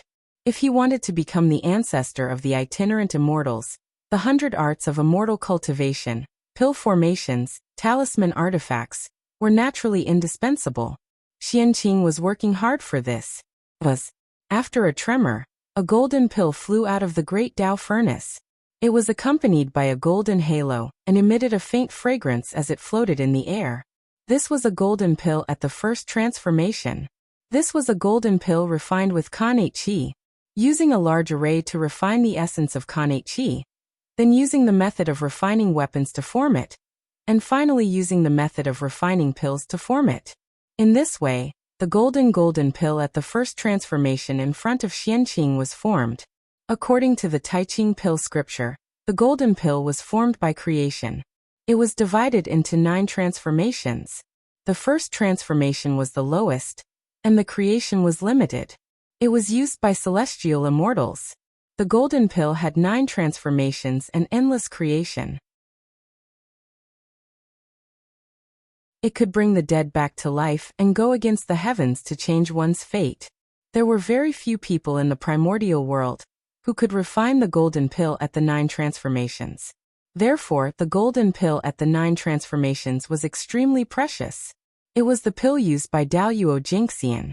The golden pill refined by Xianqing was only at the first transformation. In the primordial world, any cultivator who had entered the Tao of alchemy could refine it. It was not considered a rare item. However, this golden pill at the first transformation was refined with Khanate Qi. It had never appeared before the primordial world. Therefore, it had an extraordinary meaning. It symbolized the beginning of a Tao and had great luck and merit. After the golden pill at the first transformation was born, the laws of heaven and earth appeared around it as if they were crowding around it. It was as if they were celebrating its birth. It was extremely magical. Even the heavens and earth were happy for its birth. However, only the golden pill at the 9 transformations could be completed. Only by refining the golden pill at the 9 transformations would the Tao of Qi be considered complete. It would be qualified to appear in the primordial world and become one of the many Tao of cultivation in the primordial world. It would enjoy the Qi of heaven and earth. Once again, he placed the golden pill refinement stage 1 into the great Tao furnace. Then Xianqing grabbed the Qi of Khanate and started to refine the pill again. A few days later, when the furnace fire was extinguished, the golden pill was born again. It was one step closer to advancing from the golden pill at the first transformation to the golden pill at the second transformation. Continue. With a wave of his sleeve, Xianqing repeated the action just now and prepared to refine the golden pill at the 3 transformations. A few months later, the golden pill at the 3 transformations was born. A few years later, the golden pill at the 4 transformations was born. After repeating this 7 times, the golden pill in front of Xianqing had become the golden pill at the 8 transformations. It was round and golden and had a 5-colored halo. It was extraordinary. Success or failure depends on this. Looking at the golden pill at the 8 transformations in front of him, Xianqing flipped his hand and took out 81 strands of Khanate Qi of different attributes and placed them into the great Tao furnace. The Grand Pure One needed 81 types of Khanate spirit fruits to refine a golden pill at the 9 transformations. That was 81 strands of Khanate Qi. The golden pill at the 9 transformations was endless. It could be useful to Daoyuo Jingxian. Its refining requirements were naturally precious. Otherwise, wouldn't the golden pill at the 9 transformations be overflowing in the primordial world? Things that defied the natural order must have their limitations, and that was the case.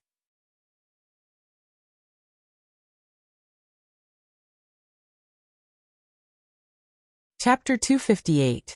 Once the 9 transformations golden pill appeared, the Tao of Qi core would be completed.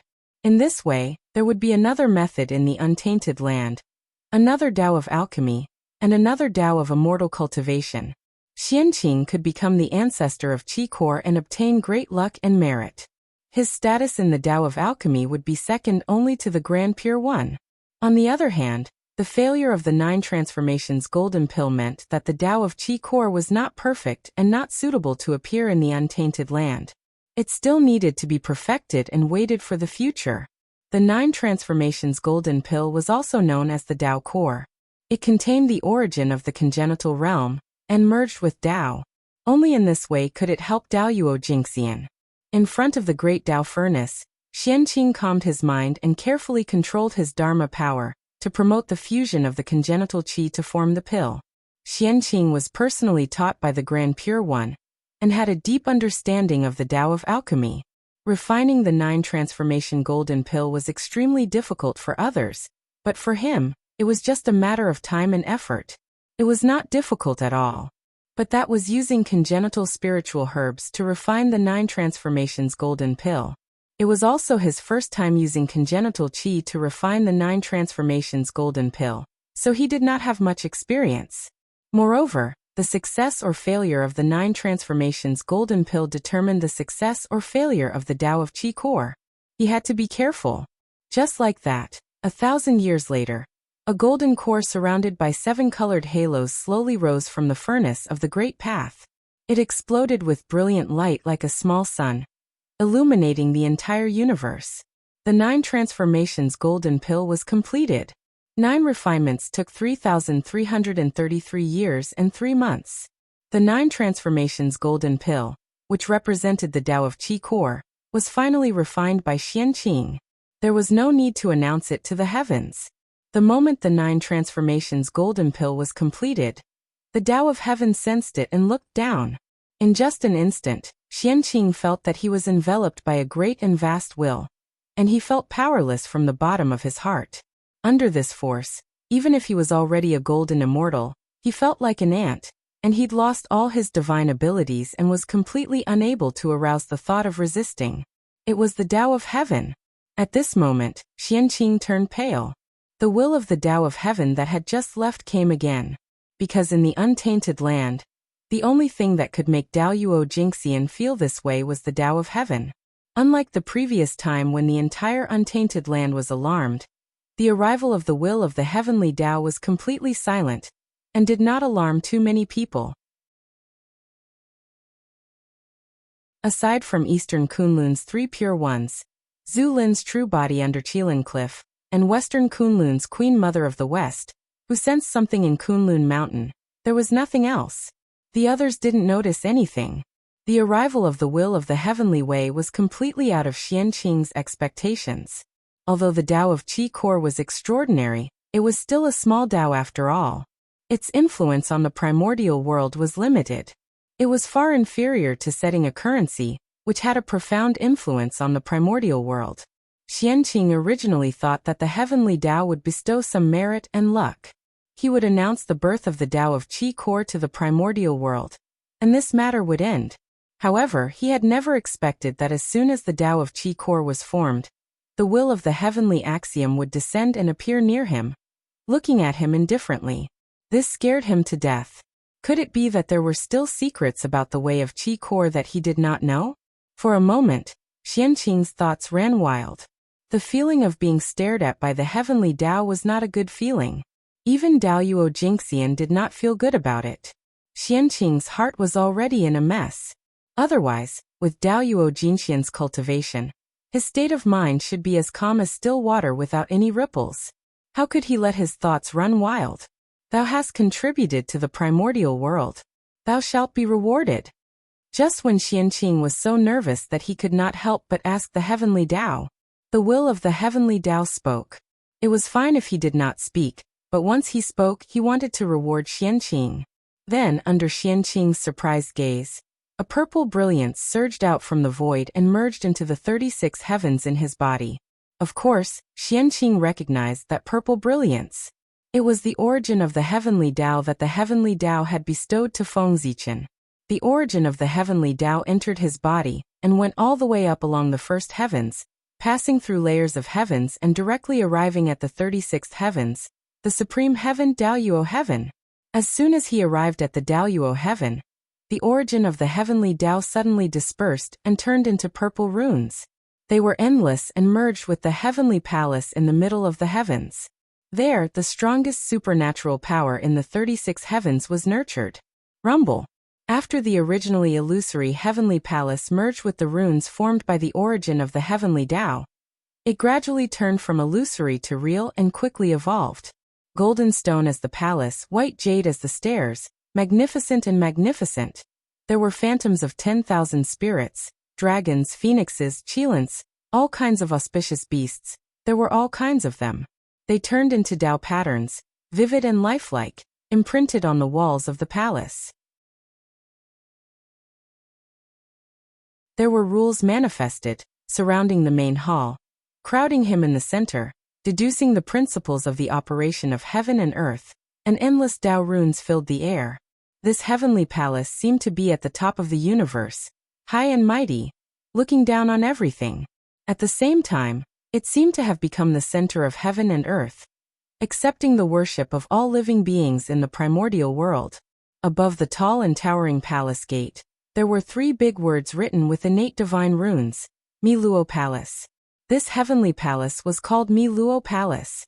It was at the highest position of the 36 heavens, located in the Daoyuo heaven. It was eternal and all-encompassing. It was the supreme heaven that ruled over everything. In the myths of later generations, the Daoyuo heaven was the supreme heaven, and it was the residence of the Daoyuo Jingxian. And the Daoyuo Miluo Palace, if Xianqing remembered correctly, was the residence of the celestial emperor. It was the place where he ruled the 6 heavens, and it was also the most honorable place in the primordial universe.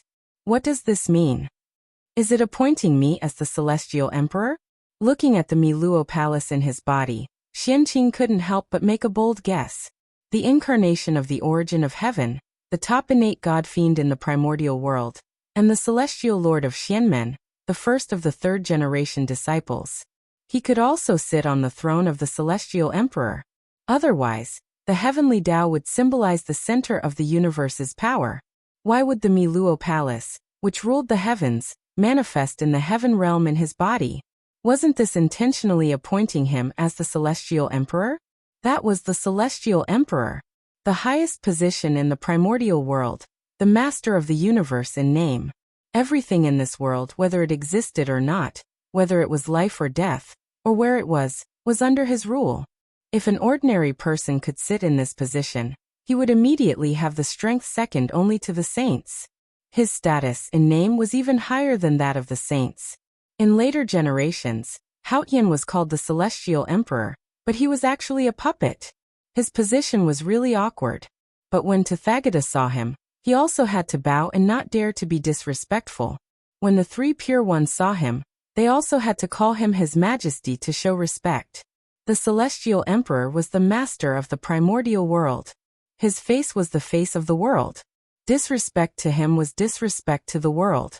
There would be a calamity, and no one was an exception. It was also because the power of the celestial emperor was too great that even the saints were afraid of him. That was why the 4 royals and 6 royals appeared one after another, taking away the power of the celestial emperor step by step.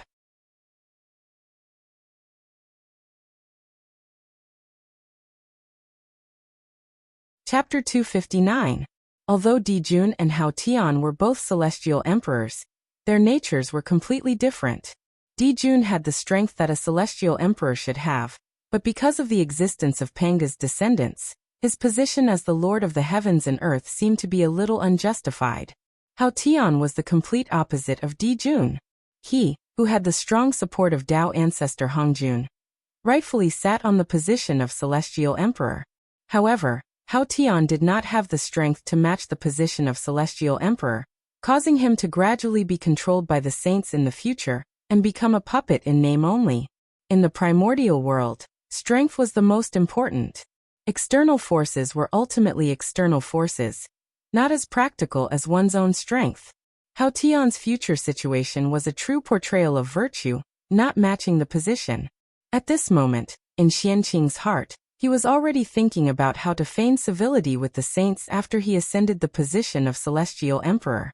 Step by step, he would gradually get rid of the saints' control and become a true Celestial Emperor. At that time, the Celestial Emperor was him. The Great Emperor of Ziwei was him. The North Star Emperor was also him. The 4 royals occupied 2 and the 6 royals occupied 3. In this primordial world, who could shake his position and interfere with his rule? Even Tao ancestor Hongjun could not. However, Xianqing was obviously thinking too much. How could the position of Celestial Emperor be so easy? Di Jun had the merit of the sun star shining on the primordial world, which was why he could ascend the throne of Celestial Emperor. Hao Tian was not worthy of the position. After becoming Celestial Emperor, he had to enter the world to experience tribulations to accumulate merit. In the primordial world, he had experienced a total of 132 million tribulations. Each tribulation should have taken 129,600 years. In total, he had spent about 157 billion years before he achieved success and regained the position of the Celestial Emperor. He was limitless and immeasurable. From this, it could be seen how difficult it was to ascend to the position of Celestial Emperor. Xianqing's identity as a disciple of the Celestial Sect of Wonders was far from enough. To forcefully ascend to the position of Celestial Emperor, Hao Tian's fate was a lesson. A purple light flashed, allowing Xianqing to understand the function of Miluo Palace.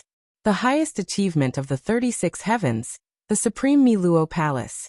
It controlled the rules of heaven and earth, ruled all the laws in the world, integrated into one, supreme, and destroyed all existence. This was the supreme power that belonged to the Celestial Emperor. At the initial stage, one could combine all the divine abilities in the world and combine them into one, erupting with unparalleled power. At the middle stage, one could control the laws of heaven and earth. When they attacked, it was as if heaven and earth were pressing down, destroying everything. In the later stages, he could command everything in the primordial world, regardless of whether it was people, objects, spells, or Tao. As long as it existed, it could be controlled. Its power was incomparable, its divine might inconceivable. That was why it was called a supreme great divine ability. What a waste of joy. Xianqing was a little disappointed after learning about the function of Miluo Palace. Although this mystical ability was powerful and could be ranked in the top 10 in the primordial world, it was still far inferior to the position of Heavenly Emperor. The position of Celestial Emperor was a treasure that allowed one to ascend to the heavens in a single bound. It was also the most precious treasure in the primordial world. But fortunately, with encompassing Net Palace here, once the future Heavenly Emperor loses his position, we can rely on this palace to fight for it. After thinking about it, Xianqing comforted himself. In the primordial world, besides strength, status was also extremely important. Don't you see that those who occupy high positions all have extremely honorable backgrounds? The Magi did not respect the heavens and the earth. They only respected Pangu. Even Tao ancestor Hongjun was not in their eyes. Even so, the witch race still dominated the primordial world. Tao ancestor Hongjun did not dare to kill them. What was the reason? It was because they had the status of Panga's descendants. Relying on this status, the primordial world would naturally protect them and not let them encounter the calamity of death. If not for the fact that the witch race failed to live up to expectations and created endless killing and lost the protection of heaven and earth, how could the position of the protagonist of heaven and earth fall to the human race? Encompassing Net Palace was the most precious place in the primordial world. It was one of the symbols of the Heavenly Emperor. Since Xianqing controlled it, he naturally had the qualifications to fight for the position of Heavenly Emperor. Perhaps, with encompassing Net Palace, Xianqing could even obtain many supporters. After the origin of the Heavenly Tao descended, the will of the Heavenly Tao slowly retreated. At the same time, changes occurred in the sky above Kunlun Mountain again. Heaven and earth merit gathered and surged towards Xianqing. Before reaching Xianqing, the heaven and earth merit split into two. 30% landed on the 9 transformations golden core, and 70% continued to surge toward Xianqing. However, at this moment, Xianqing waved his sleeve and injected the merit that was surging towards him into the 9 transformations golden core. Suddenly, the 7-colored halo on the 9 transformations golden core became even brighter, and turned into a divine ring that surrounded its body. The Tao runes flowing on its body also underwent a transformation. Mysterious runes were born and arranged layer by layer, combining with each other, and turning into a mysterious connate Tao that merged with the 9 transformations golden core. At this moment it was no longer a core, but a Tao. Its body carried a mysterious connate Tao. The name 9 transformations golden core was no longer suitable for it. Now it was a Tao fruit. The Daoyuo Tao fruit could create a Daoyuo Jingxian Tao fruit. The 9 transformations golden core, which originally contained powerful medicinal power, underwent an unimaginable transformation with the help of the heaven and earth merit, and became a rare treasure in the world. The Daoyuo Tao fruit. This item may be of great use in the future. Xianqing could not think of a way to use the Daoyuo Tao fruit in such a short time, so he put it away and waited for the future. After that, with the help of the heavenly path, everything about the Tao of Qi core spread throughout the entire Eldritch land in an instant. Good. This is what a successor should be like. After understanding the essence of the Tao of Qi core, the 3 pure ones were overjoyed and could not help but praise. At this moment, Xianqing finally broke free from their influence, and walked on his own Tao. His future was limitless, and he had the possibility of attaining the Tao of chaos. How could the 3 pure ones not be happy? If they followed the path of others, although they could progress smoothly and quickly, they would never achieve great things. Only by blazing one's path through brambles and thorns would one be able to walk further and longer. Hiss. How long has it been? It has only been about 3,000 years since the birth of the creation pill, and the establishment of the Eldritch land currency. This Taoist Xianqing has also established the Tao of Qi core. This celestial lord of the Xian sect is really good at causing trouble. 3,000 years was just a blink of an eye for the great divines. But in the blink of an eye, Xianqing had established another Tao, which made them suspicious. Since when did establishing a Tao become so simple? First, there was the sword ancestor, then there was Xianqing. These two are people of great wisdom. I wonder what changes they will bring to the Eldritch land. In just 10,000 years, the Eldritch land had undergone earth-shaking changes.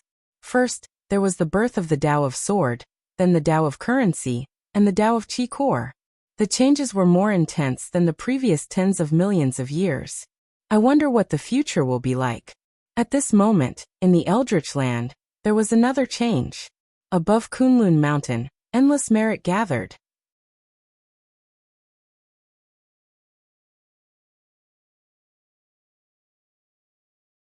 Chapter 260. How could this be?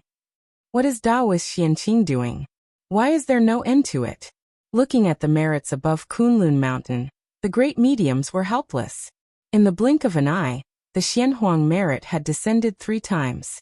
Could it be that the primordial heavenly path belonged to him? What's going on?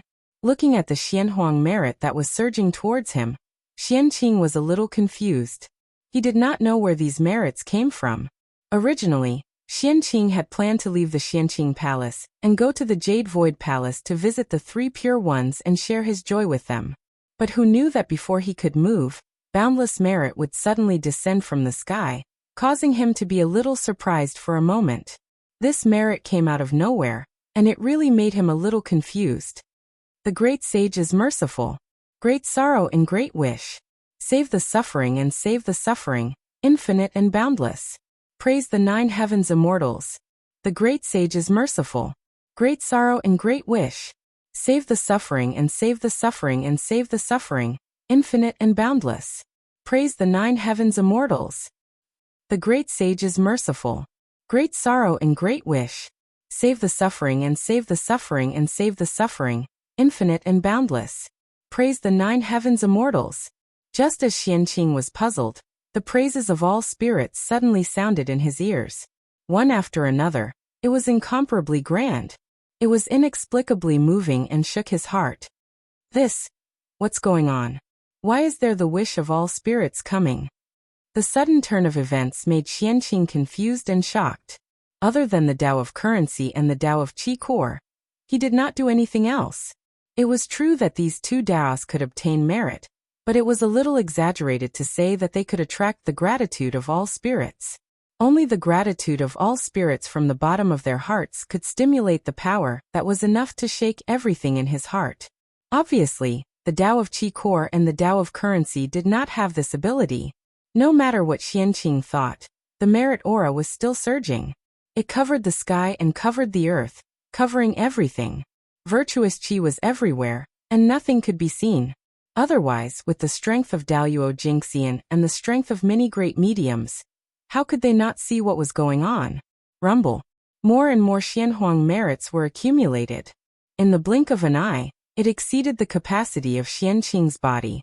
It gushed out of his body and formed a golden cloud above Kunlun Mountain that covered an area of 1,000 miles. Moreover, as the number of merits increased, the auspicious cloud continued to expand, attracting the attention of countless people. Just like that, the golden auspicious clouds above Kunlun Mountain turned into a radius of 10,000 miles. The virtuous Qi in the sky gradually stopped, and the heavens regained their clarity. After careful calculation, the Xianhuang merit points that Xianqing obtained this time were no less than the merit points that he obtained when he created the Xiantian Sword Dao. That also meant that without him knowing, he had done something that was of great merit to all living beings, and had an endless and far-reaching impact on the future of the primordial world. Otherwise, the heavenly Tao wouldn't have given him so much merit, and he wouldn't have obtained the power of all spirits. Spirit race. The moment Tianji became clear, Xianqing learned about the origin of the black-yellow merit. It was the race with the largest population and the least sense of existence in the untainted land. The spirit race. The spirit race was the general name of the primordial world's plants. Flowers, trees, mountains, rivers, spiritual herbs, immortal roots, and all the natural spirits of the primordial world could be called the spirit race. However, it was too difficult for a natural spirit to transform. Not only did it take a long time, but there were also countless calamities waiting for them. Every natural spirit was an extremely precious spiritual herb. It was needed to assist in cultivation, and it was even more needed to refine pills. As such, their fate could be imagined. Moreover, the higher the grade of the connate spirit root, the more difficult it was to transform. It was almost impossible for a top-grade connate spirit root to transform. All these reasons combined made the number of experts of the spirit race extremely small. There were very few Daoyuo Jingxian. There were almost none of them with top-grade combat strength. Oh, it wasn't that there weren't any. In terms of strength, the spirit race might not be weaker than the shamans and demons. That was because the spirit race had produced two primordial chaos experts. In this way, the shamans and demons without primordial chaos experts seemed to be inferior to the spirit race. They didn't dare to. Their success was due to primordial chaos, and their failure was also due to primordial chaos. How much providence was needed to support two primordial chaos experts? Therefore, the birth of two primordial chaos experts almost drained the spirit race's luck and foundation, causing the spirit race to completely decline. It had not recovered to this day. In the primordial world, the spirit race had ended up in such a miserable state. It might be related to this. Unfortunately, the origins of these two primordial chaos experts were complicated. Their thoughts were elsewhere, and they completely ignored the life and death of the spirit race, leaving it to fend for itself. Otherwise, with two primordial chaos experts, even if the spirit race could not become the protagonist of the world and rule the primordial world, it would not be difficult for them to become an overlord and watch the changes of time. Otherwise, how could they have ended up in such a miserable state? Of the two primordial chaos experts, one was the primordial chaos expert, great immortal Yang Mei. His main body was one of the 10 great connate spirit roots of the primordial world, the hollow willow tree. His cultivation was unfathomable, and he was the first existence to reach the primordial chaos in the primordial world. He had achieved the Tao before the Tao ancestor. It was said that the Tao ancestor once fought with Yang Mei and used all his spiritual treasures, but he did not touch him at all. Instead, all his spiritual treasures were taken away by him, which greatly embarrassed him. From this, it could be seen how powerful great immortal Yang Mei was. Moreover, the predecessor of great immortal Yang Mei was even more terrifying. He was the space demon god, ranked second among the 3,000 chaos demon gods. His strength had reached an incredible level, second only to Pangu. Such a figure could not forget the chaos outside the realm. The primordial world was not in his eyes, so what was the spirit race? The second primordial chaos expert was a high and mighty saint. One of the top 10 primordial spiritual roots in the primordial world was the primordial Bodhi tree. He was the second sect master of the Western sect, Daoist Zhuanti. Daoist Zhuanti's thoughts were needless to say. He wanted to strengthen the Western sect and restore the prosperity of the ancient West. Just the Western sect alone made him feel a little powerless. How could he care about the life and death of the spirit race? This led to the current situation of the spirit race. Today, the spirit race thanked Xianqing because of the influence of the Tao of Qi core. With the birth of the Tao of Qi core, if people wanted to refine elixirs, they could also collect the primordial Qi to refine elixirs. In this way, countless spirit race could avoid the disaster of being destroyed, and had a slight chance of becoming Tao. With a thought, countless people could be saved. Wouldn't that be immeasurable merit? Although Xianqing established the Tao of Qi core, he simply wanted to open another branch outside the traditional Tao of pills. He did not think so much at all. However, the heavenly Tao did things based on one's actions, not one's heart. As long as one did something with great merit, there would be Xianhuang merit, even if it was just unintentional. That was how Xianqing's merit came about.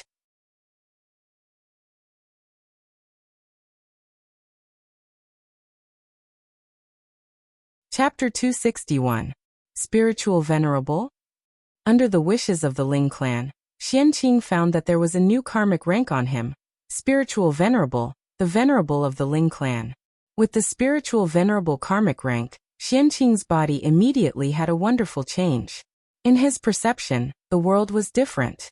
Everything had come alive and was releasing their emotions to their heart's content.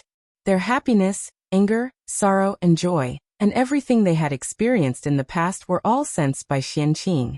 Even the things that happened here in the past were spied by Xianqing from the memories of all things. Listen to the sound of everything. This was a gift from the Ling clan. And it was also a supreme magic that only belonged to the Spiritual Venerable. What does the way of heaven mean? Does it want me to control all kinds of creatures with this karmic rank, so that I can become the great emperor of the Eastern Pole? After experiencing the changes in his body, Xianqing thought with some doubts. The great emperor of the Eastern Pole, one of the 6 royals, was the lord of all kinds. He ruled all kinds of creatures, and was one of the most honorable beings in the world. Of course, as one of the 6 royals, the power of the great emperor of the Eastern Pole was naturally not so simple. He was also one of the rulers of the underworld, and a great saint who saved people from suffering. He had supreme power. However, these had nothing to do with Xianqing now. What he cared about was the meaning of the Spiritual Venerable karmic rank. Although the great emperor of the Eastern Pole had great power and many authorities, but the lord of all races was the foundation of his existence. And the authority of a Spiritual Venerable was part of his authority. Therefore, when the great emperor of the Eastern Pole was born, Xianqing, the Spiritual Venerable, was bound to be restrained by him. Either he was subordinate to him, or he gave up the Spiritual Venerable karmic rank. There was no third choice. However, Xianqing really didn't like to be subordinate to others. Xianqing was even more unwilling to give up what he got. Therefore, in order to not let himself be wronged, the position of the great emperor of the Eastern Pole was. He was definitely going to be the Spiritual Venerable karmic rank. In this way, it coincides with my plan to secretly control the heavenly court. With a smile, Xianqing hid the merit on his head and rushed to the Jade Palace. After making so many movements, no matter what, he had to explain it to the 3 pure ones, even though the 3 pure ones already knew everything. Because this was his duty as a disciple. Just as Feng Zichen was in seclusion to refine the mortal Dao imperial court and Xianqing was visiting the three pure ones, a conspiracy against the shaman and demon races was slowly unfolding. On Mount Meru, Daoist Juanti's heart stirred. He left the place and rushed towards the East Sea. Meanwhile, in the heavenly court, demon god Defeng was ordered by Dijun to leave the heavenly court and head to the East Sea's Valley of Tang to reprimand the 10 demon princes. After the 6 sages attained the Tao, the Eastern Emperor Tai felt that his strength was insufficient. He pushed aside all mundane matters and focused on seclusion on the sun, hoping to step into the primordial chaos Tao realm as soon as possible. As such, the matter of teaching the 10 golden crows was naturally put aside. As the celestial emperor, Dijun had to maintain the operation of heaven and earth. He was too busy to find the time to discipline the 10 golden crows. In order to give birth to the 10 golden crows, Shiha's origin was damaged. She had no choice but to return to the lunar star to recuperate in seclusion. As for Fuxi, Kunpeng, and the demon gods of the heavenly court, they all had important matters to attend to and had no time to teach the 10 golden crows. Helpless, Dijun could only leave the 10 golden crows to the palace maids. However, the palace maids had limited talent and low status. The highest cultivation level among them was only Tai Jingxian. When facing the 10 golden crows, it was already extraordinary that they could barely maintain their composure. How would they dare to criticize the 10 golden crows? As a result, the 10 golden crows became lawless. The 10 golden crows were bored in the heavenly court and wanted to go to the primordial world to take a look. They ignored the palace maid's obstruction and rushed towards the southern heavenly gate. The golden crows were the spirits of the sun. Their bodies were covered in true sunfire that could burn the sky and boil the sea. They were extremely powerful. This was especially so for the 10 golden crows. As they were born and not born naturally from the sun star, they should not be so powerful. However, Shiha was eager to love her son. When the 10 golden crows were still in the gestation stage, she did not hesitate to exhaust her own origin. She used the extreme yin to generate yang to forcefully strengthen their origin. With this help, after the 10 golden crows were born, their innate origin was sufficient. They were all innate god fiends and were not inferior to the gods born naturally from the sun star. However, there were gains and losses. Although the 10 golden crows had obtained strength that far exceeded their own, they had also paid a price. Before Daoyuo Jingxian, they were unable to fully control their own strength, causing the true sunfire to leak out and keep people away.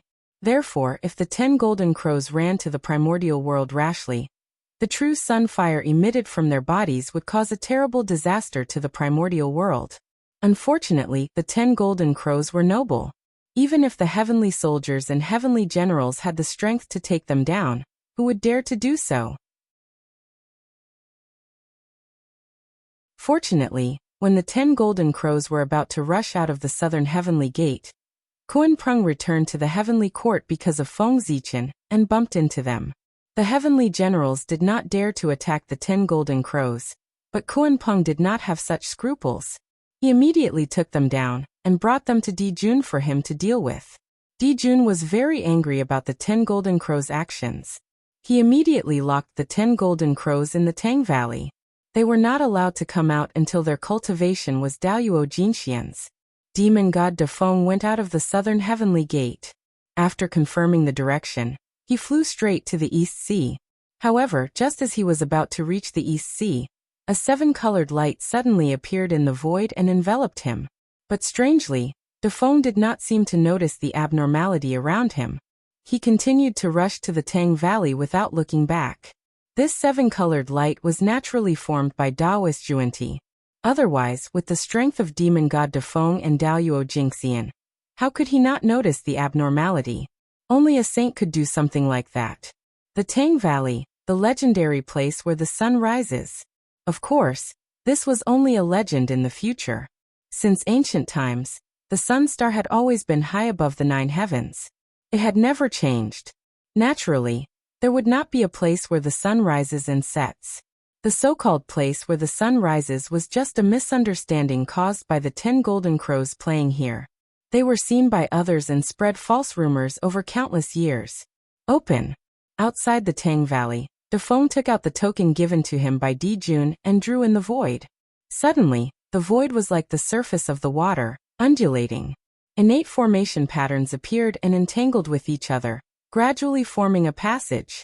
This formation was called the Hulua Formation. It was specially set up by Dijun to prevent the 10 golden crows from sneaking out. Walking along the passageway, the first thing that greeted them was a towering mulberry tree that blocked out the sun. This was the largest branch of the innate Fusang tree, one of the 10 great innate spiritual roots of the primordial world. It was cut down by Dijun and placed in the Tang Valley for the 10 golden crows to rest.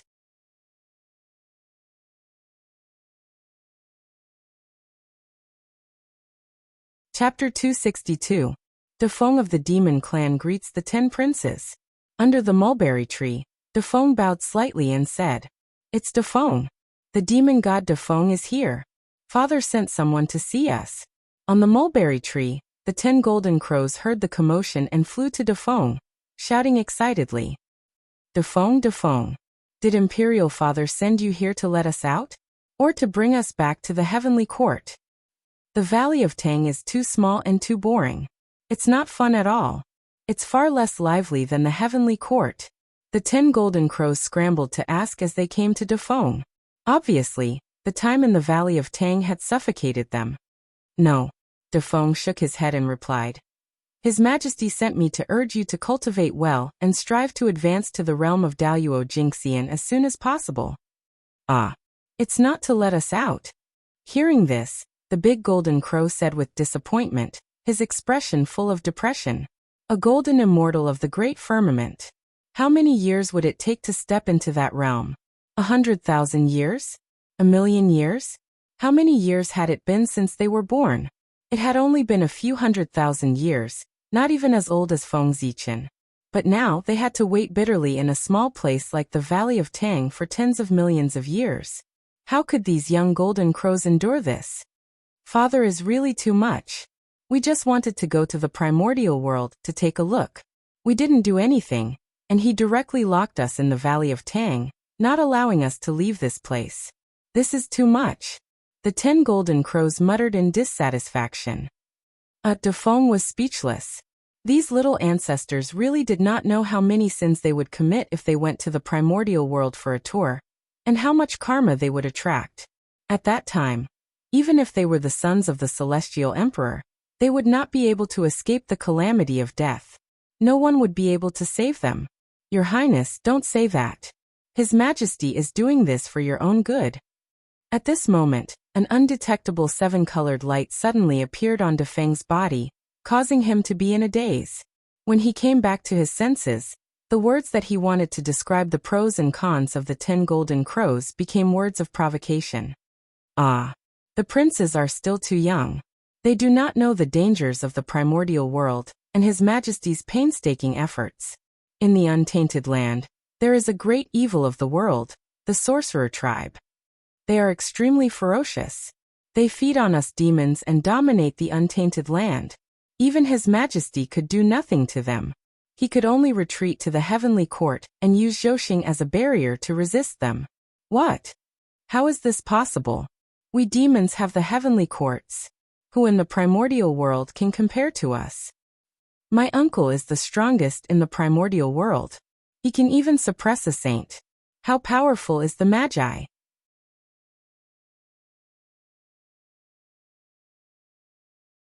How can they be above us demons?" Before Defeng could finish, the 10 golden crows angrily interrupted him. After all, the 10 golden crows were still young, so Dijun would naturally not mention the Wu tribe in front of them. As for the palace maids, it was even more impossible for them to talk about the Wu tribe. They would only choose to talk about something nice. Therefore, ever since the 10 golden crows were born, they had been living in the illusion that the demon clan was invincible in the untainted world. Now they suddenly heard that there was an even more powerful wizard clan above the demon clan. As such, they could not accept it at once. Their mentality exploded on the spot. "Damn the Wu tribe! How dare they feed on us demons? They really deserve to die. When we come out, We will kill them all and clear the name of our demon clan. Flying in the air, the 10 golden crows said hatefully. Haha. At this moment, Defeng suddenly laughed. Demon deity Defeng, why are you laughing? Did we say something wrong? Defeng's attitude angered the golden crows and they questioned him. I'm laughing at your highness' naivety. The Wu tribe is powerful. Even His Majesty does not dare to fight with them. Your highness's cultivation is not as good as Dao Yuo Jinxian's. What gives you the confidence to say that you want to destroy the Wu tribe? Aren't you boasting? Under the influence of the seven-colored light, Defeng seemed to have changed into a different person. He said all kinds of outrageous words in the air, constantly provoking the 10 golden crows. Defeng, how dare you? Do you know what you're saying? With the arrogant temperament of the 10 golden crows, they could not stand Defeng's mockery. They immediately shouted at him, their eyes sharp and full of killing intent. If it were not for his identity as a demon deity, they would have torn him to pieces on the spot. There was no doubt that the 10 golden crows had the ability to kill Dao Yuo Jinxian. As the sons of Dijun, they had many magic treasures and countless trump cards. There was no lack of means to kill Dao Yuo. You can't stand it? Then do you know why His Majesty has locked you up here? It's because the Wu tribe has spread the word that they want to capture you as snacks. His Majesty is afraid and has to hide you in the Valley of Tang to prevent any accidents from happening to you. If His Majesty is not afraid of the Wu tribe, he would have destroyed them after the Wu tribe spread the word. Why would he let you hide here? At this moment, Defeng had completely lost his mind and was completely influenced by Kundi. His every move was according to his thoughts. Ah! How dare you! What a disgrace! I want to destroy the Wu tribe.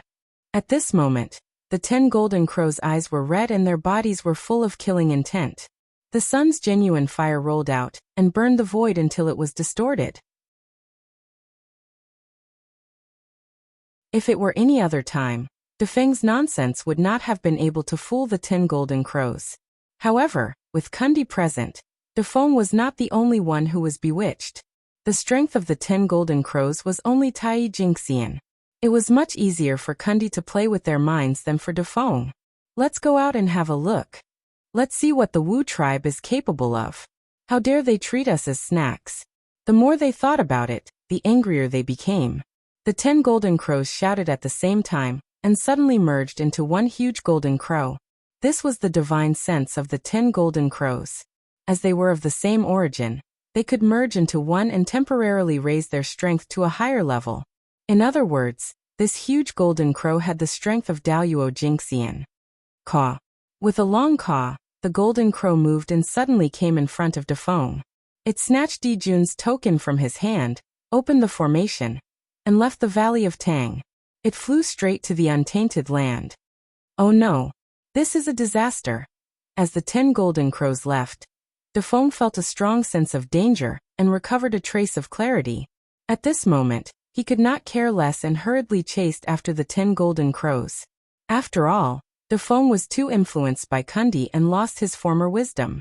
Otherwise, he would have returned to the heavenly court and asked Dijun for help instead of chasing after the 10 golden crows. However, the golden crow left the Valley of Tang and directly turned into a long rainbow, disappearing in the blink of an eye. The rainbow transformation technique was the divine sense of the golden crows. In terms of speed, it could be ranked in the top 3 in the untainted land. Defeng could not easily catch up with it. You're tuning in to the Li Mei's Sword of Destiny YouTube channel. We're so grateful for your support, and don't forget to subscribe to join us on this incredible journey through captivating stories. Your generosity through donations truly makes a world of difference, as it's the primary source of revenue that allows me to expand and enhance this channel for you. Thank you from the bottom of my heart for being a part of this adventure.